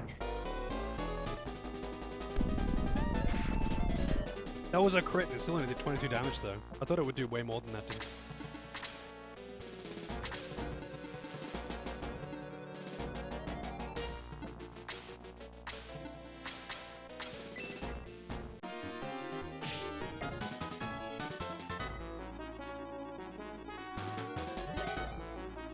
They're not meant to. Yeah, but why bother even having them if you're not meant to be able to get them? Like, why would you even design it that way? That's fucking stupid. Why would you put something in the game with no means of actually getting it at all? They could have just, like, set the levels to be lower, so you actually could learn them. I would actually say that's kind of the biggest problem that mages have in the game, is the fact that, their scaling is all over the fucking place. They do basically no damage until they get their max rank spells, in which case they turn into be great characters. But you don't get that until the very end of the game, and until then, they're kind of just dead weights. Like, like, everyone learns spells at, like, 60. 60! That means you need to get promoted, and then get level 40. That's fucking crazy. Like, you cannot... There is, at that point, like, even at this point, at, like, 25... I basically don't get experience from anything except for very select units in the final battles. And I'm assuming that these are not repeatable battles, and that very quickly, by the time you reach 30 after promotion, you are not getting experience from anything at all.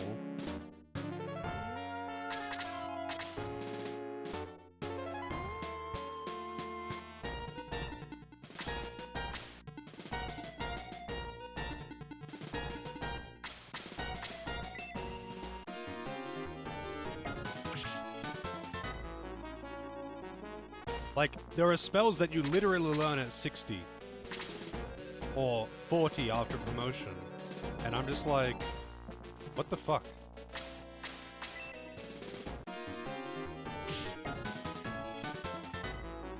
That's just dumb. What is the point of it?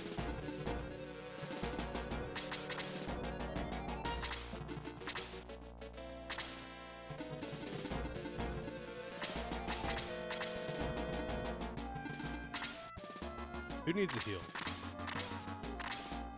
He needs a heal. He needs a heal. He doesn't need a heal. Doesn't need a heal. Doesn't need it. I'll just leave him.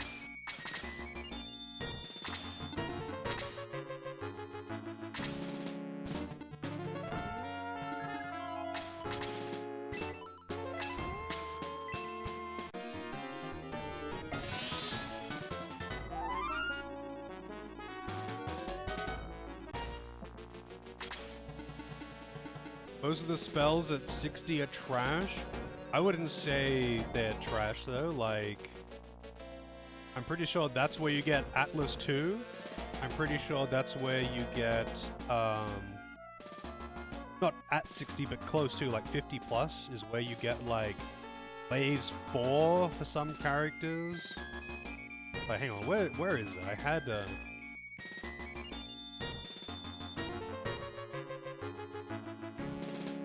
the list.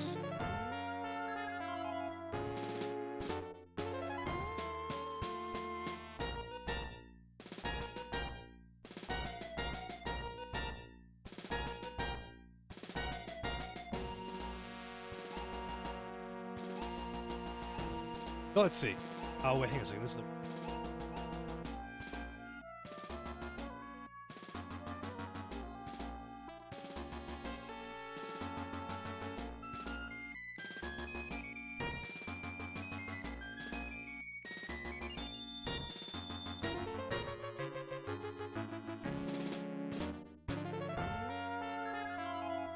Spell lists. Healer spells, sorcerer spells, wizards. So let's see. Aura 4 on Kana is level 60. Aura 4 on Freya is 52, which is really high. That's like slightly more reasonable only because it's Freya, but still, 52 is way too fucking high. But even like Detox 4 is 43. That's really high. So let's see. Yes, so 52. 52 for Kazan. Wait, where is this sorcerer spell? So sorcerer spell. Atlas 2. It's 54 Tyre, 52 Kazan, 49 Tyron. So Tyron actually gets the level 2 sorcerer spells at the lowest level of any character. I would say Tyron makes the best sorcerer for that reason. Aya gets them at the highest level of any character, which is ironic because she's the only default sorcerer. She's the worst one as far as learning spells goes, which is honestly the only thing that matters for mages because their stats don't influence their damage. So Kazan is middle of the road. Tyron's the best sorcerer. And for wizard spells, so let's see. Blaze 4, Kazan gets it 35, which is not too bad. Getting Blaze 4 at 35 is not too bad. But Tyron gets it at 56. Chaz gets Blaze 4 at 60, Freeze 4 at 46, and Bolt 4 at 53. And Bowie gets Bolt 4 at 51. Again, like the thing is though, the funny thing about this all is though, is that none of the characters that are not healers are realistically ever going to hit 50 anything. Yeah, I mean on Tyron you would just use Freeze 4, because it hits harder anyway. But like, that's kind of unfortunate if you're fighting something that is resistant to ice. Not that you would ever know unless you were following a guide. But like, Chaz gets Freeze 4 at 46, which is not that unreasonable. But, because he joins at like 20, right? So he's already at 40. So realistically, Chaz is actually kind of shit unless you want to pump like 6 levels into him. Tyron gets Freeze 4. I would say Tyron and Kazan are basically the same as far as wizards go. But Freeze 4 is better than Blaze 4. It does more damage unless they're resistant.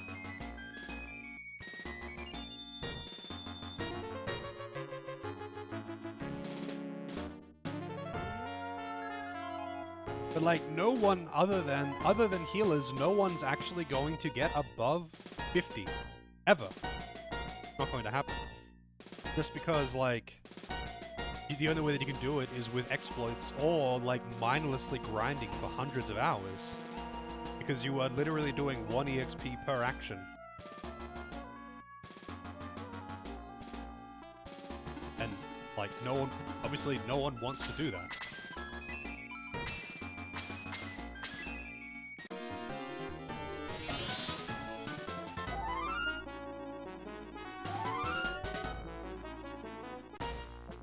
Like, there are so many whys about this game.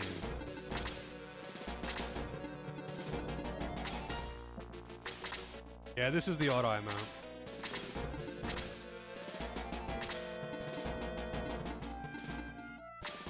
Is indeed. No double attack. They're not meant to learn them, but that's why it's so dumb. Why do they even exist if they're not meant to learn the spells? Why are they there? Why even have them in the game? That's actually really dumb.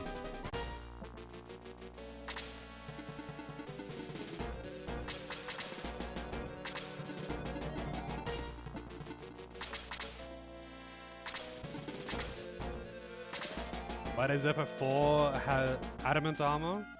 Isn't that just from, like, a thing that you get from a rare drop? Grind it if you want.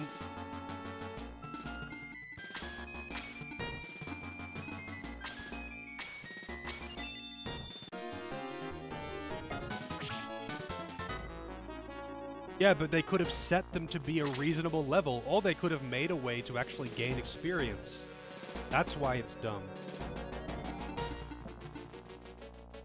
Like, they could have just not made it dumb.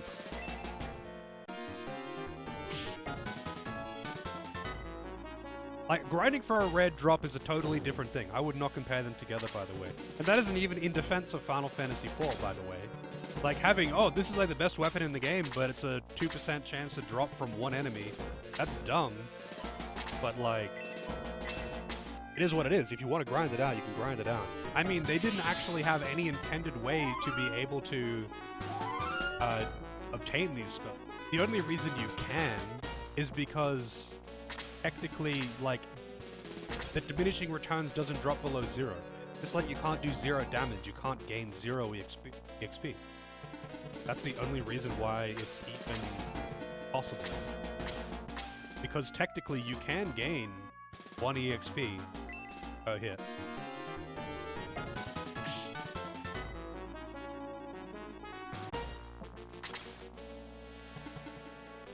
Like, it's not just a grind in this, Ragnar. Like, you effectively stop gaining experience. You get 1 experience from anything if you are above their level. The only way that you could get them is by spending hundreds of hours of just grinding 1 EXP per action. To be able to level up to a point of learning a spell. But they could have just, like, made that spell obtainable at a lower level.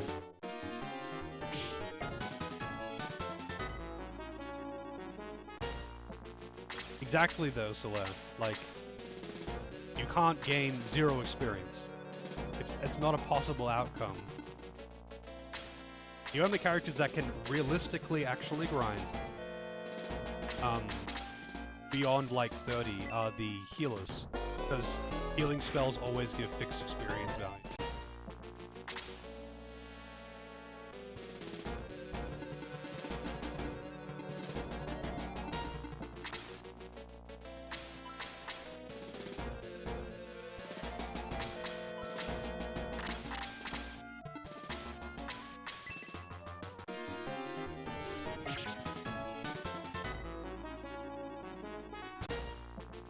I'm guessing the power ring casts the attack buff, right?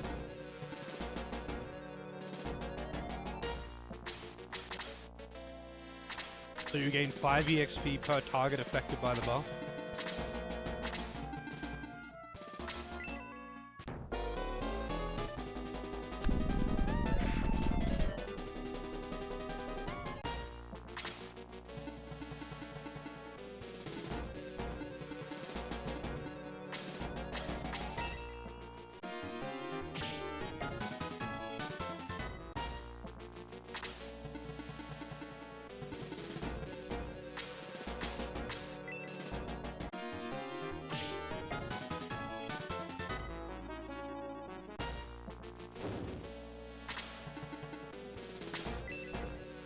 Alright, what's this?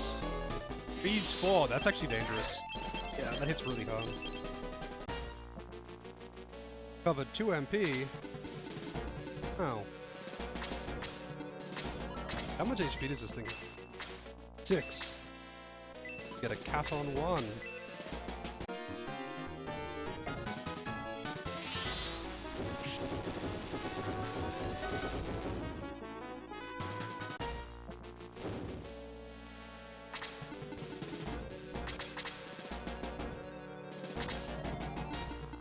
Oh, he can reach. Shit, well, he's probably dead. 20 damage. He did a laser beam attack.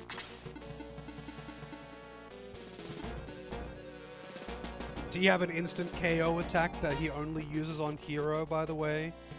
That no one wanted to tell me about?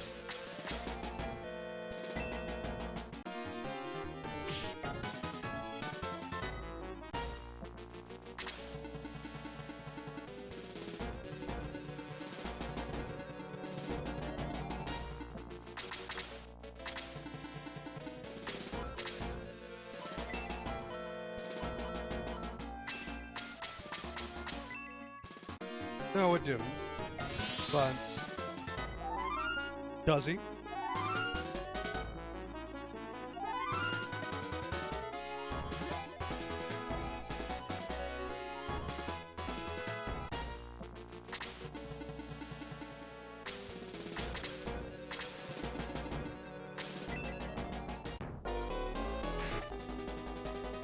Done in, please.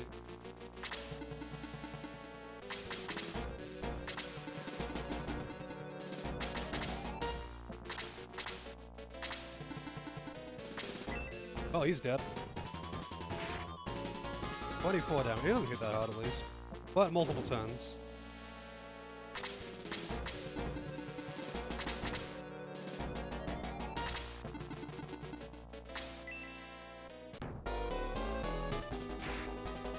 Gotta actually move him now, get healed as well.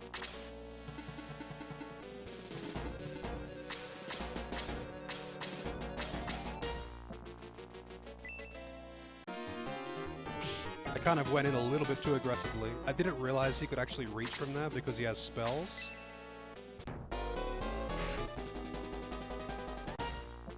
It'd be kind of annoying if I had to redo this fight.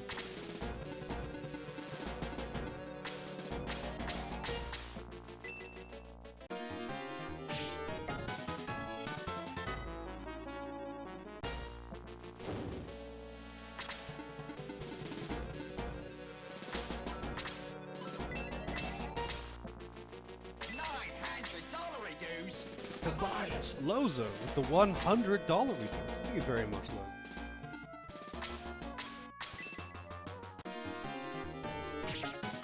Got a lot of HP. I guess he's got like 200 HP. Oh, Cat on level 3. Oh, is he dead? Oh. Alright. Man, that was actually surprisingly scary. Wanted to scare me. Maybe I should have like jump scare alerts or something. Oh, he really doesn't do that much damage to everyone else.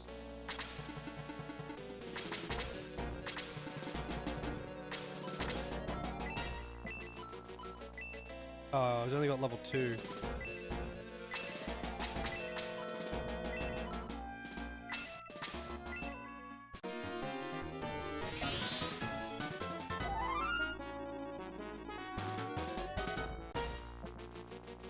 He almost got killed, yeah. He almost did.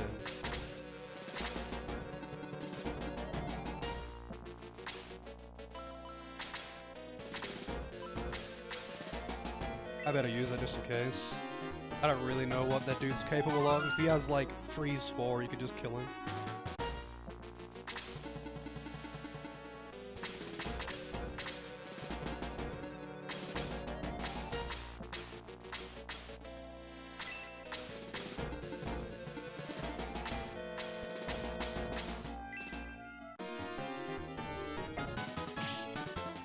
He's down. He has freeze.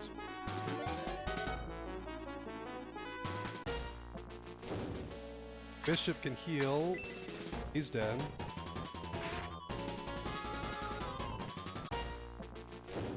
I should have just baited more dudes out before going in. Like, I just went in without really thinking about it. Aggroed everything. There's no reason for this to be as dangerous as it is.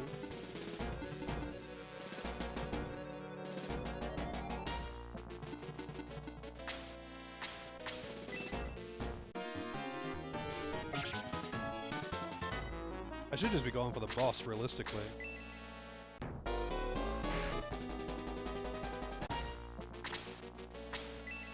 Is the heal? What is this? Aura 1! Why aren't they using like a higher level aura?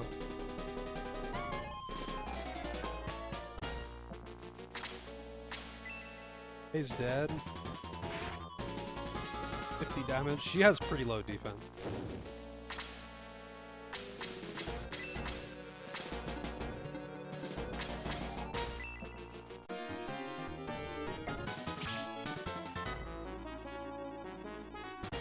Real nice if he would do a double attack.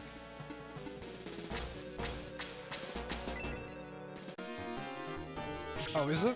Wow. Too bad Atlas 1 is like Atlas 1 is useless. Atlas 2, on the other hand, is great. So like, wait, what were the damage values of it again? Atlas 1 is 35. Atlas 2 is 73. But, like, even though, like, so Apollo 2 is 50. And Dow 2 is 40. But, like, you get those way earlier than Atlas 1.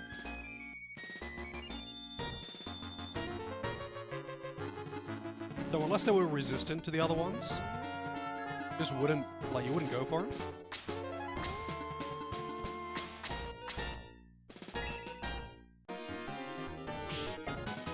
Rip. 3 defense, that's what I'd like to see.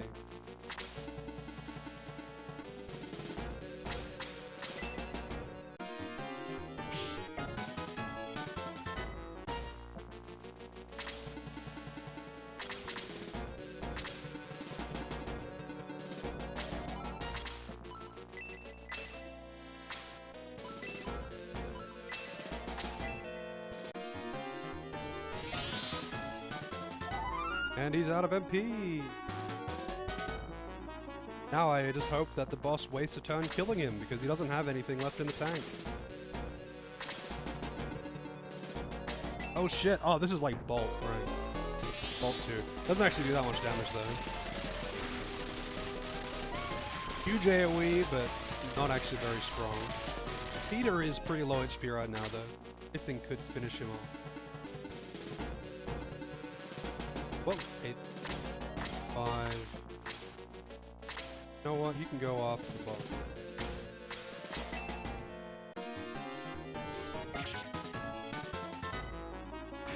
Oh no, good. I thought the counter was gonna kill him just then.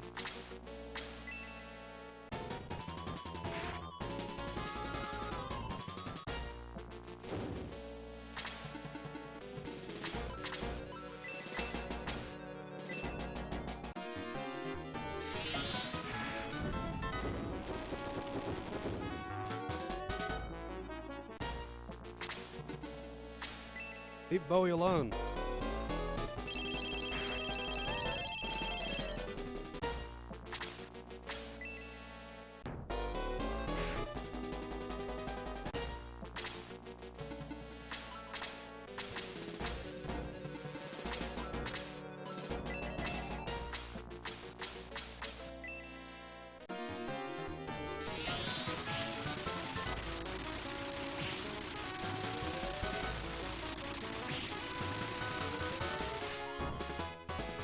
'21 experience for that. Great. What has he got? 12 HP.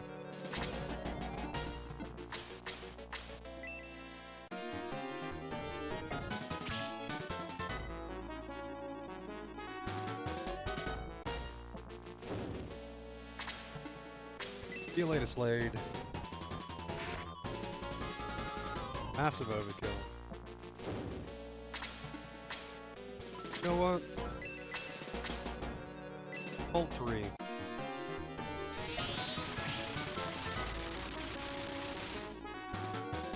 '49 experience.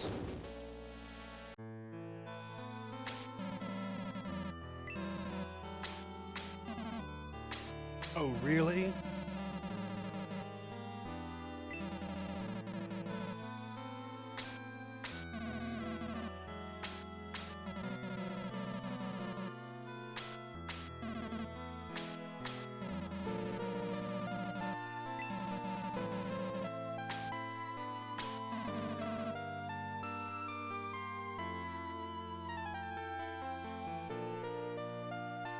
No need to lead after this to spare me another round in the maze. Oh, is it like a guaranteed refight if you leave and enter instead of a chance refight? What about your dead characters? Do they automatically get revived or something?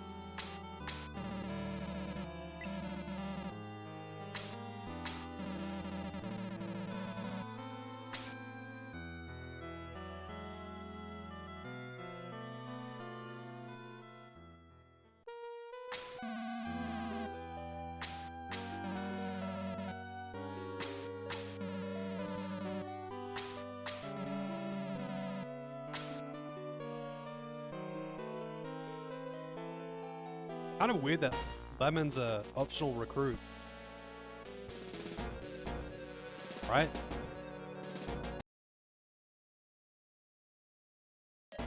And he's got dialogue in cutscenes. Let's see. Everyone's still dead.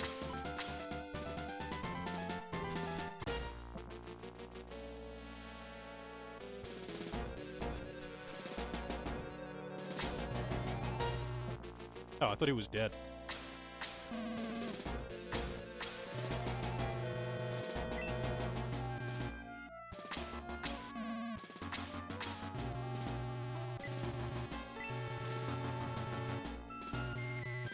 Oh, okay. Wow, he even has the same dialogue card. That's actually kind of cool. He has 2 join locations. Oh, okay. So if you don't actually get him in that town, he just shows up like when you're going to the cave or something.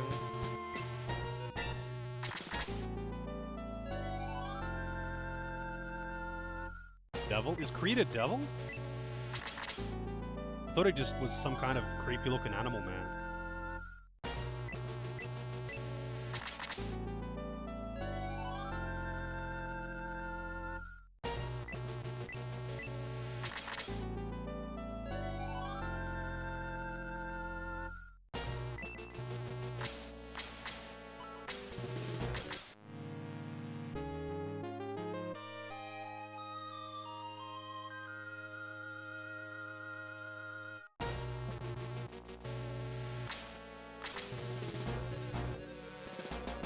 Yeah, I kind of figured he was just some kind of animal man. Is he actually meant to be a demon? Maybe he's meant to be a, I don't know, fucking baboon man. I know.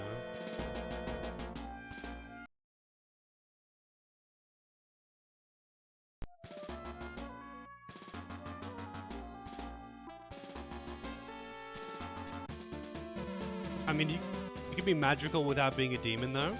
What do you mean? There's like heaps of magical characters that aren't demons in it.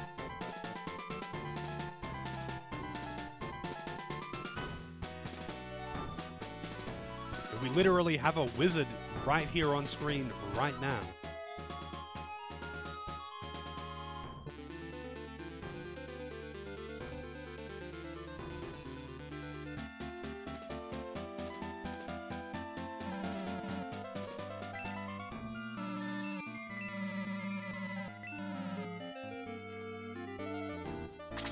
Wait, if there's a multi-level, I have to go upstairs? Oh, man. Oh, God, this is disgusting. How many enemies are there? Lots. Chaos Warriors, Demon... What were these things called again? Demon Master... Executioner? Reaper. It's a better Executioner. Jazz Battle.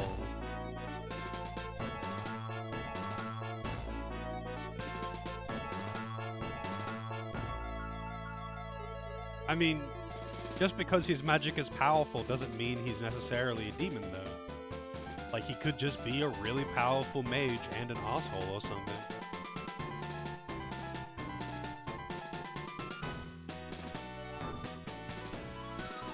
Reaper, a Reaper is the leader. Watch out for enemies hiding behind pillars, it says.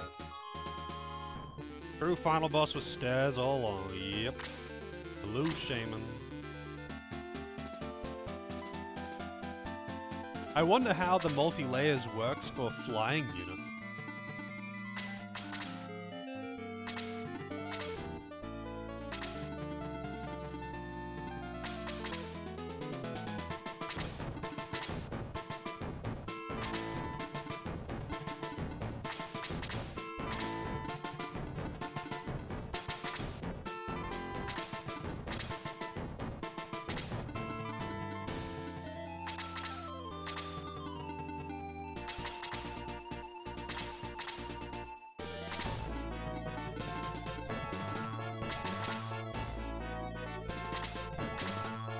There's a blue dragon, not a white dragon.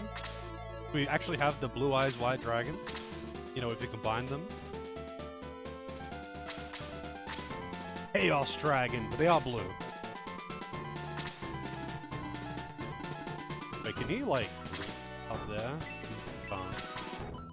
I feel like this is actually a flat map, and they've just,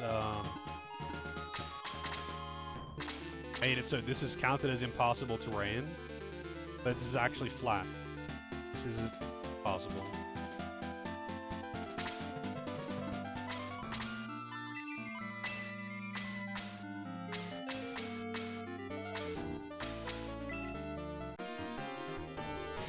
Now flying units can just fly straight up.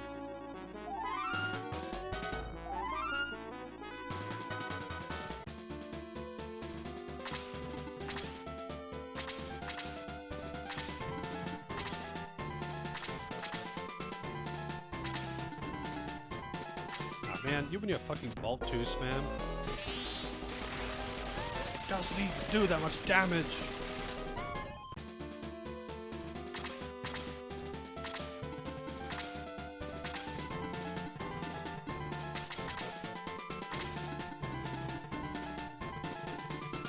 Man, Peter is actually really slow. His agi growth is not very good.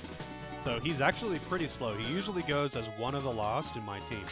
Earlier in the game, he was actually one of the earlier units to go. But now he's usually last. Or like one of the last 3.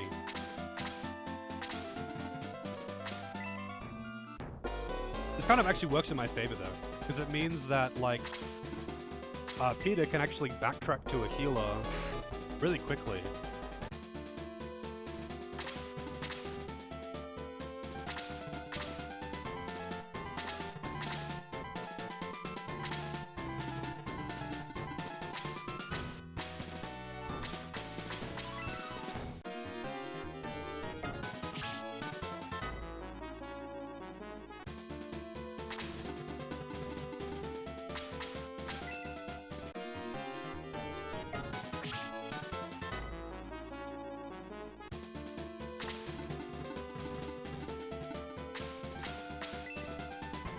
Kill.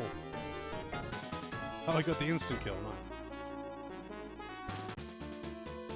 Fucked.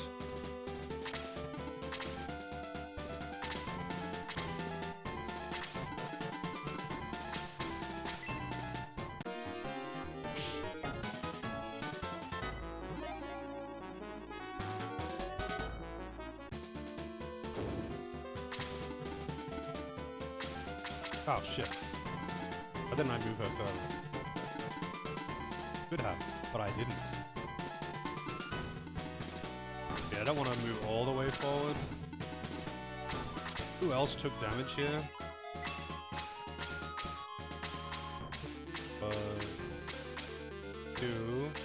Someone else, but besides Bowie. Like, Bowie took damage too.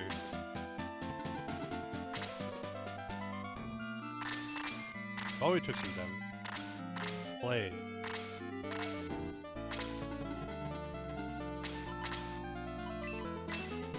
He can't reach. Dude.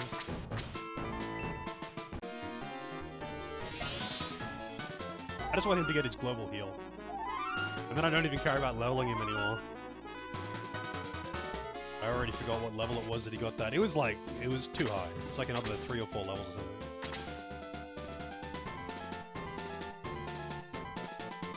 It is 32. He's at like 30 or something. He's at 30. It's not that far away, I guess. I could just give him power apples too. I technically still have those. Technically still have those. What? Oh, god damn it. Can he reach from here? No, he can't. Barely can't. It's unfortunate.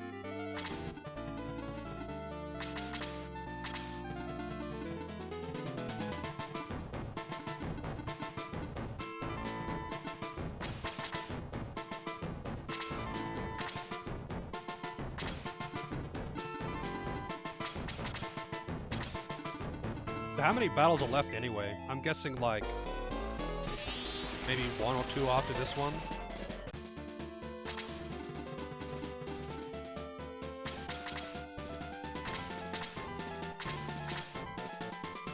3 plus 1. So, 4? Why would you word it like that?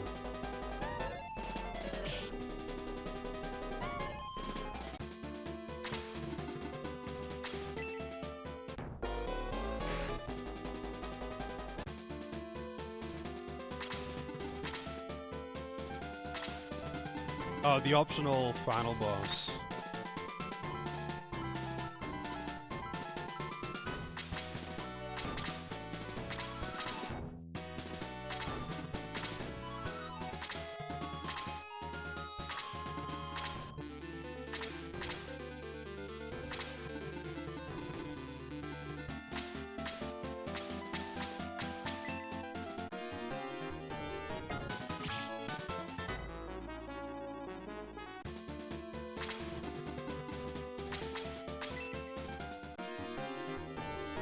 Oh, I got the instant kill again.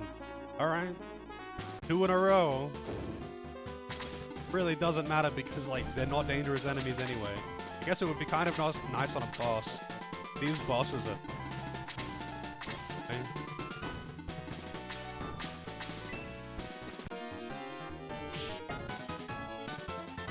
Man, Bowie's actually super jacked. Look at his arms. He's actually so fucking jacked.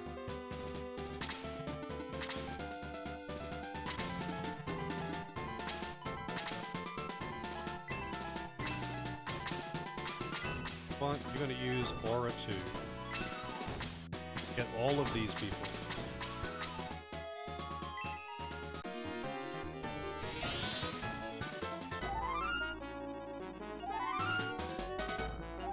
Is that 3 including this one, by the way?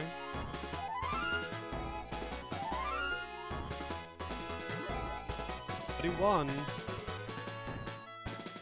Good luck. I don't know if I really need the luck. But, I'll take it, I guess.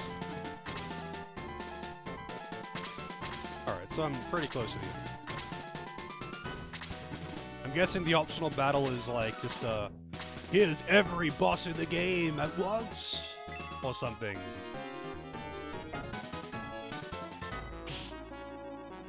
It's not really that much RNG.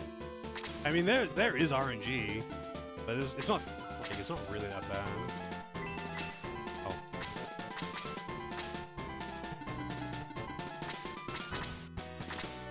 How did I know? Wow, it's almost like I've played an old RPG before. Optional challenge boss fight?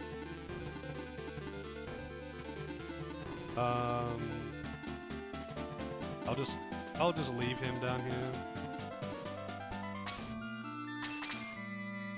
Let him get healed up. Yeah, I mean, I just mentioned Earthbound RNG and speedruns earlier. Kind of a disaster. I really like Earthbound. I just think the speedruns are fucking disaster. I much prefer to watch, like, randos or challenge runs or something. Because RNG manip is kind of boring.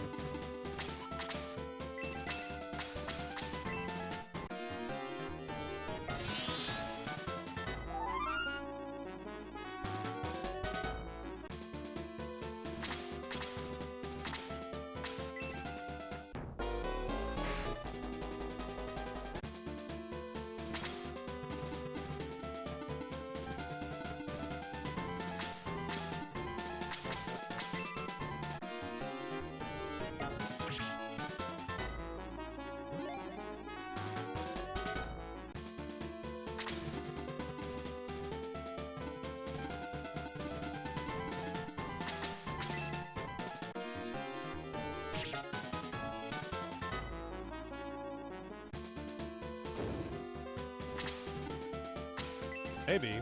Oh, she's dead. She is super dead. I would have nearly killed her even if she was full HP.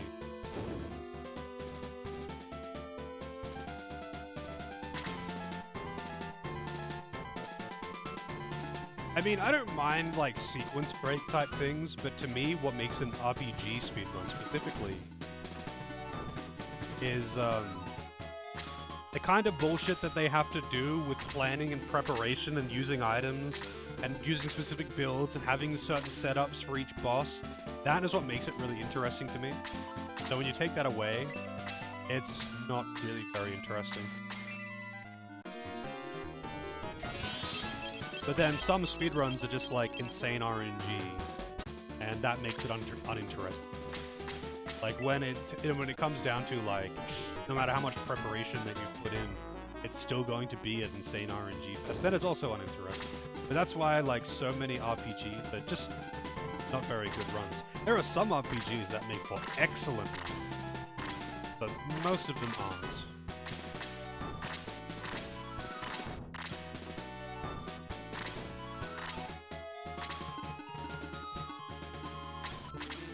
How far am I? What the fuck is that dragon doing?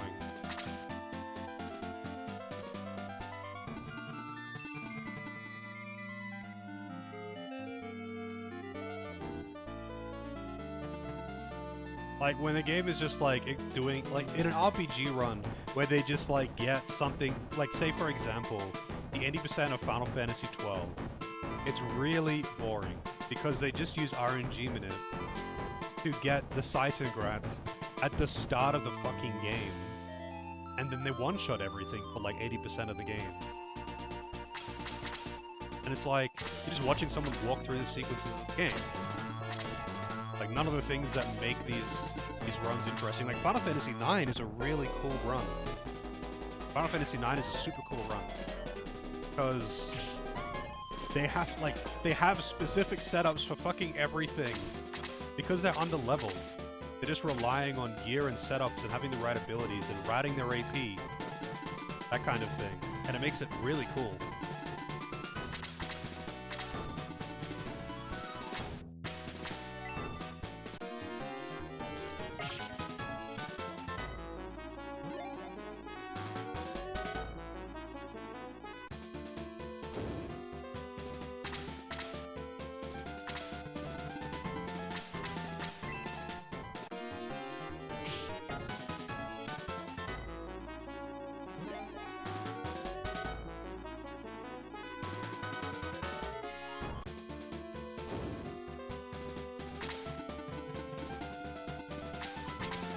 Getting close. Getting close. I want that global heal, man.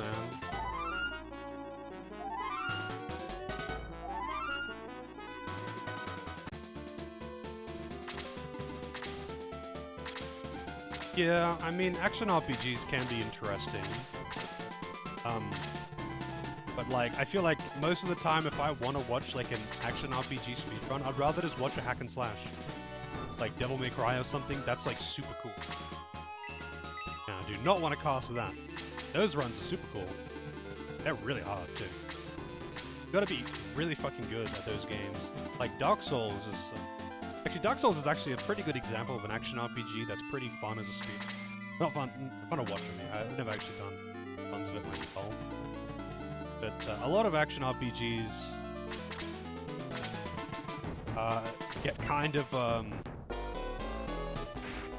either they have dedicated grinding, like it depends on the game on how much of a reliance on numbers they have in the game. But I guess I haven't seen that many action RPGs.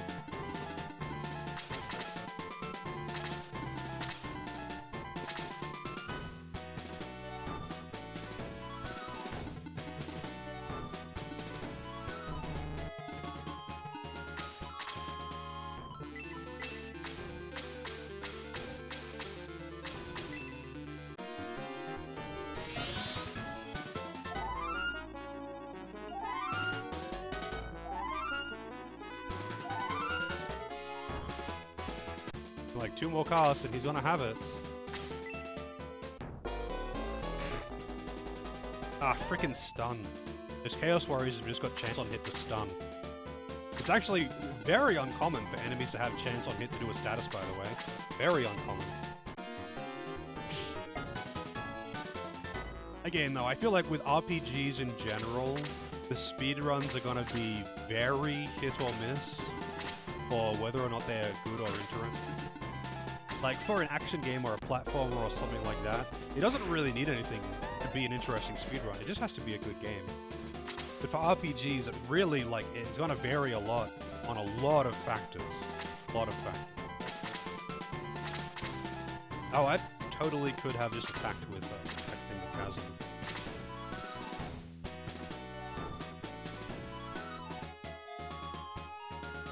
Crosscode. I found Crosscode casually to be too grindy. Really good game, but it is grindy as fuck.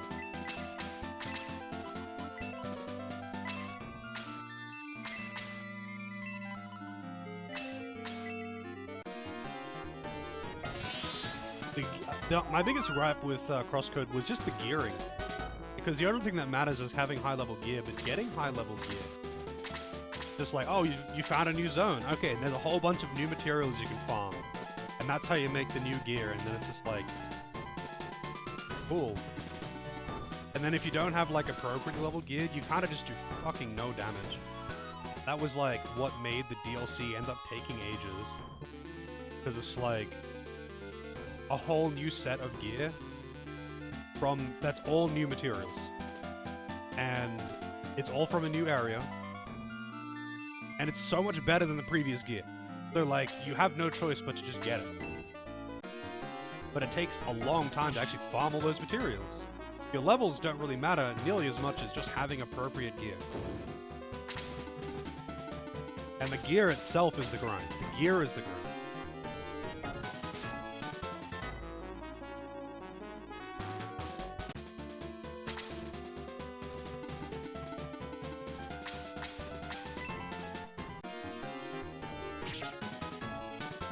There was several times when I played through that game, and, like, I was being pretty good with, like, doing a lot of the exploration. There was several times, though, where it's like, oh, well, I guess I'm doing literally no damage and getting two-shot. I guess I need better gear now. Time to go farm some gear. And that was the one thing that, like, really kind of let me down with that game, I guess, because otherwise the game is really good. I really enjoyed it. I really enjoyed that game for every other aspect except for the grinding. And I get that they did that because they wanted to make it feel like an MMO. Because, you know, it's an MMO. Like, story-wise, they're in an MMO. So I get why they did it. But yeah, the gear collecting and material farming was kind of just silly. The actual experience and levels was fun. It was pretty much just the,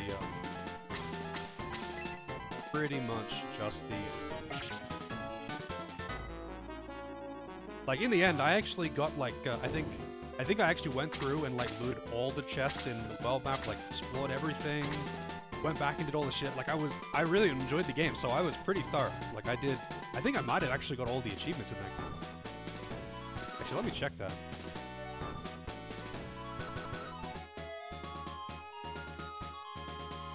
Let's see. Crosscode. Did I get all the achievements? Perfect guard 200 times. No, I didn't get all the achievements. My bad. I guess I just did all the quests and stuff. There was just like, how's this been? I would say it's just remained the same. It's pretty good. I don't think this game is bad or anything. I would say it's a pretty good game. I just don't think it's like, you know, the GOAT. This generation best fucking RPG. I don't think it's that good. I think it's just pretty good. If you like old RPGs, you'd have a good time with it. You're probably not going to have your mind blown by, like, some new mechanics you've never seen. And you might be like, you know, if you've played Ogre Battle, you might be like, this is okay. Like, that's kind of the thing that I'm comparing it to.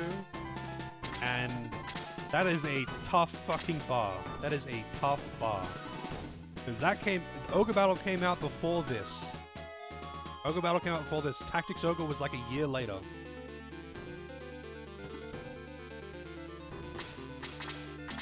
Like, Like, that is a difficult comparison, but like that's the comparison. What it's competing with. 3 frames of pixel nudity, probably. It probably does.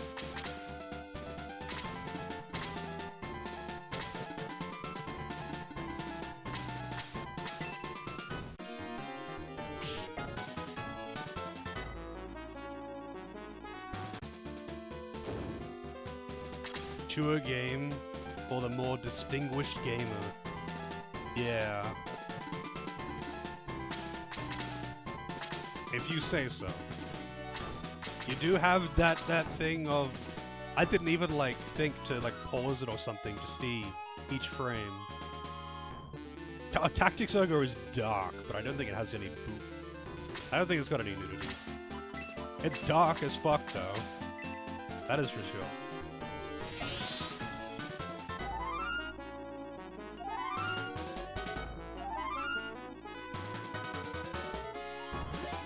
There we go. Just Aura. Aura 4, there it is. I mean, it is a TRPG that's in English. Very distinguishing, I guess. Very distinguishing. Like, but I mean, like I said, I'm not saying this is a bad game. This is a good game. It's just that I had really high expectations because people were like, dude, this is like an amazing game. This is the GOAT. This is like so fucking good. But it's not that good. It's just pretty good. Like, it's just a pretty good RPG from this generation. There was a lot of really good RPGs in this generation. Like, maybe if this was released in an earlier generation, that I would have been like more impressed. But like, this is competing with some fucking... no, you weren't actually the one hyping it up, Fish. I hear about Shining Force 2 fucking everywhere. All the time. And it's always brought up. Because people seem to love this game. And it's just like... I can see why people like it. I can definitely understand why there'd be a lot of nostalgia for it. And if I had this as a kid, I would have replayed the fuck out of it. But... like... you know, it's in a pretty fucking stacked generation. I don't think it's, like, underwhelming. I don't think it's letting me down. I'm just... I was expecting, like, a 9 out of 10 game because of how much people talk up the game. Yeah, people really hype this game up. Because it's not just Shining Force in general, but Shining Force 2. But I think it's a case of, like... it's the, you know, the Sega kids that liked RPGs. They only really had, like, this and Phantasy Star.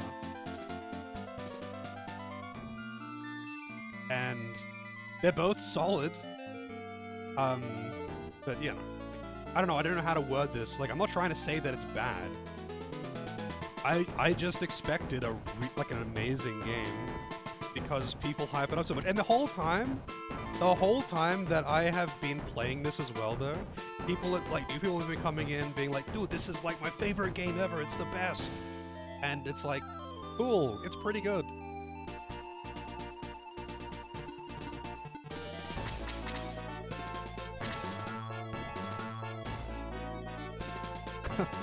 I mean, there are some great games on the Sega systems. It's just that they're mostly like beat 'em ups.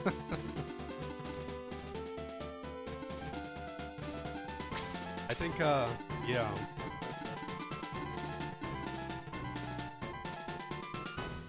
Polyarc was also fun. Yeah. I mean, part of what made Phantasy Star impressive to me was like its presentation, how it did the cutscenes. I mean, the nature of the story was also pretty cool. The fact that it was sci-fi was also just unusual. It had, like, some systems that I hadn't seen. Like, that's what made that impressive to me. So that one stands out to other games in the generation. Oh shit, I didn't realize there was another enemy there. Like, a game that came out in '94. But the thing is, though, yeah, like Final Fantasy 4, 5, 6 are all in the same generation. Ogre Battle, Tactics Ogre, same generation. Phantasy Star 4 was same generation. Like, there are a lot of games, like, there are a lot of really good games that came out at that period.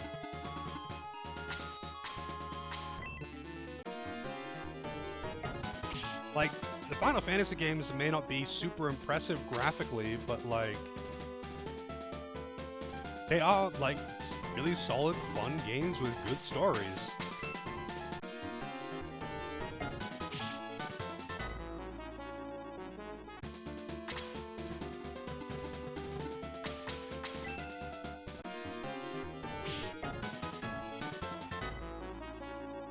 Alright, so how much does the Aura 4 cost, by the way?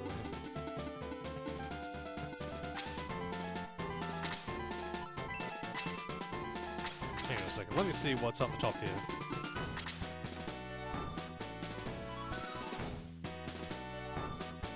I think part of this, though, is that, like, the story is kind of neat, but, like, the dialogue is very sparse. You're kind of just, like, getting the outline of what's happening with minimal dialogue. It's mostly fleshed out by a lot of long battles. And, you know, I mean, the story isn't doing anything too crazy or anything. But that is part of what makes... Not part of, it's like a big part of RPGs. Old or new. Kind of want to be at least somewhat engaged in the story, right? I'm not really engaged in the story.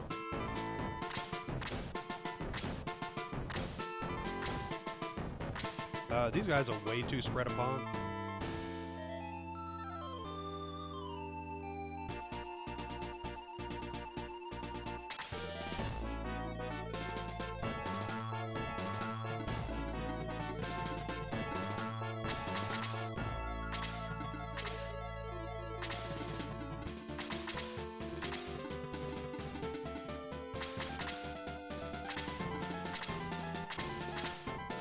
I actually kind of...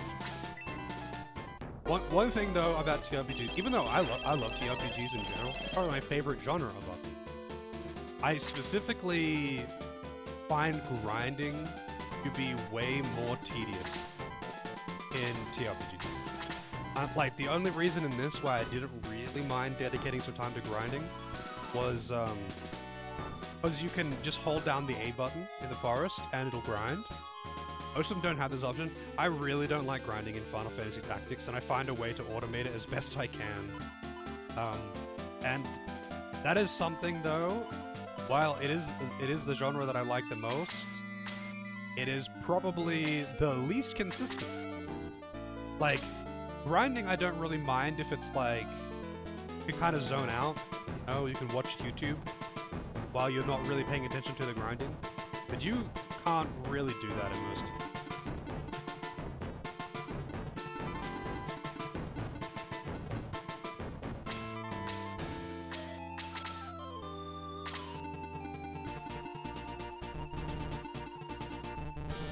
Wait, is there a thing there?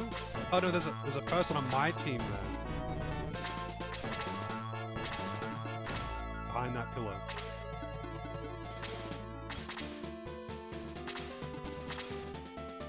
Man, can they just fucking come down already?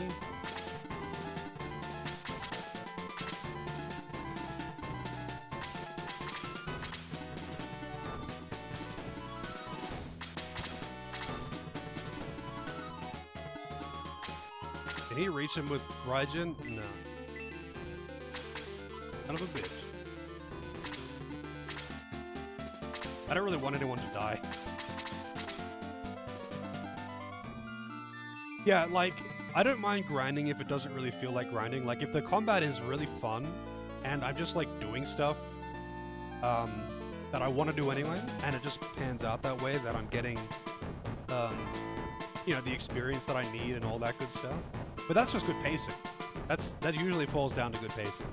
If I have to go outside of town and just walk around in circles to get random encounters to level up, even if I like the combat, I don't really want to. Like, I don't want to have to actually dedicate time to straight up just hard grinding.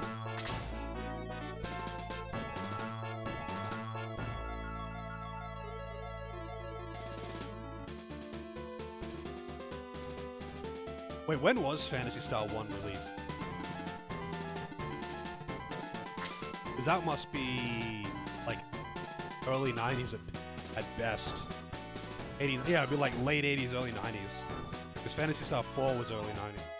But, like, back then, game development cycle was, like, really, really short. compared to a modern game. Well, I never really know. Like, it's not uncommon for the games to be like less than a year apart, that kind of thing.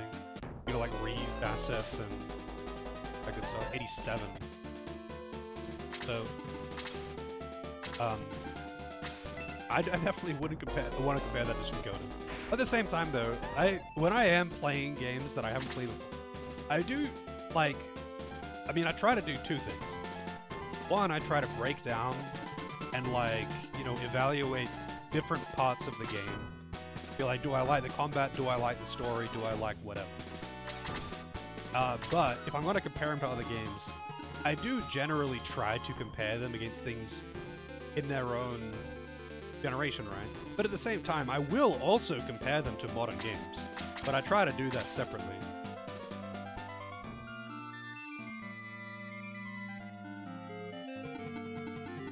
Like, I would obviously compare, like, you know, you compare it to a game that came out in 2020, but you should also compare it to games that came out in the same generation. Not necessarily the same year, but like the same console generation, the same limitations.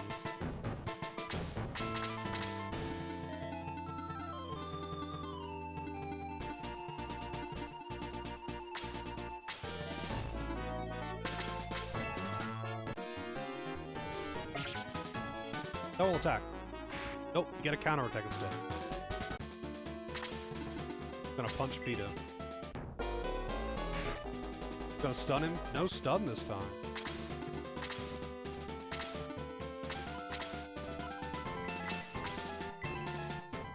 I think flying units are actually weak against Atlas. Wouldn't have killed anyway. I want Atlas too, but he's never going to get it. And he's dead. Rip. I was hoping it would, like, not just die out right there. So I could heal him up. But that doesn't matter. Gets revived for free anyway.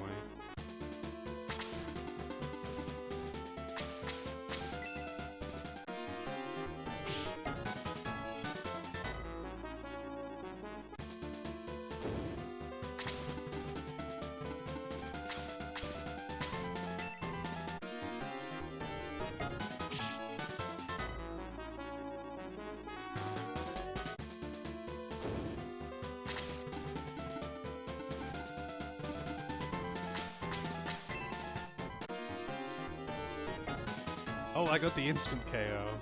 I still think it's funny that I got that sword. It's quite rare.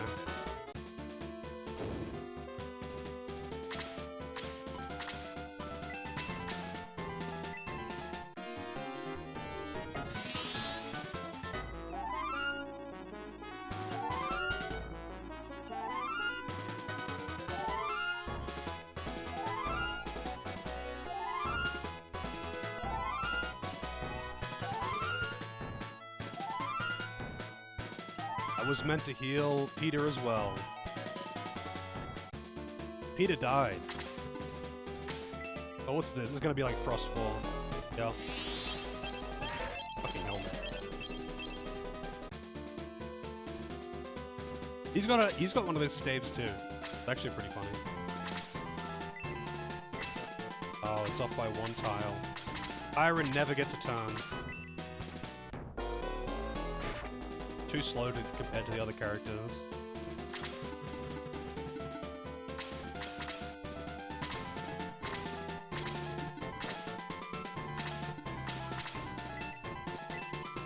Let's see how hard Dao hits him.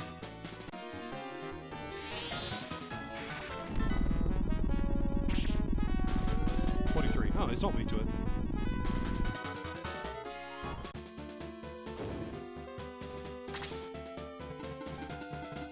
I think, actually, yeah, if you had only played, like, the mainline Final Fantasy games at this point, you hadn't touched Ogre Battle, or, like, Fire Emblem was around that time, too. When was the first Fire Emblem game?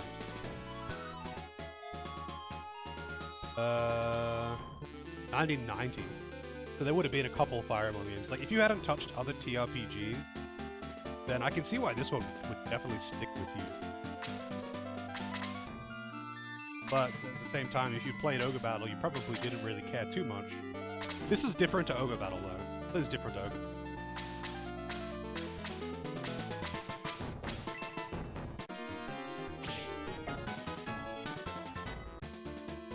I have no idea about Fire Emblem in translation. No idea. I'm guessing probably not. Didn't Fire Emblem only get released outside of Japan, like really late?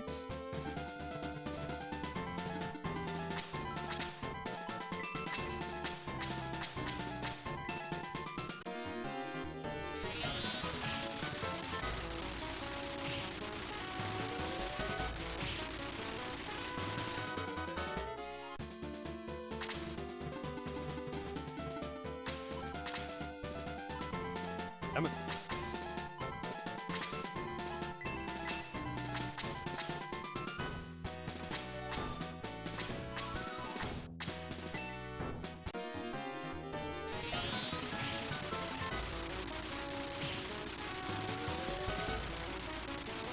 Holy stuff, wow.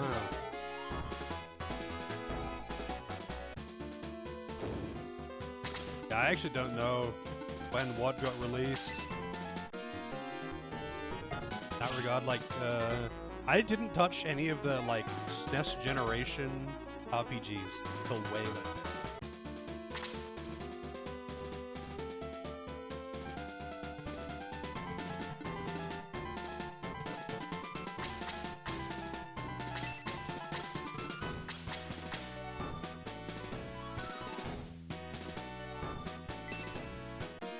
Yeah, but I think the people who played this didn't have that, like, oh my god, it has a world map. For a TRPG with a world map, I don't think most of the people who loved this game had that before this. Like, I feel like most of the people who played this probably hadn't actually played any other TRPG before this.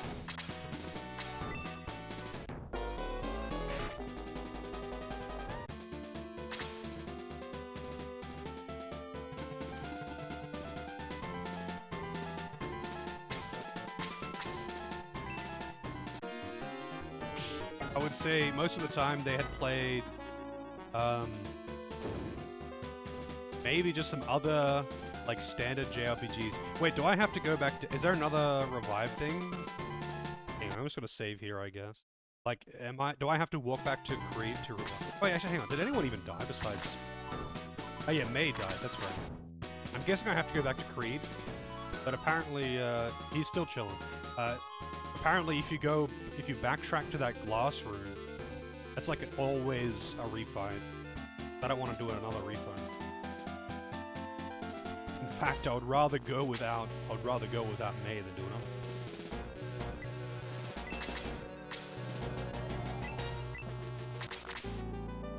Revives still cost nothing, by the way. Actually, kind of funny.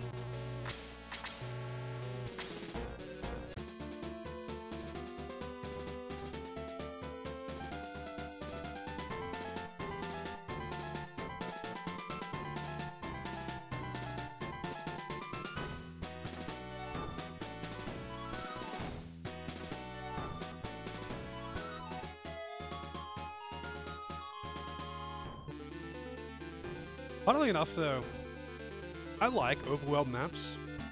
Like, you know, your standard JRPG, the ones that have had the overworld, like, you know, Final Fantasy and stuff. I do like that. I don't care for it as much as a lot of people see. Some people really like the overworld, and, you know, I do like the overworld. But I don't actually really care. Like, the fact that Final Fantasy X didn't have an overworld, for example, that never bothered me. That never bothered me. I would prefer to have one, but it is, you know, it's one of those things where it's nowhere near the top of the list for things that I actually care about.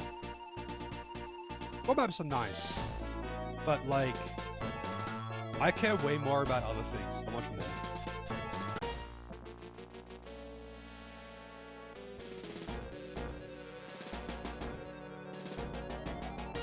I feel like they're kind of just there mostly for a sense of scale and making you feel like you're actually traveling rather than just going down a list of... So it's more of like for a feel thing, anything else. Because, like, most of the time, it's effectively the same thing. Very, very rarely in a JRPG do they let you really go where you're not meant to. Because, like, they usually have, like, some bullshit excuse why you can't go, you know, the next town, why you can't just, like, leapfrog over one town you're meant to go to and go to the next one. There'll be a guy that blocks a cave, or there'll be, like, a river that you can't pass until you get the vehicle, you know? Secrets and things to discover. Well, that's the thing. Most of them don't have that. It's mostly just scale and like that kind of, I call it the illusion of freedom. The ability to like just walk around and not really accomplish anything. I don't like hidden items on the world map though. I actually hate that shit.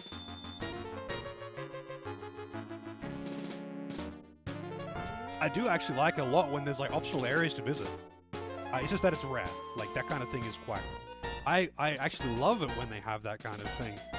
I'm just saying, like, how many games do you really know that have, like, non-endgame optional areas to visit? Non-endgame. Like, endgame optional cave with high-level stuff in it, yes. That's pretty common. But, like, an optional dungeon that you can just go to at, like, you know, the mid-game because you just, like, found it, that's rare.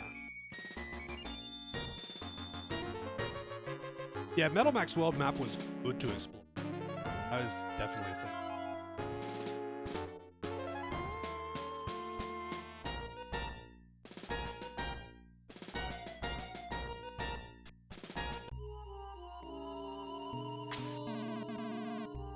I still gotta get around to playing Metal Max 2, but it's probably gonna be ages till I actually... I am quite curious about it, just in... like, relative to Metal Max 3. Just because of how, like, up and down that game was for quality.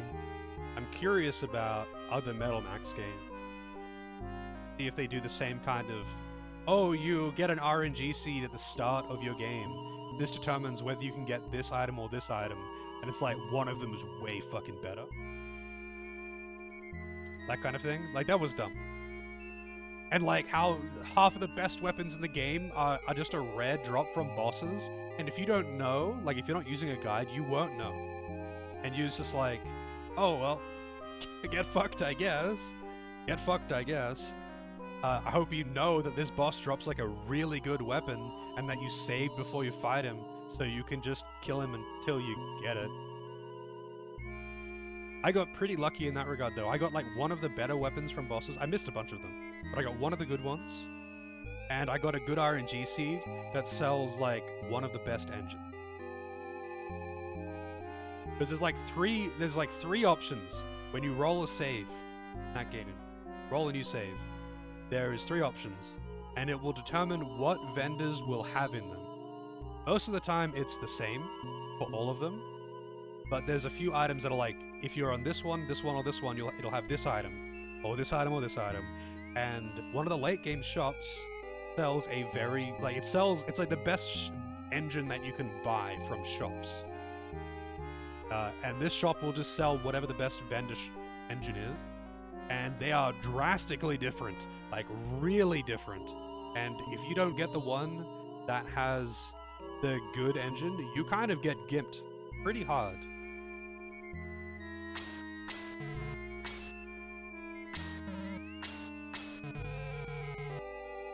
Luna first. More working designs. Yeah, I've actually seen a fair amount of Luna, I think. Just because, like, someone I used to watch frequently would occasionally do speedruns. And there is a lot of memes that came out of that.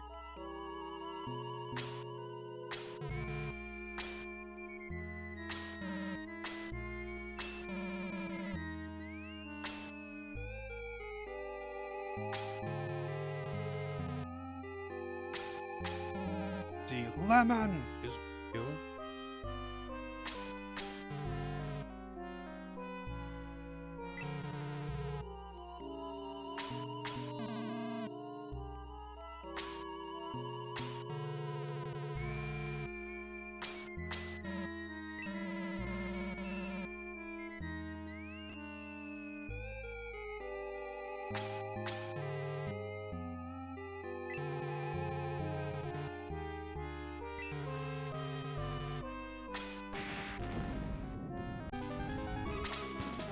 Oh shit! New music? New music in a game that's got like 4 BGMs? I mean, they're good BGMs. But that is definitely a thing that I can, like, I've noticed a lot of people mention it. There's not very many tracks in this game. They may be great tracks, but they're not very many. And this is the first time I've heard this one. Pog! Yeah. That is definitely a thing, though. There is not very many tracks in this game, good as they may be. That is not that uncommon. That is not that uncommon in older RPG. Yeah, definitely a thing. It's kind of weird though, because like you hear the same like 4 tracks over and over again, but there's actually a surprising amount of tracks that you only hear once, and it's like, why don't you just like kind of shuffle it out a bit, you know, spread it out. Also, I just checked the map. There's a lot of enemies.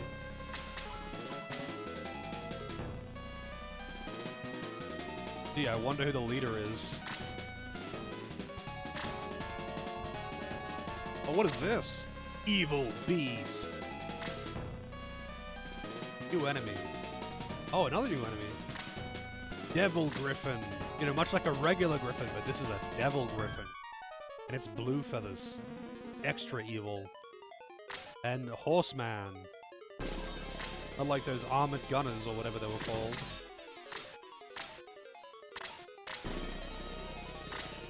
Golem actually very much looks like he's from Dragon Quest.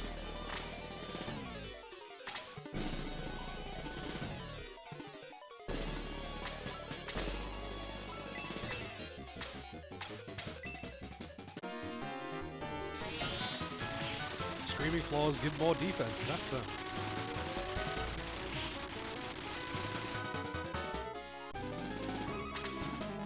It resets the BGM every time too, I just noticed.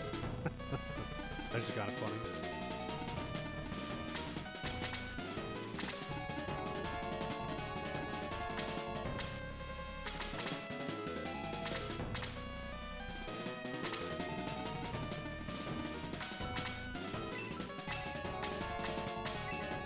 Wait, why am I doing that on YouTube?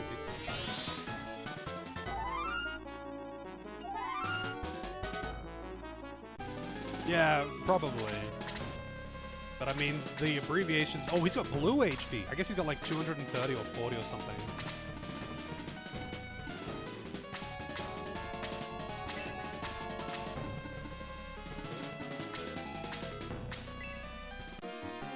I think this is the second last boss.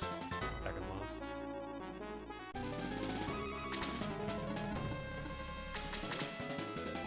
The BGM is pretty intense. It is. Man, I wish you could use AoEs. Like, and hit them on the edge of the AoE.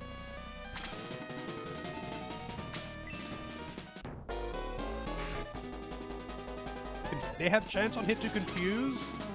Are you fucking serious? Man, fuck those guys.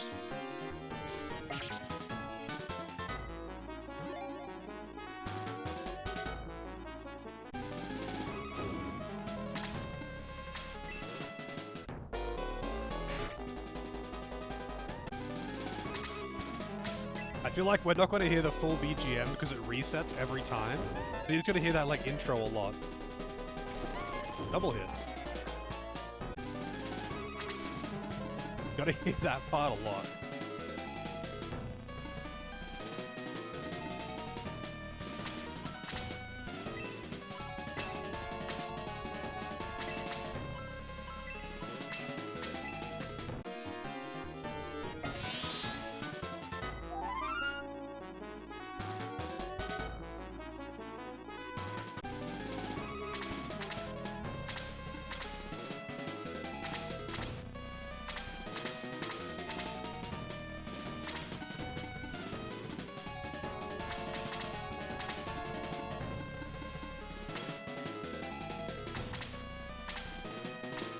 Oh, right, he's confused. Who is he attacking?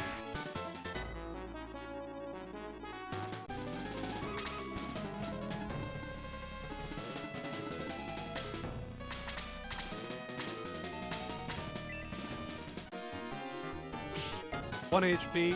Really? Really now?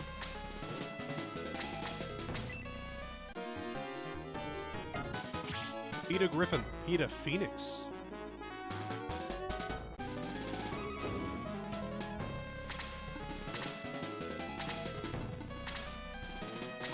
If I want to actually kill everything, it's going to be more of a hassle. Because they're all so far away.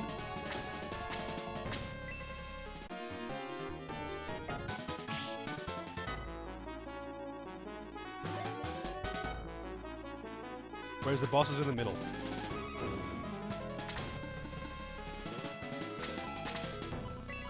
I don't even need to get more levels on him. In fact, I might just... Oh, wait, might as well... Oh, wait, can he detox? Oh, shit, really? Does Detox 3 get rid of Confuse? We're about to find out. No effect. Does not. That's really annoying. I'm not just gonna spam Aura now. I'm gonna save it for his final AoE hit.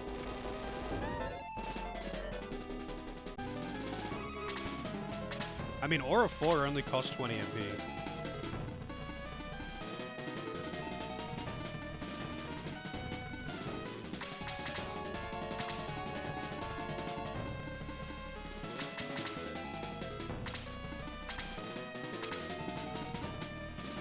Oh shit, what do they got? Bolt 3? No, Muddle. Wow, that's way worse. Bowie and Slade. I don't know if they can use spells while they're confused.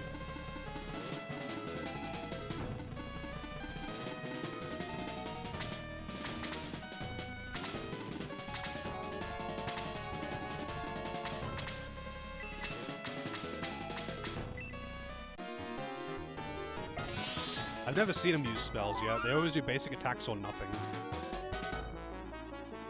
Even attack themselves.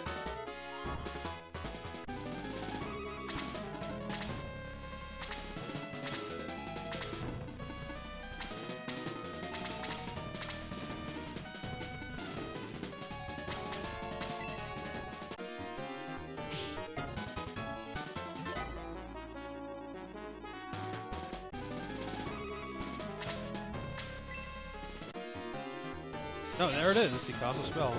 What was that? Cat on 2? Oh no, that must be Cat on 3. What are you doing? Did nothing.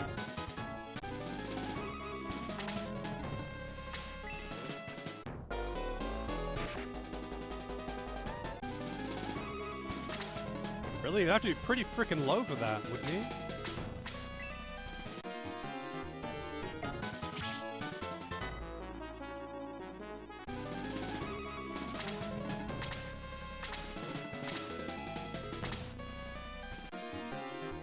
Polishing a weapon. Polishing his weapon, you know? Not a euphemism. Fell asleep. Wow. Also, what the fuck is that thing?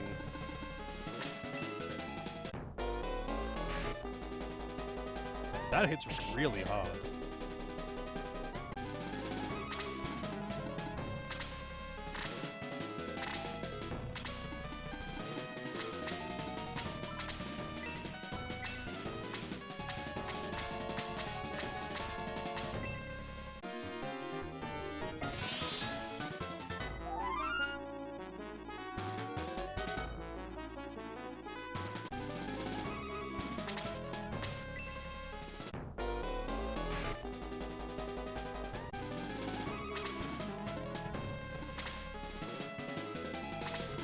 You know what, I'm just gonna do,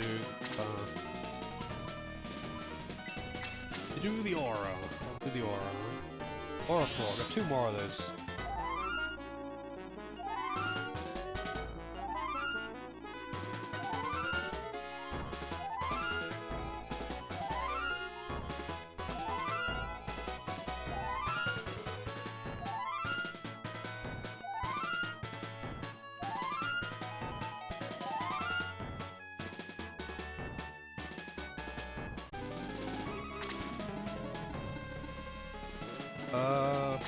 Definitely have to kill this guy.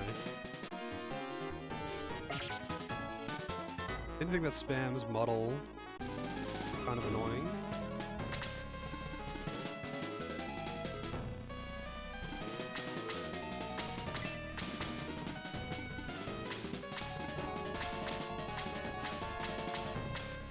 The demon monsters are pretty dangerous too, because they do ice fall.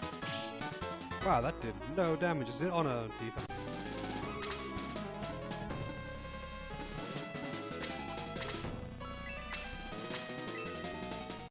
Evil beast.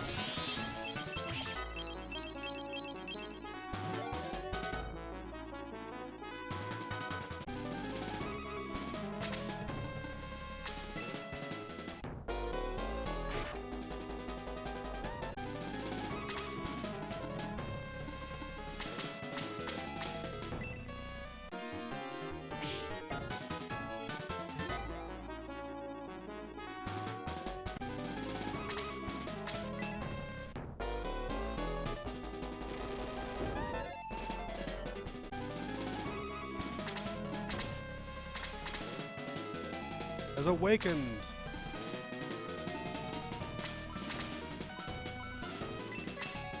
Who's dying? Guess you're dying. Probably should have killed the other one actually. Stun's annoying, but sleep is kind of probably worse.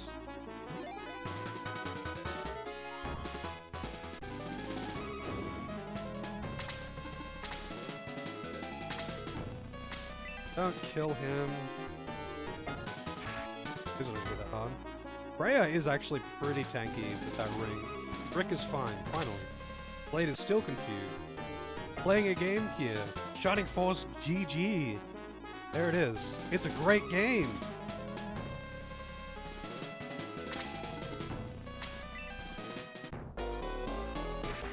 Wow, I wish my mages could hit that hard.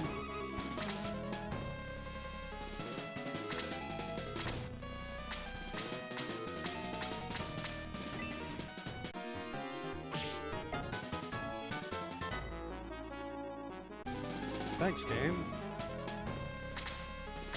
Oh, that's meta. That is not who I expected him to attack. There were so many options there that he could have probably killed, and he opted to not. That's not good.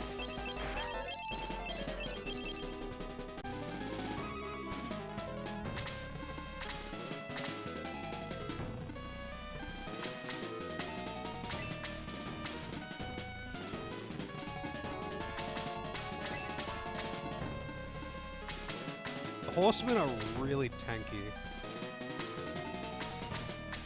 I don't really want to walk up to melee range of that mage, just because I think it will, aggro everything else. Did nothing. He's still not fine.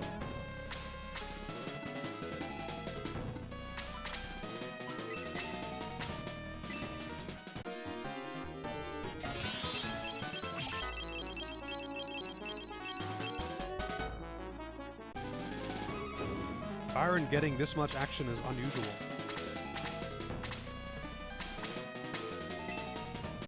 Can she kill it? Oh.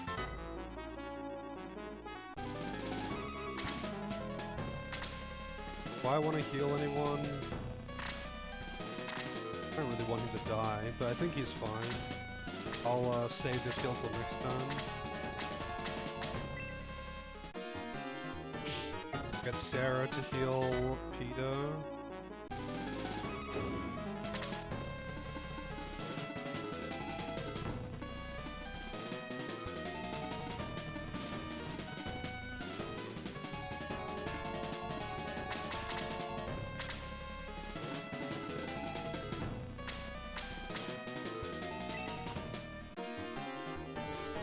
Oh, fuck off with your dodging.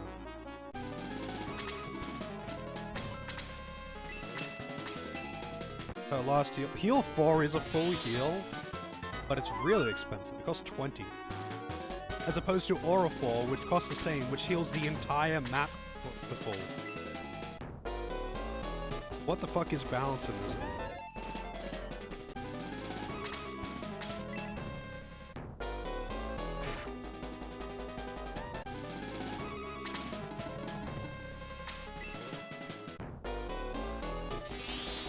Oh, he's dead. Oh, he's not. I didn't think he was in range.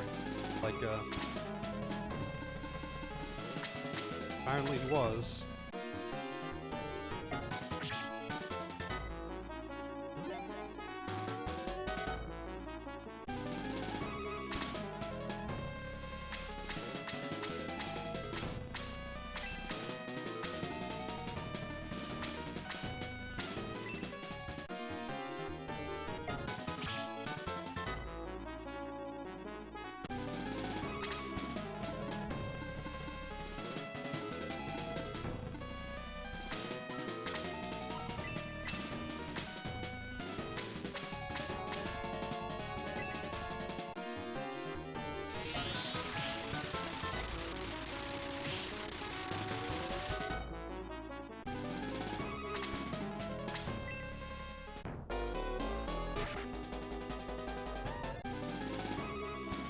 I don't know why they ever do that.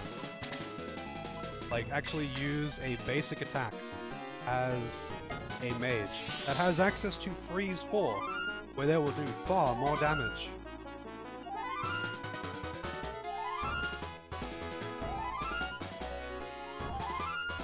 One more.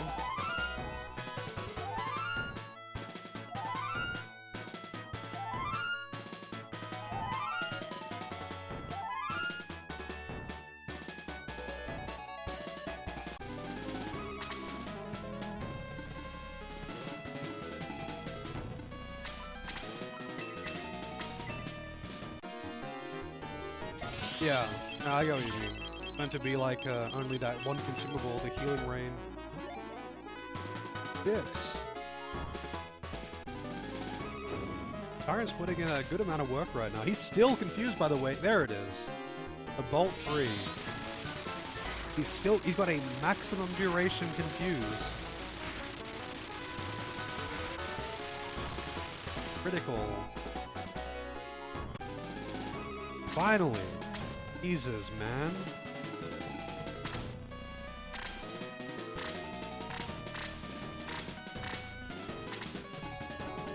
He doesn't have any MP left. So I guess I'll just send her back so she doesn't get in the way.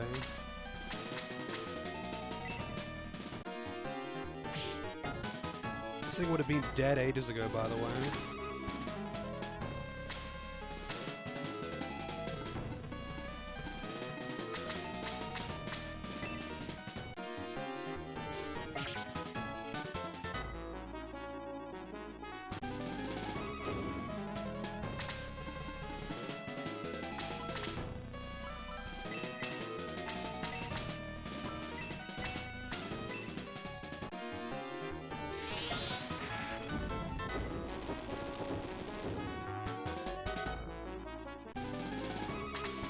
Oh, we can reach. Shit.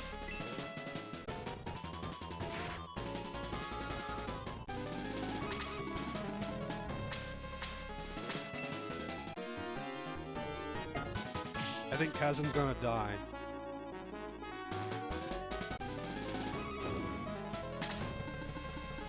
Oh yeah, he's super dead now. 49 damage.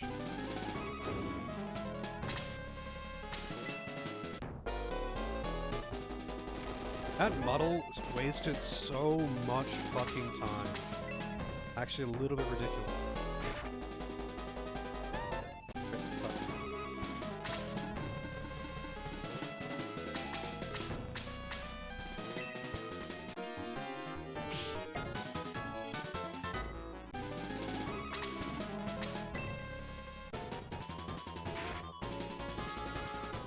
Oh.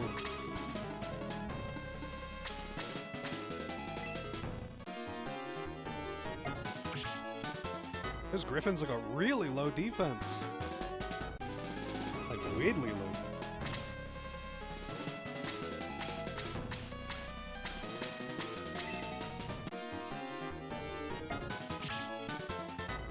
Also, that Chaos Dragon wasted so much fucking time by dodging like 3 times.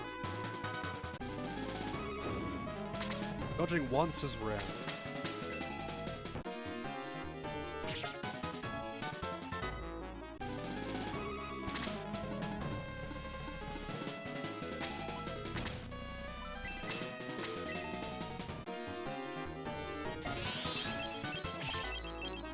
29, super resistant. And who's he killing? 42 AoE? See ya, mate.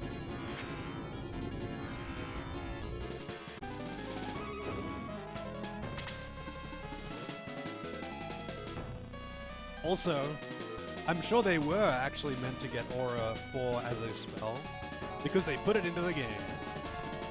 They didn't even gate it behind, like, you have to be level 60 and grind for 100 hours gaining 1 EXP. Gave it to you.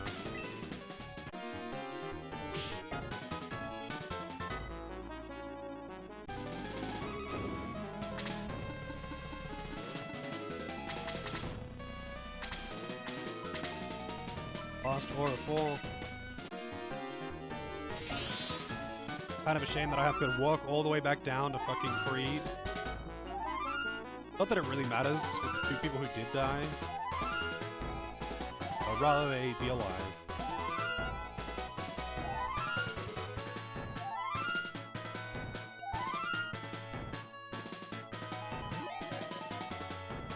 Freya is by far the highest level in my party too.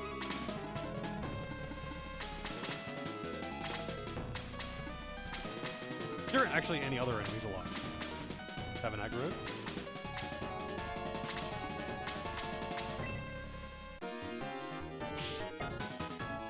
Doesn't have crazy defense.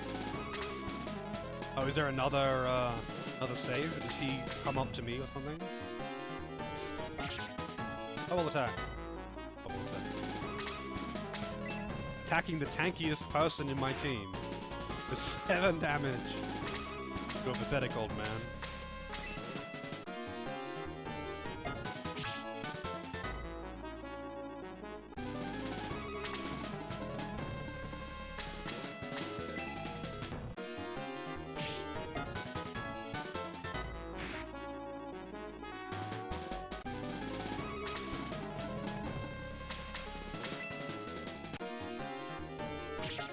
Does the instant KO actually work on bosses, by the way?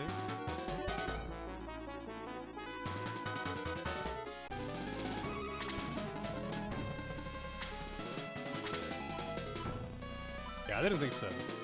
You can't cast Bolt to get the killing blow. That kind of sucks. Well, you get bolted anyway.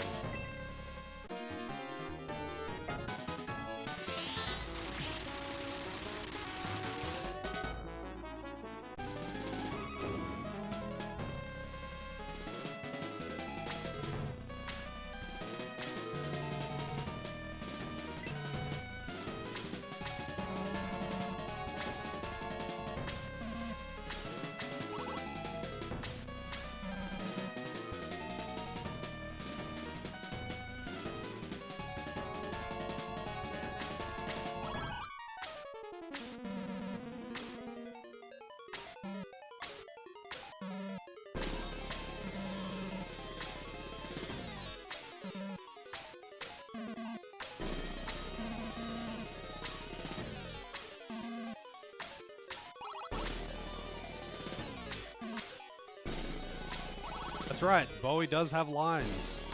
Not very many.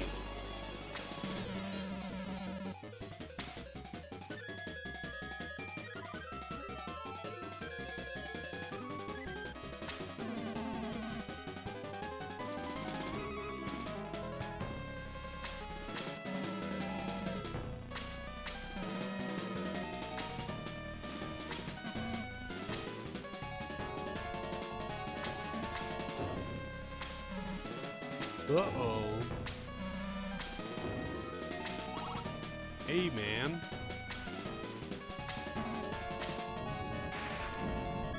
Man, he's pretty jacked.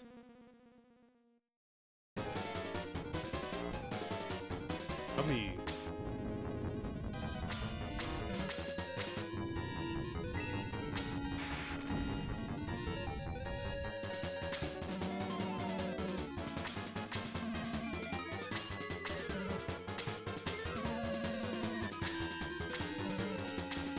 fucking carrier then.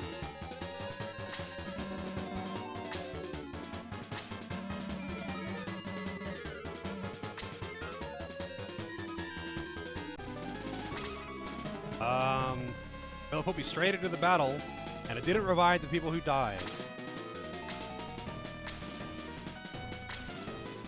Pyro Hydra.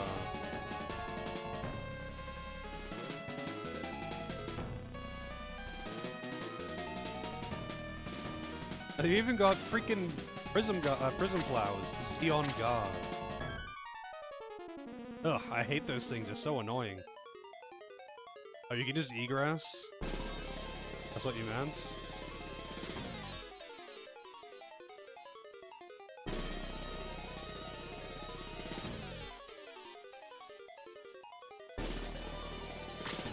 Arc Demon. I mean, the two people who died don't really matter. Although, I guess, you know, the summon would be nice.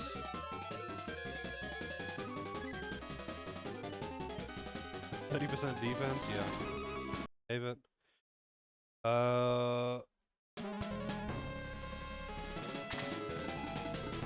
I could try egress, I guess. I'd rather have everyone alive for the final encounter.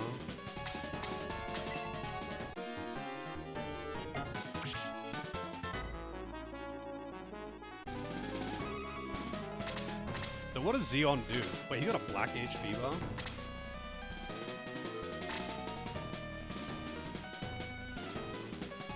He only has 50 defense as well, which is kind of weird.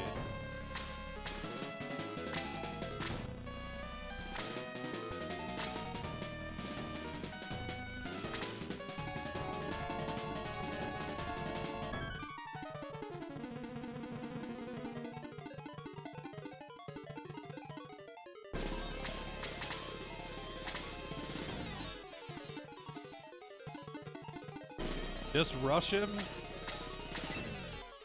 What could possibly go wrong?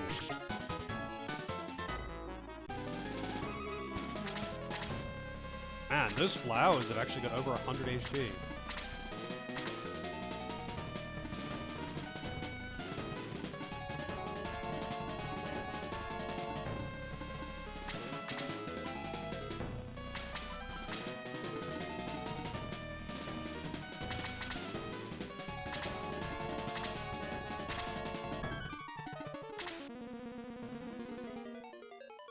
Bench press the whole tower. Yeah, bro.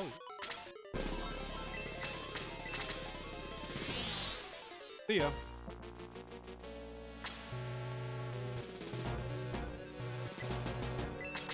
Actually pretty funny.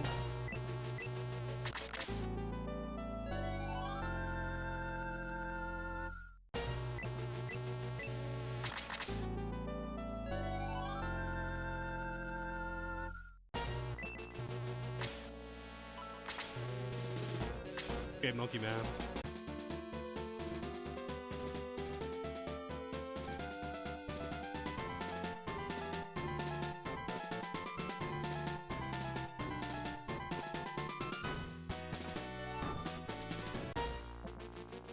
That is actually kind of funny they let you do that.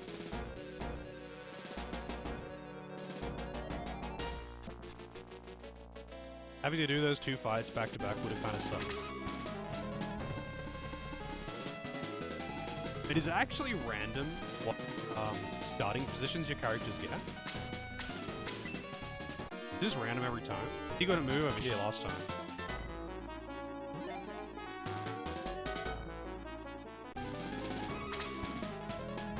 Yeah, they just left her on the ground. Like, why? I don't know why they would even... Like, why wouldn't they just carry her out? Like, it's like a teenage girl. How much do you think she weighs?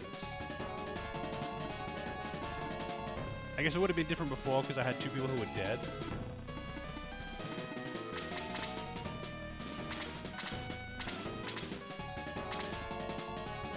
Because Xeon's got black HP bar. I guess they just don't show you. Can't ask teenage girls that.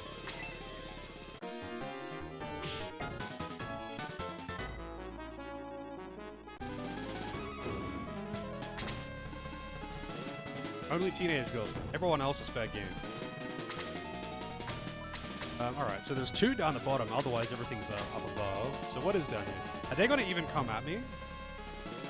Like, if I just ignore them, will they even attack me?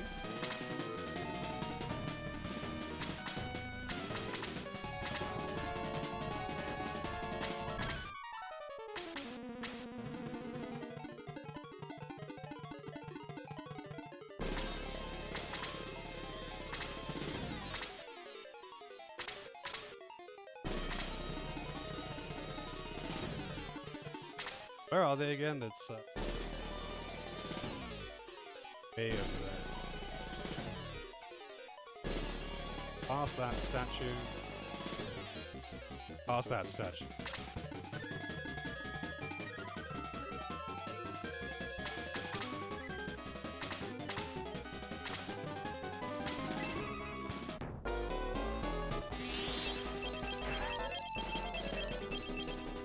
It's really hard.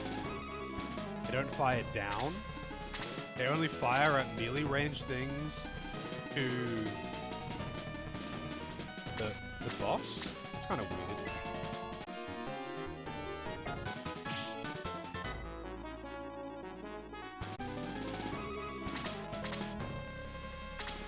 Interesting.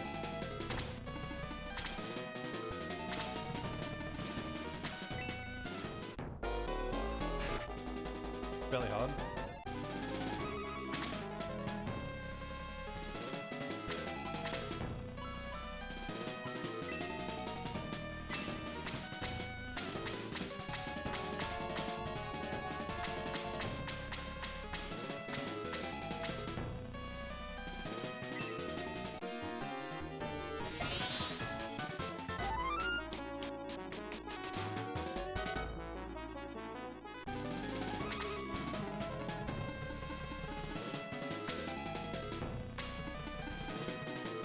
You know what? I'm just gonna try and lure that dragon up or whatever it is down there.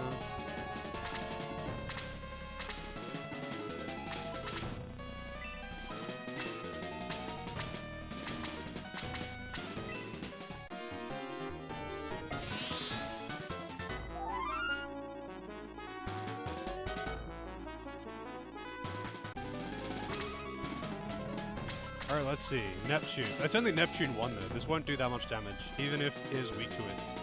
But I'll see how much it hits.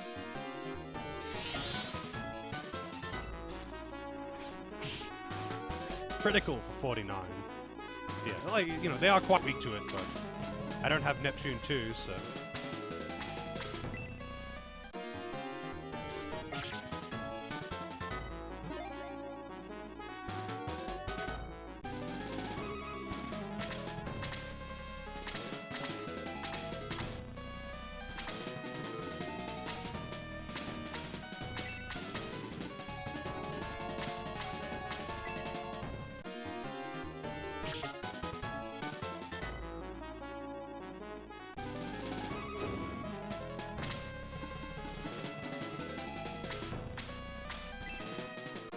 Devil Griffin. They have really freaking low defense.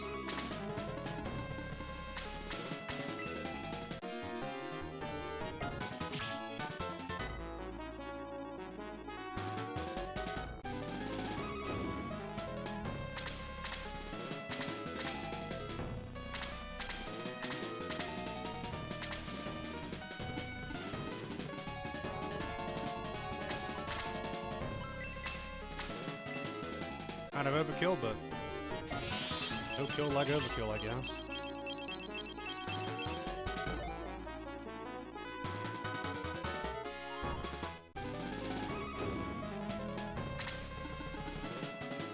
Oh shit.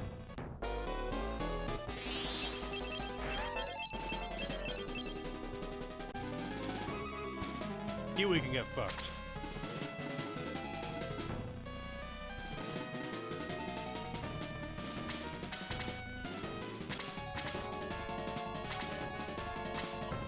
You know what? I'm just gonna use Aura. Actually, do I need to? I will anyway. Yeah, I reckon you could feed the group for a day. 8 kiwi. I think it was actually just Peter that needed healing. That was like unnecessary. I guess Geralt took some damage.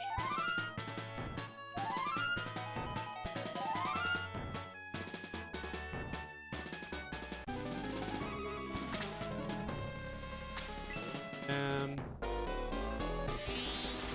dude, literally the turn after I used Oracle. One turn after I used it.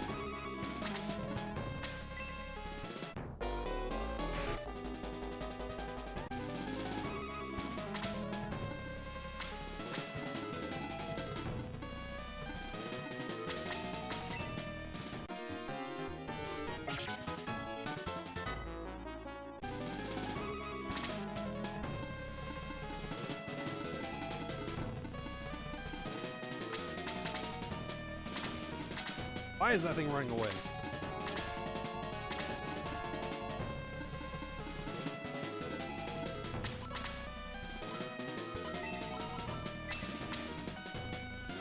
Also, I really don't know why people rank Sarah as S tier. Is that really just because she joins unpromoted? Like, she doesn't make a particularly good monk. She just joins at a low level, like, unpromoted, so you can technically grind her to 40. Slow is broken? I guess slow is... I don't know. But you wouldn't rather, like, defense boost? Or attack boost? Which is what the other ones get? What does Sheila get?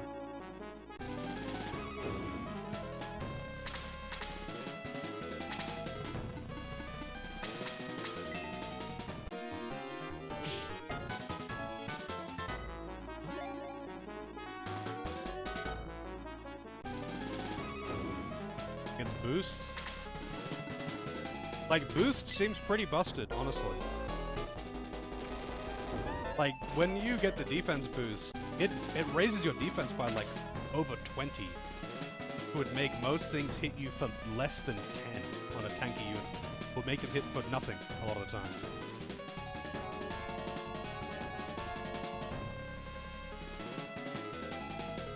The Agi drop to double turn? But turns are done in rounds. It just means they would go last.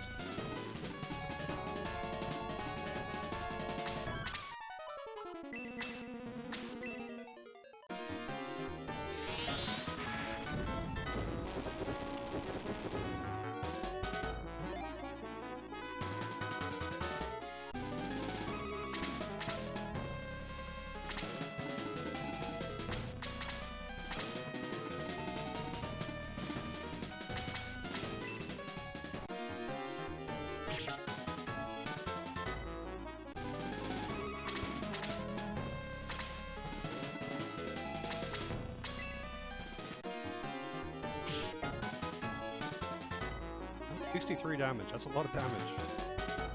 I'd be curious to see how hard he hits those griffins that have, like, no... I'm guessing that those, what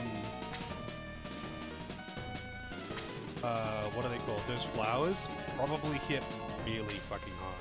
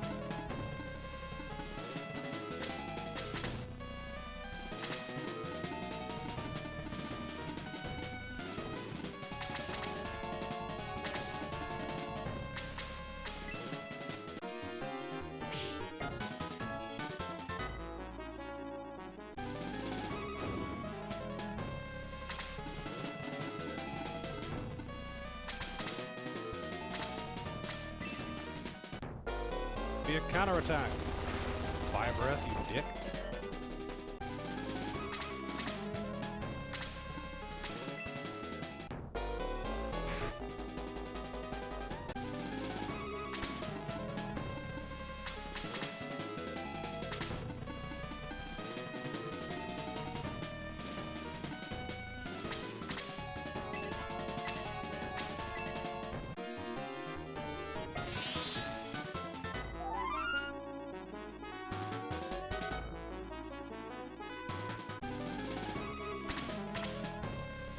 Those guys are not moving forward at all.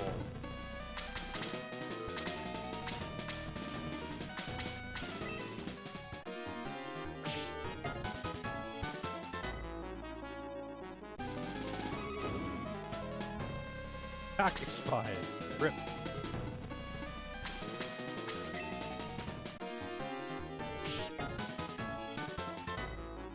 These flowers don't have insane defense.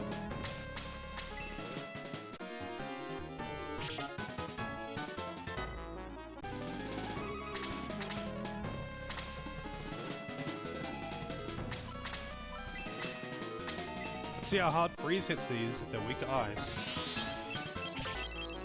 71, yeah, that's pretty good. Cool lightsaber, bro. Yeah.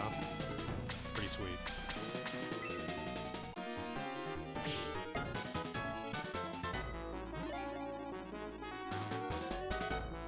Level.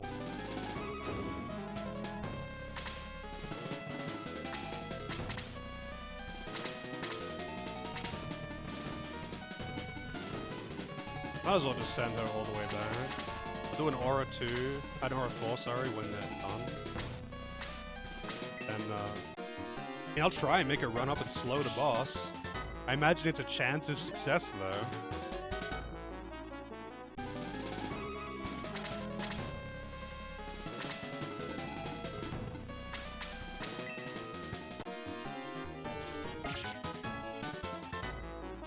Oh, double attack.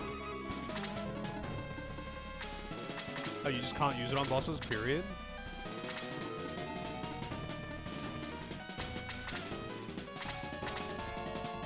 He actually probably could have attacked just then, didn't he?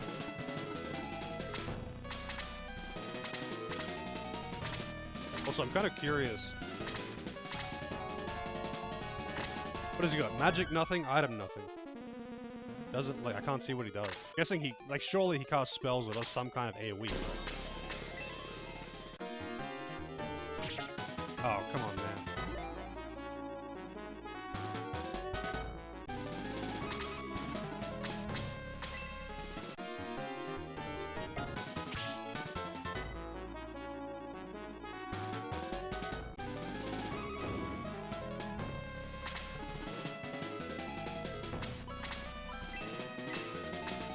This is not going to do much damage, I think. I think these are resistant.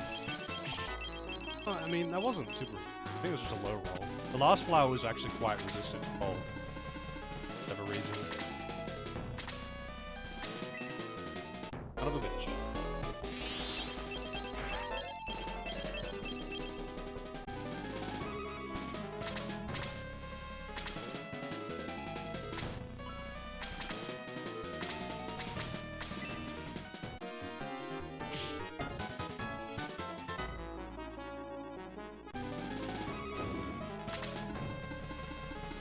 I think if he walks over there and attacks, he's just gonna get killed, but whatever, I'll do it anyway. Who knows, they might go for someone else instead.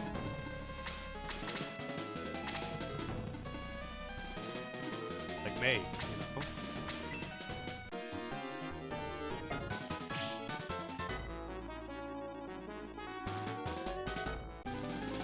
Sometimes you just gotta crack a few horses to make a victory. Oh, it's walking in front of him now. Interesting. Also, it didn't even cast a spell. It could easily have killed him just then. Easily. It just chose not to.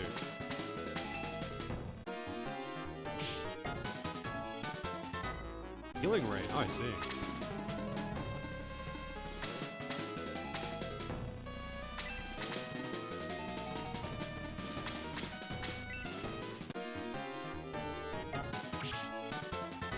Yeah, the AI is pretty bad. Pretty long.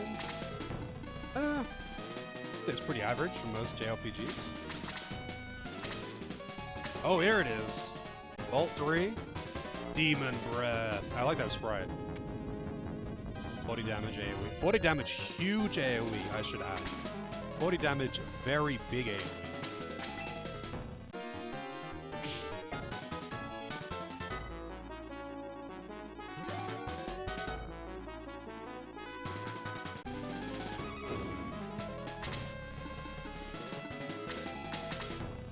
I wonder what the range on that Demon Breath is, though. Like the initial range.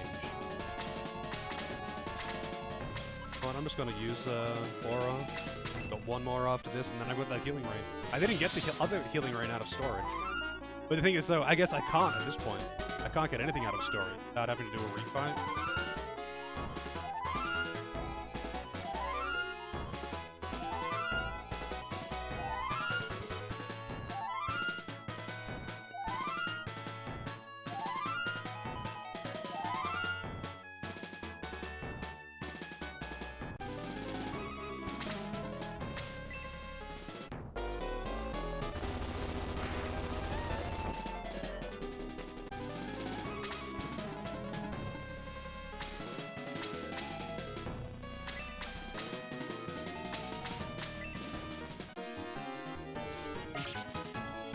That range? Wait, the range on what? On Aura 4? It's actually global. Just a 100% heal to everyone.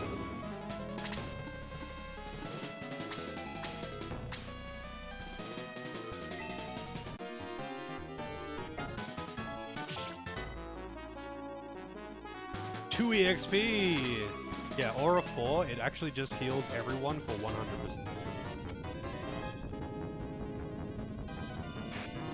Damn, Rick.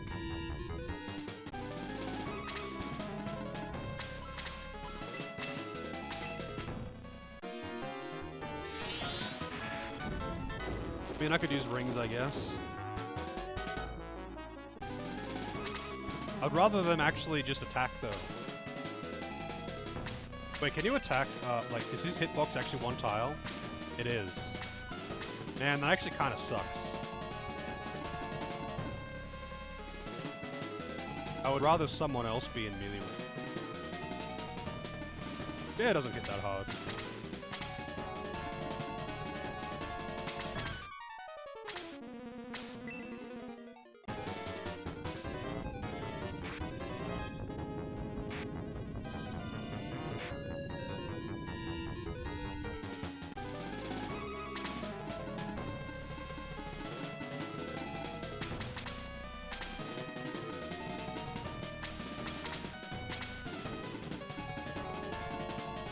Do I have to hit him with, like, Bowie's sword or something? I kind of figured I would.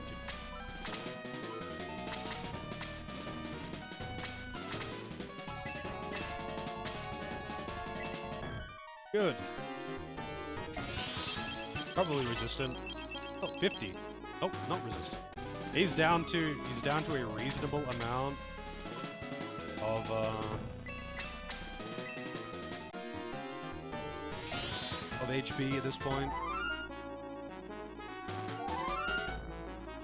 Kinda weird that for Talos I had to use a special weapon and use impervious to all of the damage. But for the King of Demons, you can just hit him with whatever, dude. Oh, really? So you want to have someone in melee range? I mean, I wanted to put someone in melee range. I just didn't want to put Jay because he doesn't do that much damage. Demon Breath attack is like by far the worst thing you do. This is what I wanted to do. I didn't realize that turns would be so far apart. How hard does he hit though? He'd be really strong. Wow, that's actually pathetic though.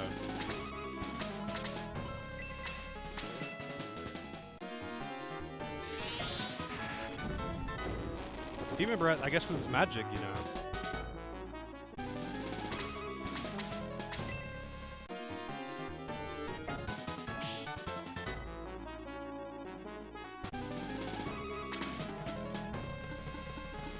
So slow doesn't, I mean, I don't know the range for it. Slow doesn't work on bosses then?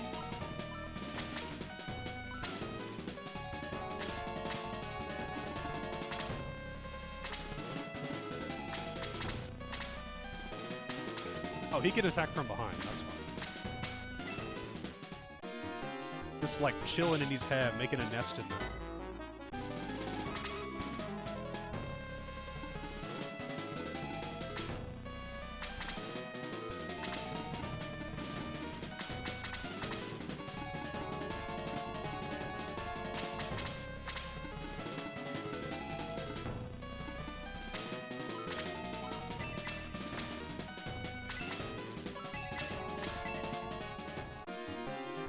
Check the back of his head.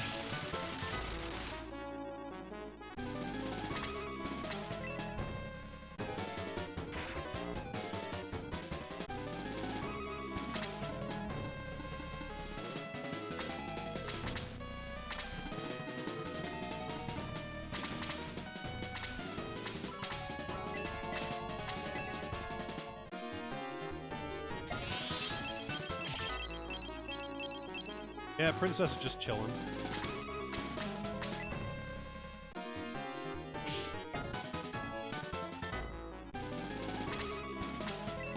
He's dead. Yeah. Didn't get a turn to. I didn't get a chance to heal in between. Really dead anyway. Rip Geralt. He ended up being pretty good in the end. Oh, that he was kind of just alright.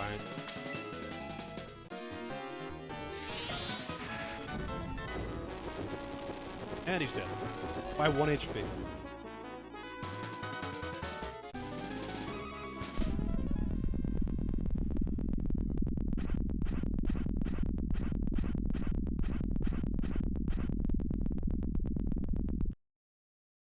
Easy clap.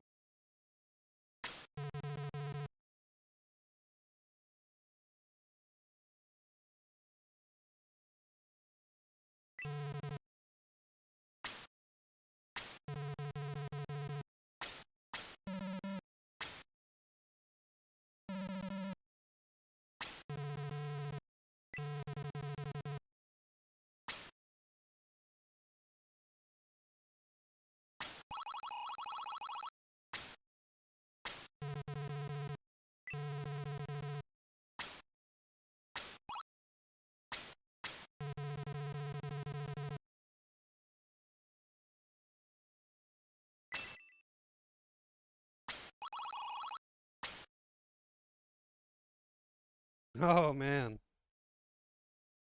Never saw that coming.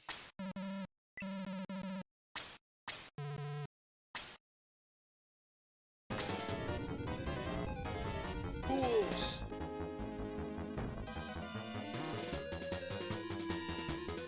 Wild Arms 3 was so bad for that, Ragnar. Have you played Wild Arms 3? The final boss has got like fucking 12 phases. Most of them are just free, but like, there was one or two just super gimmicky ones which were really annoying.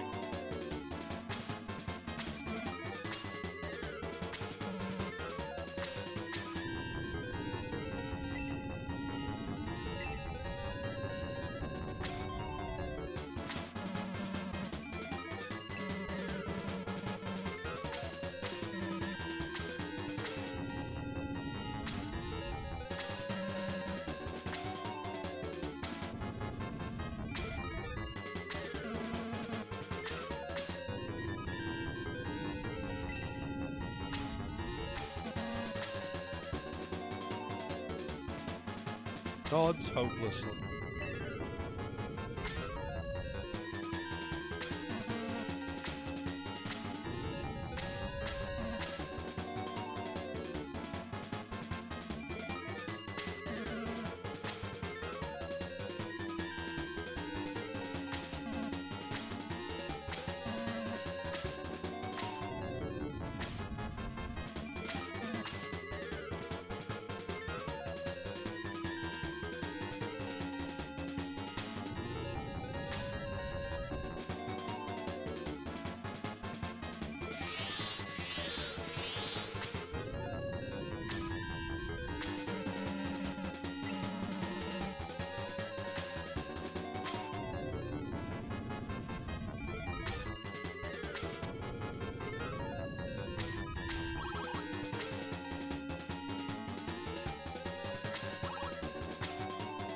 Oh!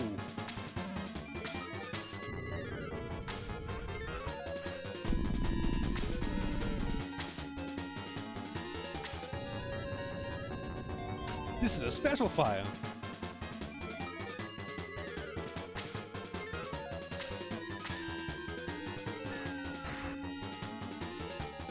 I like how they didn't go, he'll just, like, didn't say anything like, oh, he'll just kill her if we give him the gem, or, like, try to stop, and she didn't say anything like, don't do it!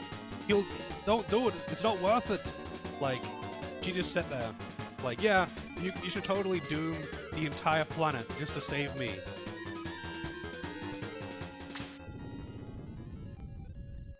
Slapped the jewel from his hand.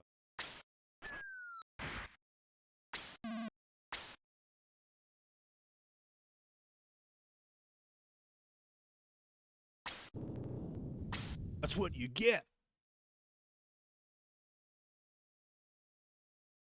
Oh, the Jewel of Light. And then the music starts again. Hell yeah. Groovy. What?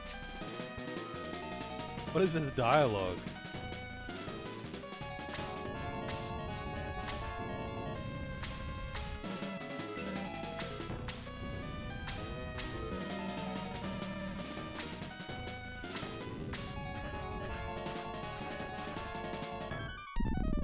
Okay, Galuf.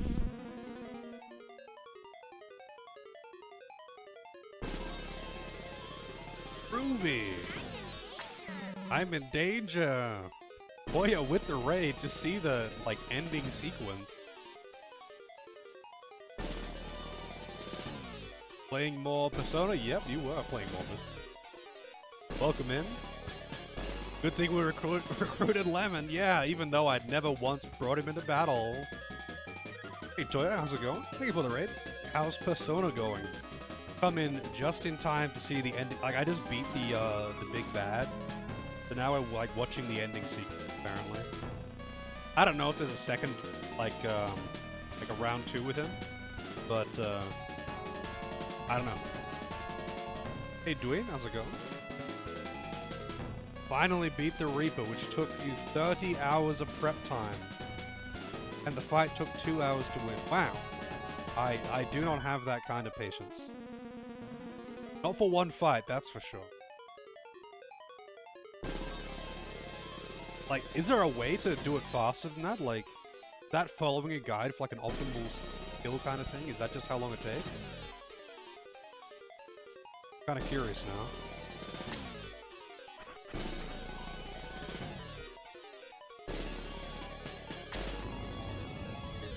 Not possible.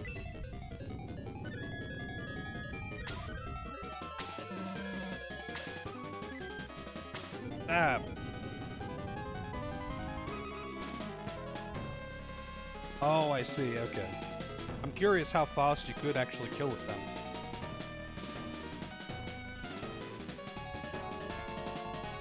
Took you 30 hours of prep time and you were still under-leveled? How fucking grindy is that game?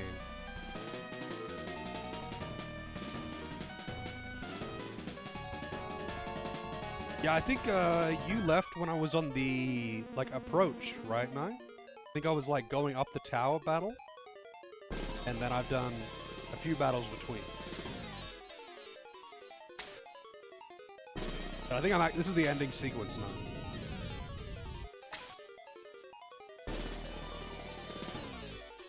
Why doesn't he shank him? I drag him into the pit. Why not, like, kill him? Cut off his head.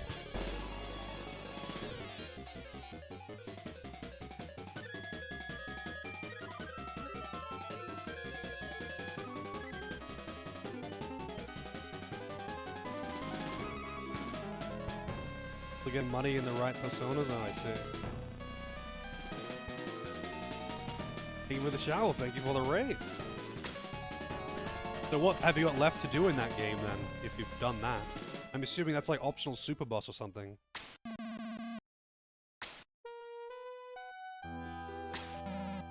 It's over. All over now.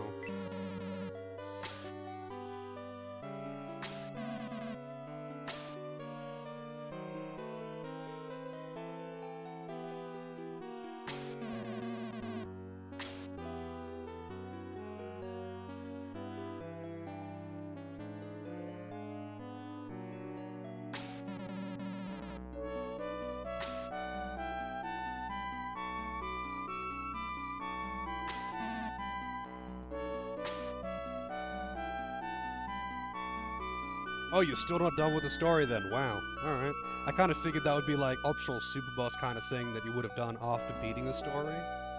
So if you've got strong enough to beat that, I'm assuming that getting the right demons, or personas as they call them, probably means that you have like a very strong setup, right? Probably got like your, you know, super boosted Megidolon spamming bullshit. And you're probably gonna stomp the main story. Like, if you... It's like SMT3 is kind of like that. You actually go through and do all the stuff, like beat Metatron, and have us set up for that, you're gonna fucking destroy the final boss. Or the final dungeon. Maybe not the true demon ending boss, but the boss before that. And it's just like, well... like getting Knights of the Round in Final Fantasy VII. Oh, okay. I guess I would have to see how it's done. I have not played...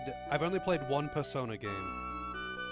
and that was Persona 4, and I played it for 3 days and stopped, and I haven't touched any other Persona game. Oh, okay. Just an optional tough boss then. I feel it's quite unusual to have, like, in JRPGs specifically, it's quite unusual to have, like, optional content that isn't, like, essentially endgame or postgame. They always put the optional content at the end of the game. Might have, like, some random side quests or something that don't amount to anything along the way, but usually I find, like, if they're gonna have, like, an optional dungeon and boss, it's probably in, like, a post-game dungeon.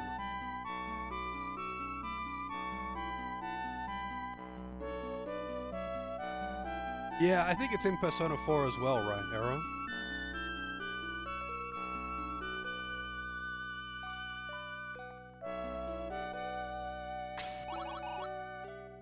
Ellis does not respond.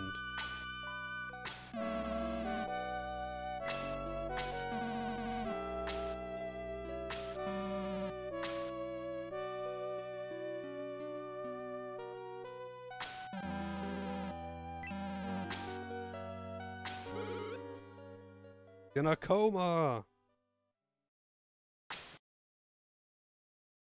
Yeah, I'm pretty sure Persona 4 had something similar, right? Pretty much the same thing. I was wondering when Mitchula would show up.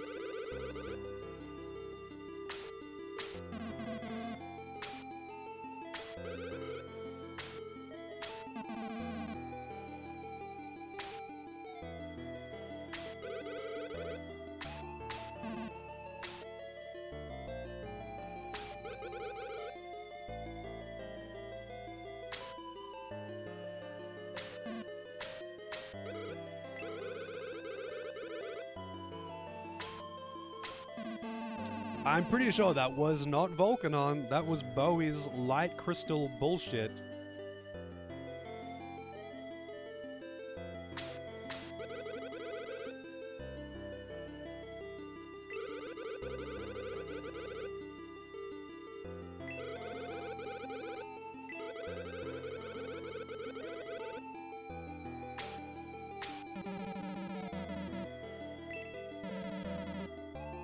Works in mysterious ways, yeah.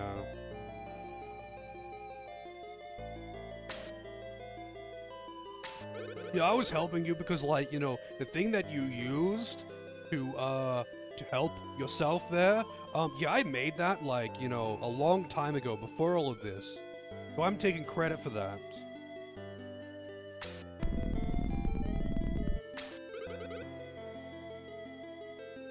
How do I like the game? It's been pretty good.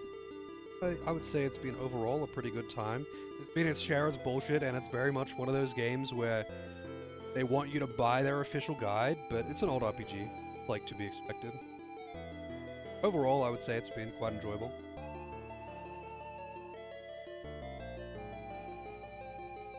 Yeah, like, why couldn't they just come down to battle in the final? Like, there's no, like, okay, the whole, oh, he didn't join you and help you back then because he wanted to fool the demons into thinking that he wasn't going to help.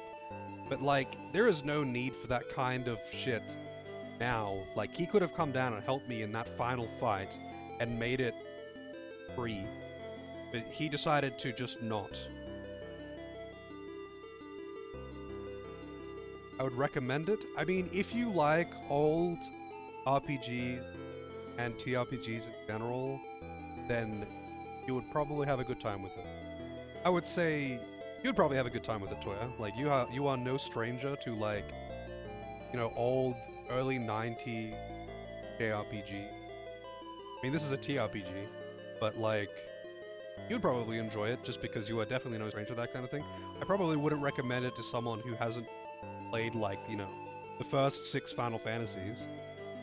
Or, like, early Fire Emblem or something like that. Because, you know, it has all of the things that people tend to generally dislike about old RPGs. But if you can get past that, then you would have a good time.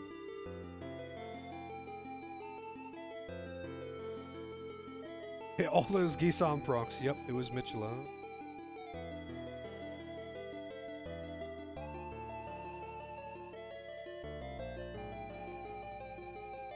Yeah, oh yeah, so you didn't see it, Fish, but I got when I was getting mithril weapons, I had one leftover mithril in my inventory before going back to get more.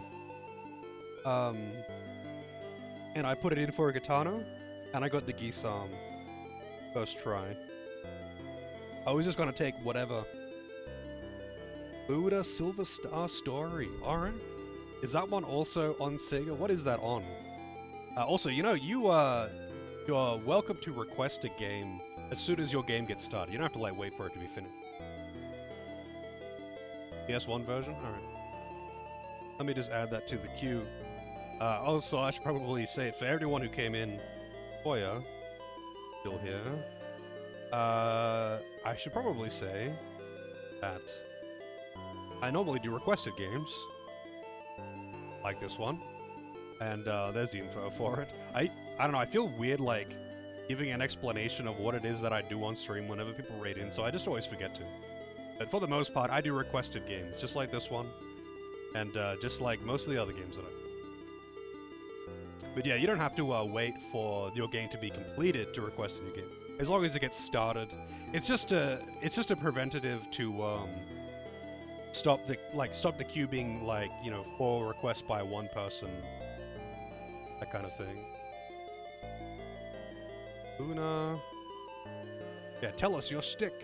I feel weird, like, hugging myself like that. I don't know how else to call it.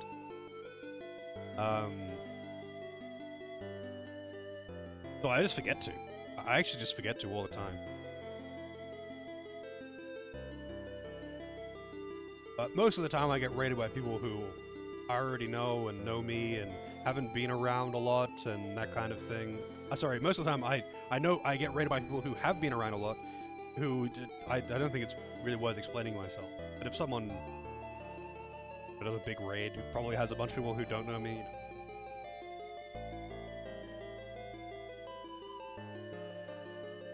at least I do what I say. Yeah, I mean, I guess. I play video games. It feels, yeah, I mean, it feels weird doing a lot of things that I do on stream. Is what it is, I guess. You get a PowerPoint presentation ready, yep. And I have like a button for it on my Stream Deck, which I totally have.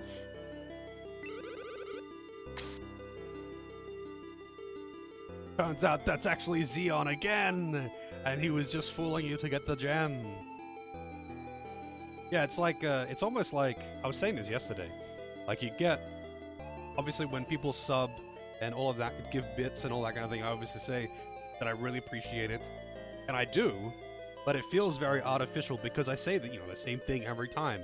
Like, it's weird, because I do appreciate it, but it feels weird because I'm just saying the same thing every time. But I guess, like, what else am I gonna say? Make a personalized message every time?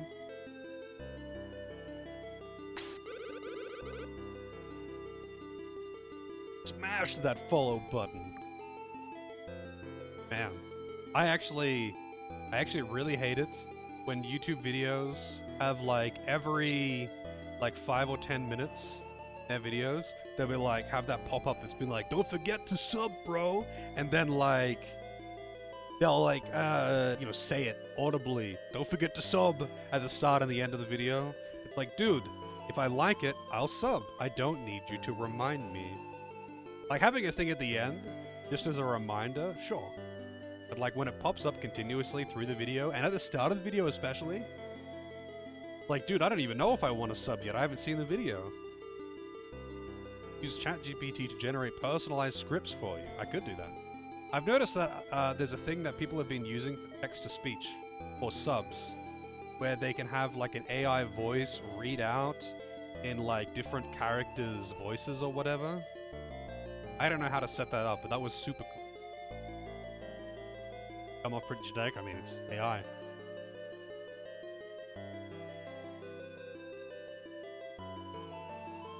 Yeah. I don't know how people do the whole, AI voice text-to-speech thing, subs. It's pretty entertaining, though. I've heard some very good ones.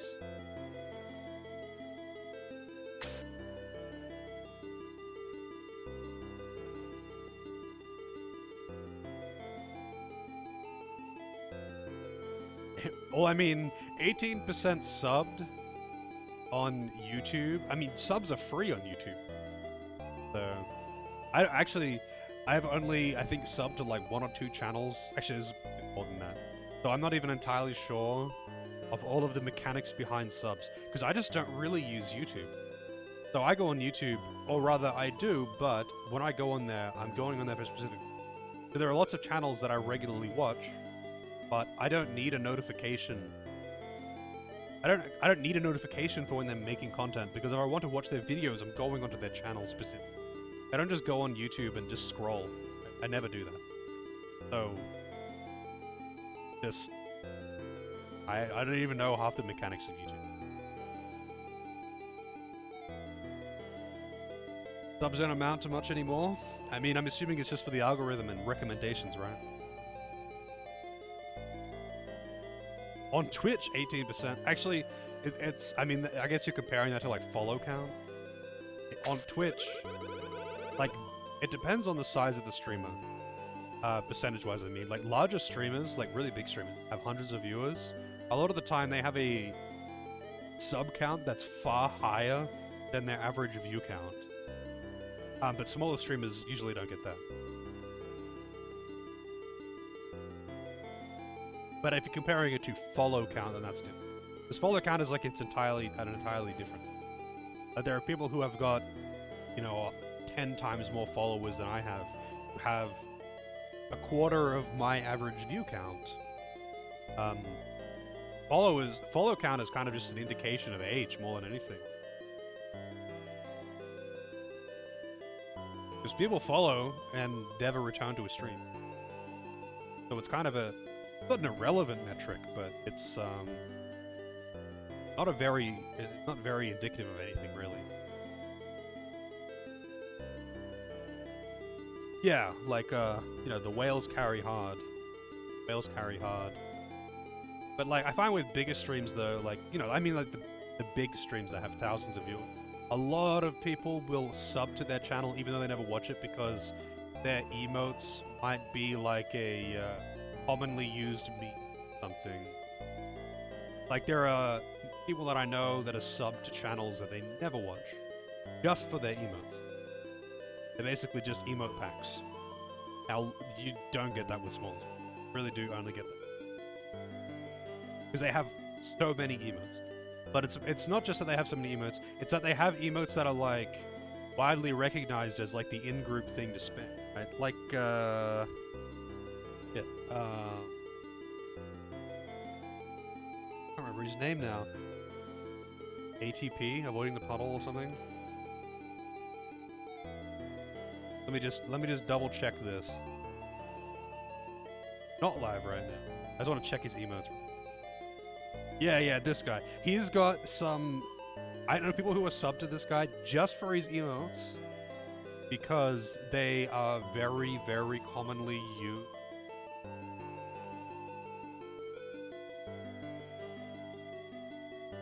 And they're just like, they're almost like expected to have global emotes. Avoiding the puddle. You would have seen it. You would have seen. Absolutely would have.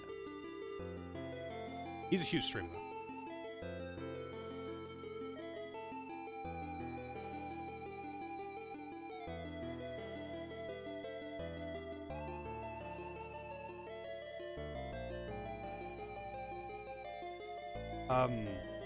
I mean, I've actually, funnily enough, my oldest sub, Never Snow, is tier 2 subbed since I got affiliate, and he is never around. It's so rare that I hear anything from him.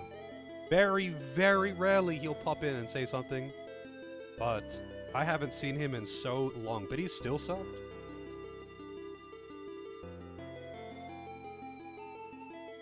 Never see him anymore, though. I mean, it would be great if he was around more. He was around, like, all the time, way back, when I was still playing a lot of Final Fantasy XIV, and I think part of it is me changing my schedule over time, because I used to stream earlier, but he hasn't unsubbed. Still around, he still plays FF14, I still see him online and there.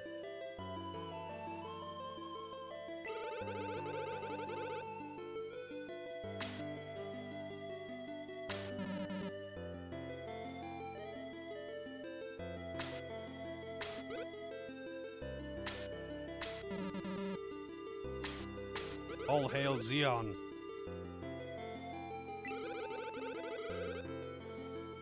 When the poison leaves her body, her face will turn pink.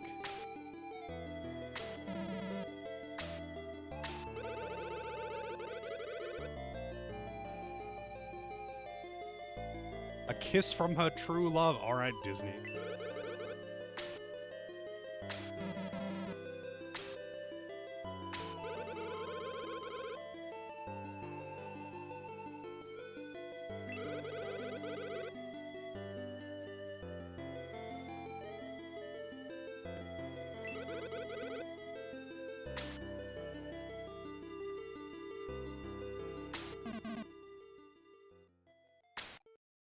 He's gone.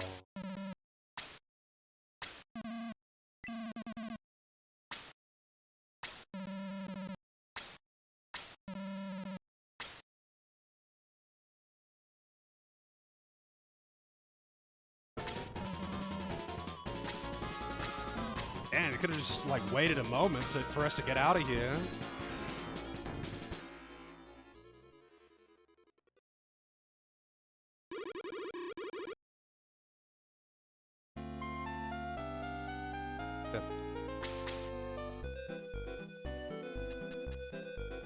Back to the cheerful music, by the way. Her face turned pink. Time for Bowie to go and kiss her in her sleep. Nothing weird about this.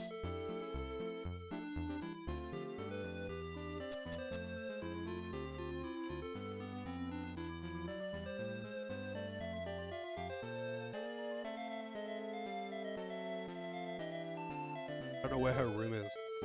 Oh, shit. Everyone's all lined up. It's Sheila. G'day, Sheila.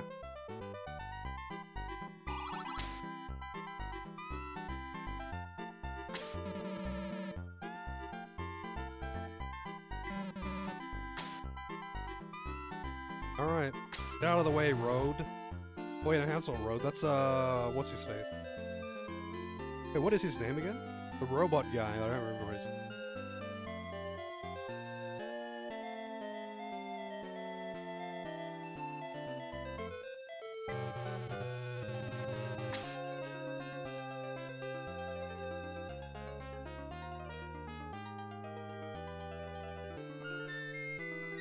That's the tower. I don't know if this is the king's room or the princess's room.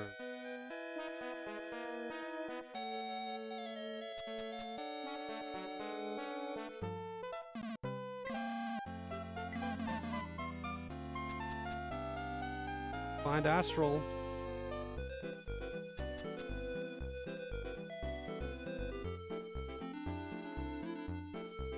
Yeah, the difference between creepy and romantic is pretty much just whether or not the dude is attractive.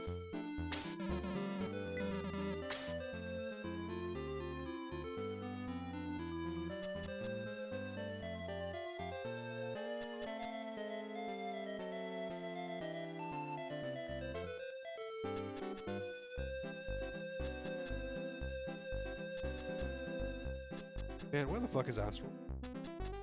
Also, they rebuilt this entire town and castle in 2 years, by the way. That's pretty fucking impressive. Maybe he's down in, like, his... Where was the school? It was, down here to the left or something? There's the church. Oh.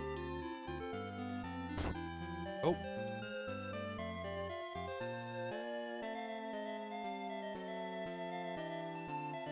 Slave labor and a lot of money.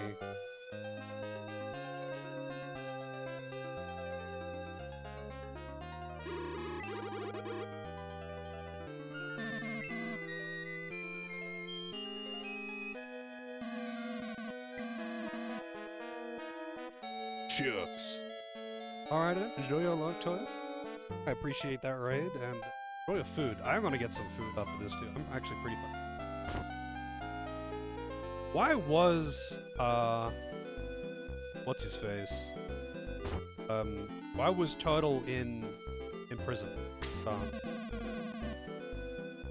Kiwi, that's the one. Why was Kiwi in prison? What did he do?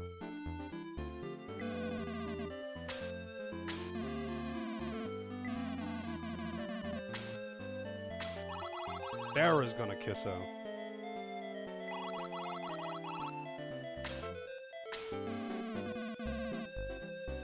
Hey, maybe she's into centaurs. I imagine there would be very specific stereotypes about centaur men.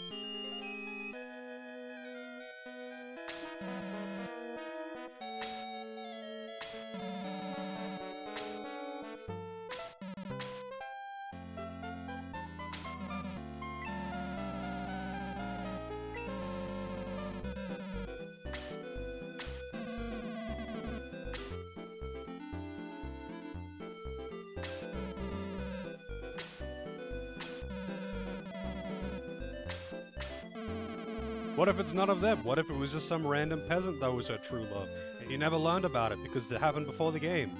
Maybe she had a boyfriend and you just didn't know about it. Why would she have any connection to anyone in the army?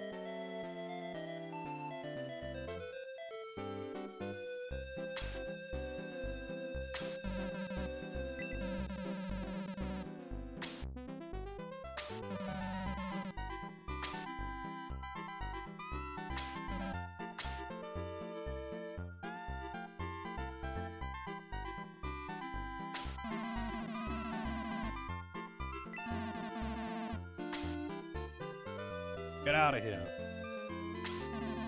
Too short.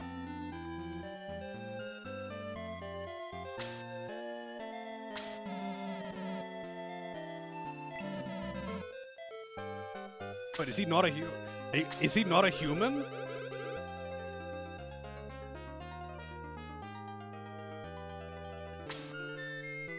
They'll make a cute couple because they're both humans.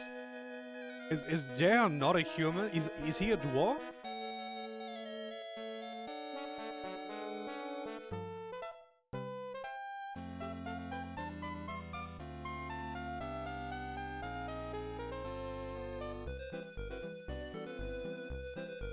I mean, she knows who he is. That's if she even remembers any of that, though, before she got, like, KO'd and comaed. He was in a coma for years.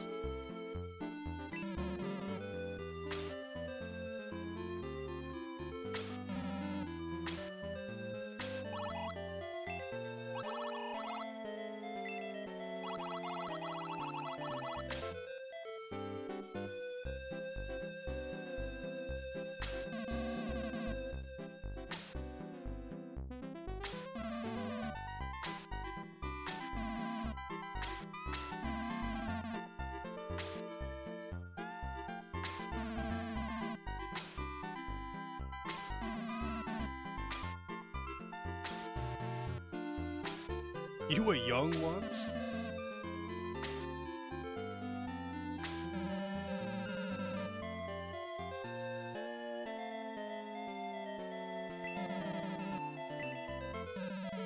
Gonna take care of Sarah.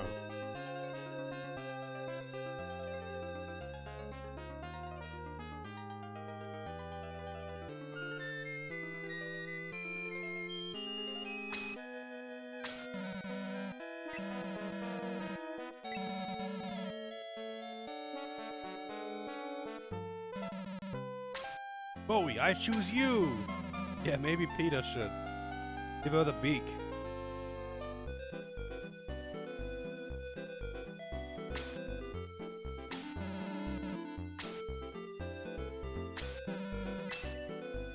I really respect you. Okay. It should be Sheila.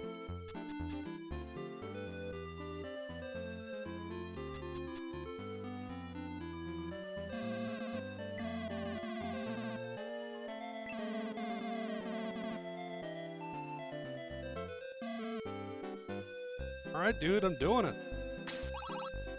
Why are her eyes always open before... Like, for one frame, her eyes are open before she goes into sleep pose.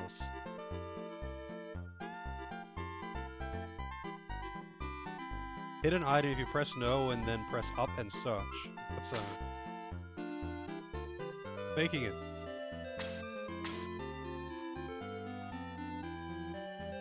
What is the item?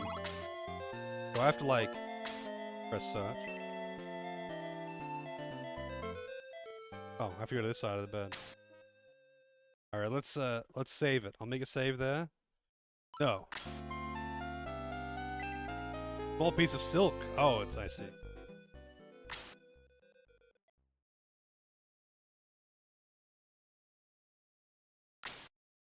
I wouldn't think the princess would be allowed to have such a thing.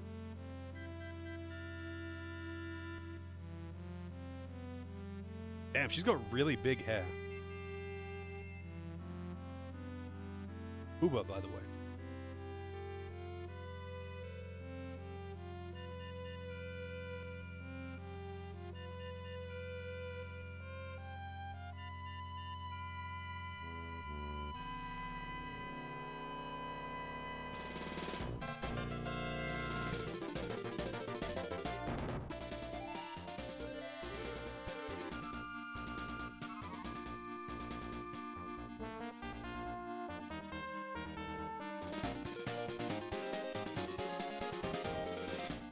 Okay then.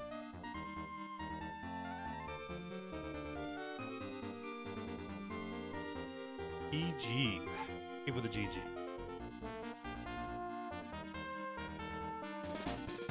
That was a long ending sequence.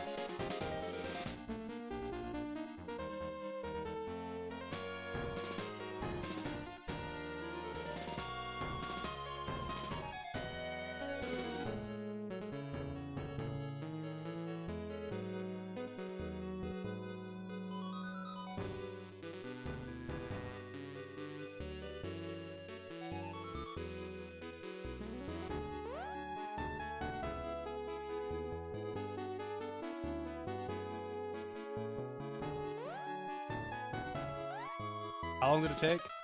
Well, 5 sessions. Like 30-something hours. Plus, like, a bit of off-stream grinding that was unnecessary, but I had nothing better to do.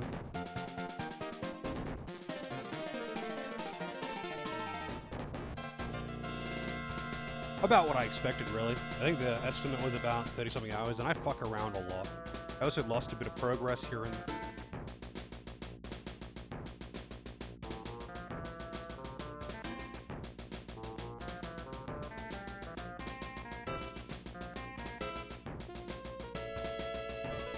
Yeah.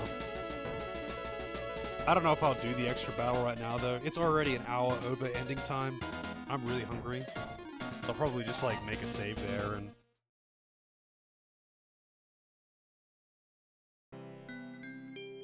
Yeah, I mean, I'll watch this.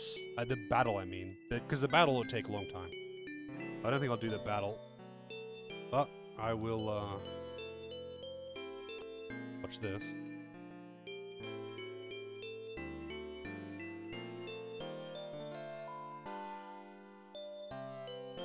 More cutscene, I guess. There's an optional battle you can do if you, like, sit on the end of the credit screen for 5 minutes or whatever.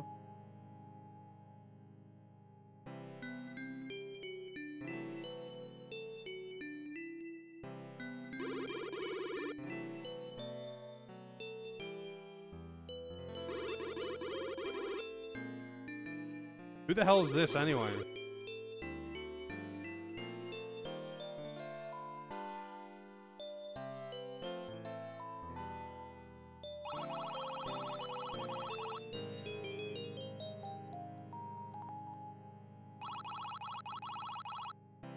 When you, like, launch the game, normally, like, haha, you're trapped in the forest, and here. Load game?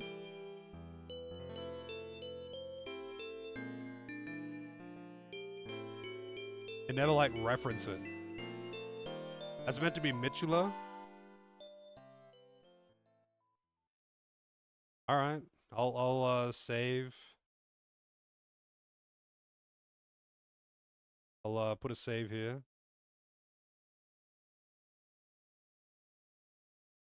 So apparently, it's like a few minutes, and then it gives you an optional battle.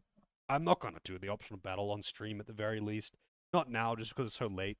If it was earlier, then I would have. I do want to do it. I want to check it out at the very least, but I'm not going to do it. Already fucking. So I will call it here. I need to get some food. Yeah, normally I'd be ending an hour ago, so.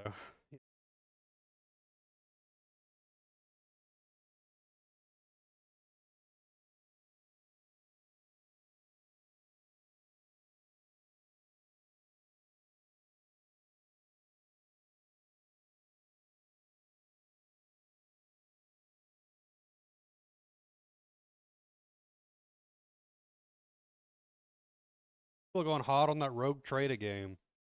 I saw a bit of it and I was like, nah, I'm good.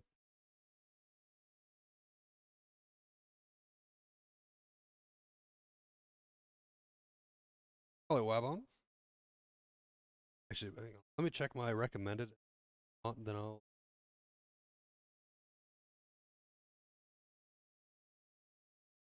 Recommended. What's in the recommended? Speed run, speed run, speed run. Hundreds of viewers.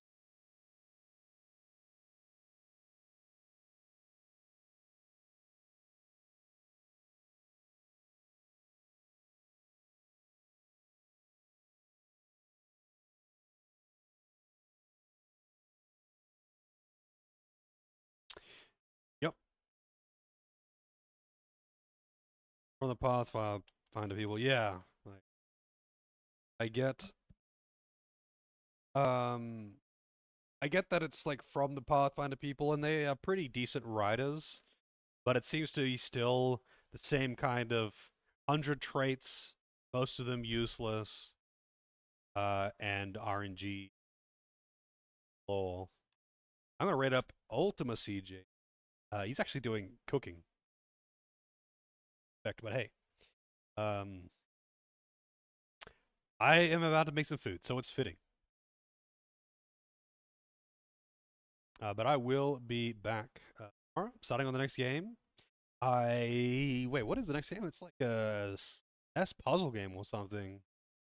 Yeah, pushover for this. Uh, I have seen it. I've got the game there, ready to roll. Don't know really what to make of it. Don't know how long it will take. We'll see. And more. And that's the optional thing. But anyway, I will be back tomorrow. Have a good night and all that good stuff. Hopefully see you all next time.